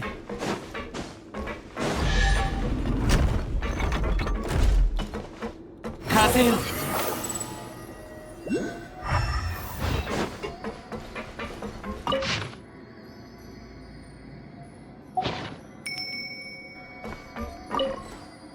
ついてこいなんて言ってないよ。遅い。天へと前。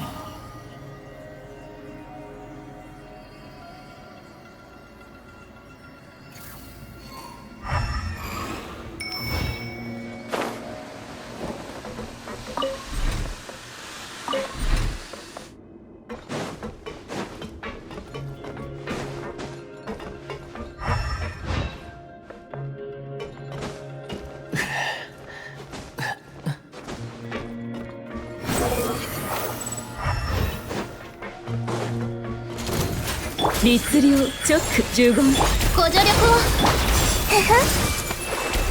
風よ。とはっやとたは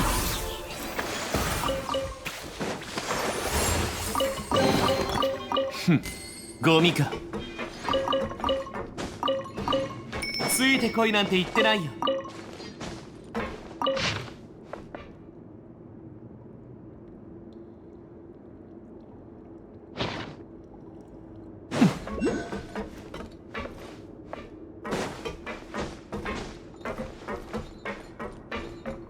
属性を見下ろさん。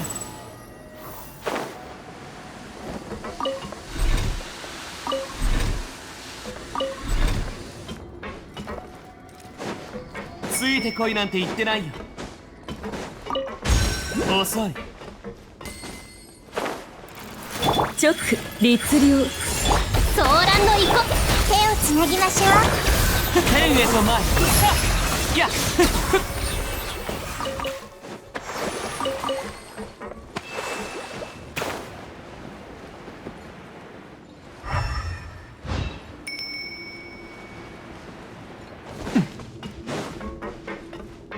遅い。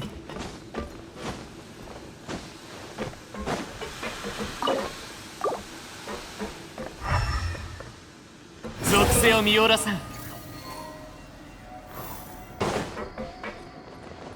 チョック15律令ご安心をはびこりなさい。天へと前。はっとった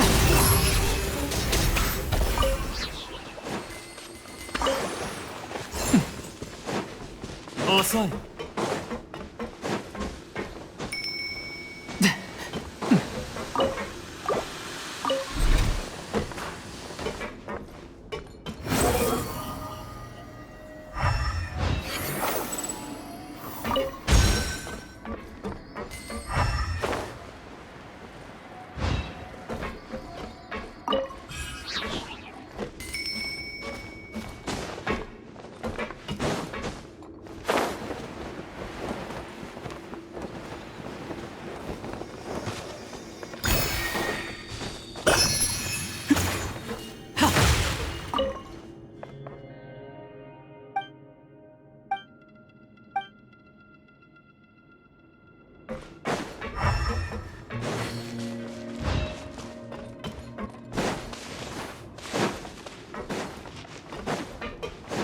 風よ。早く。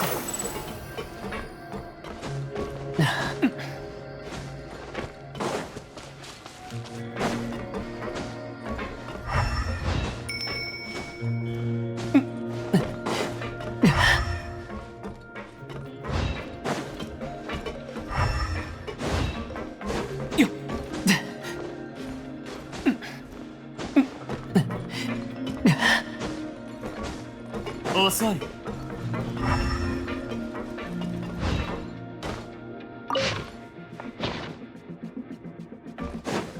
属性を見下ろさん。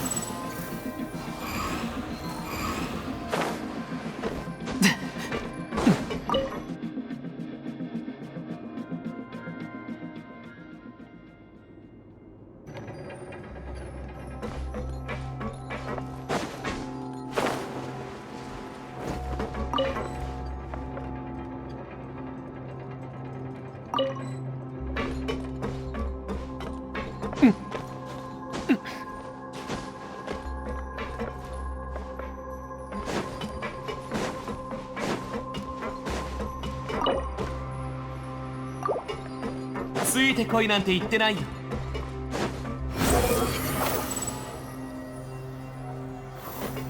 遅い。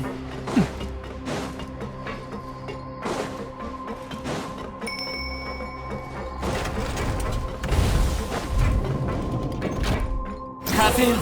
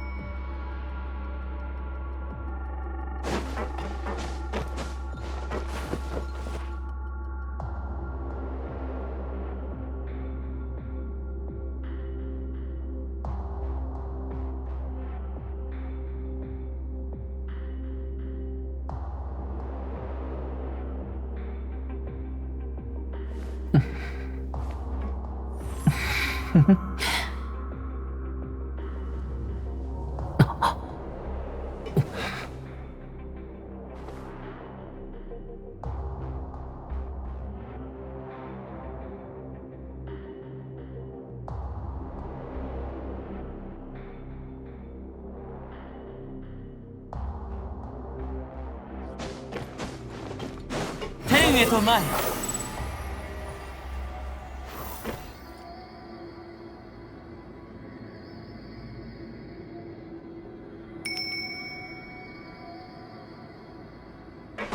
風よ。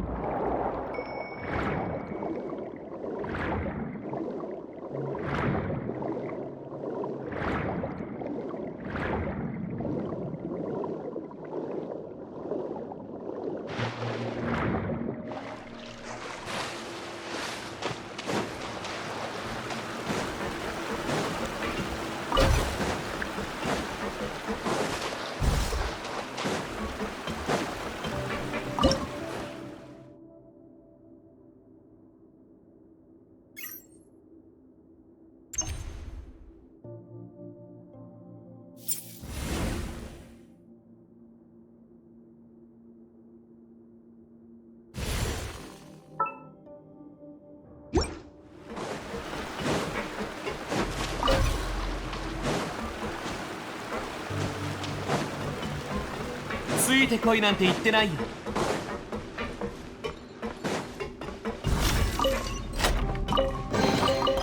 ふん、ゴミか。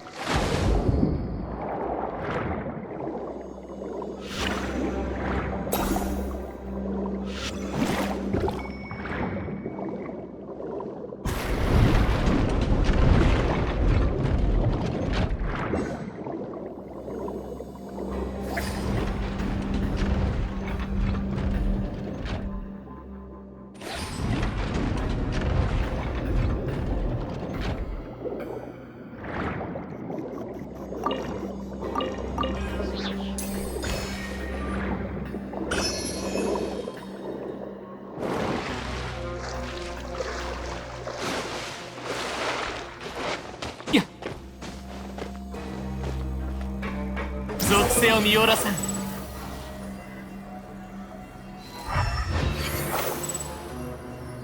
ついてこいなんて言ってないよ。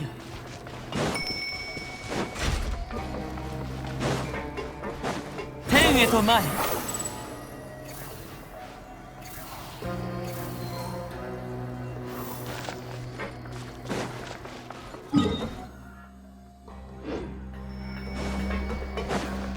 風よ。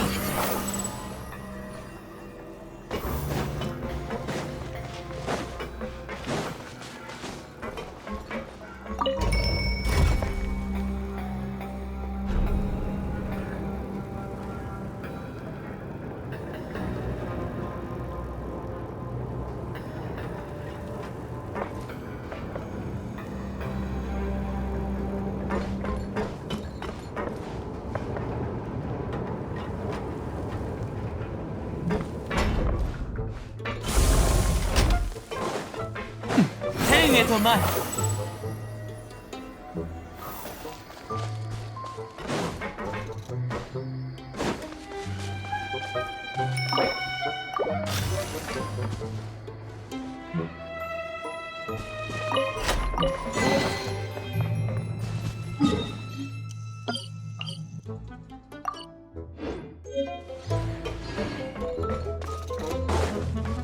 遅い。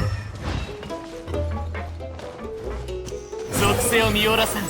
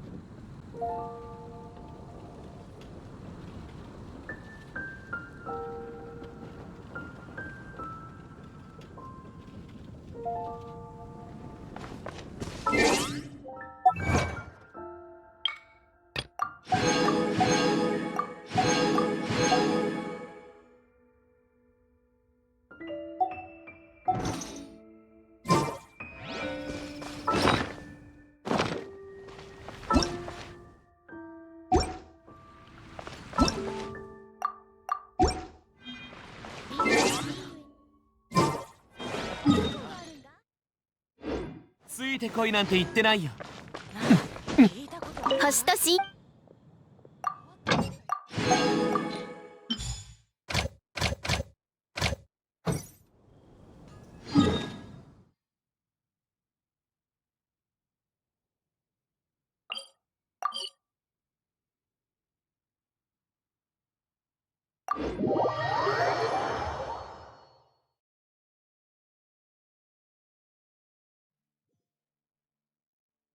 風よ。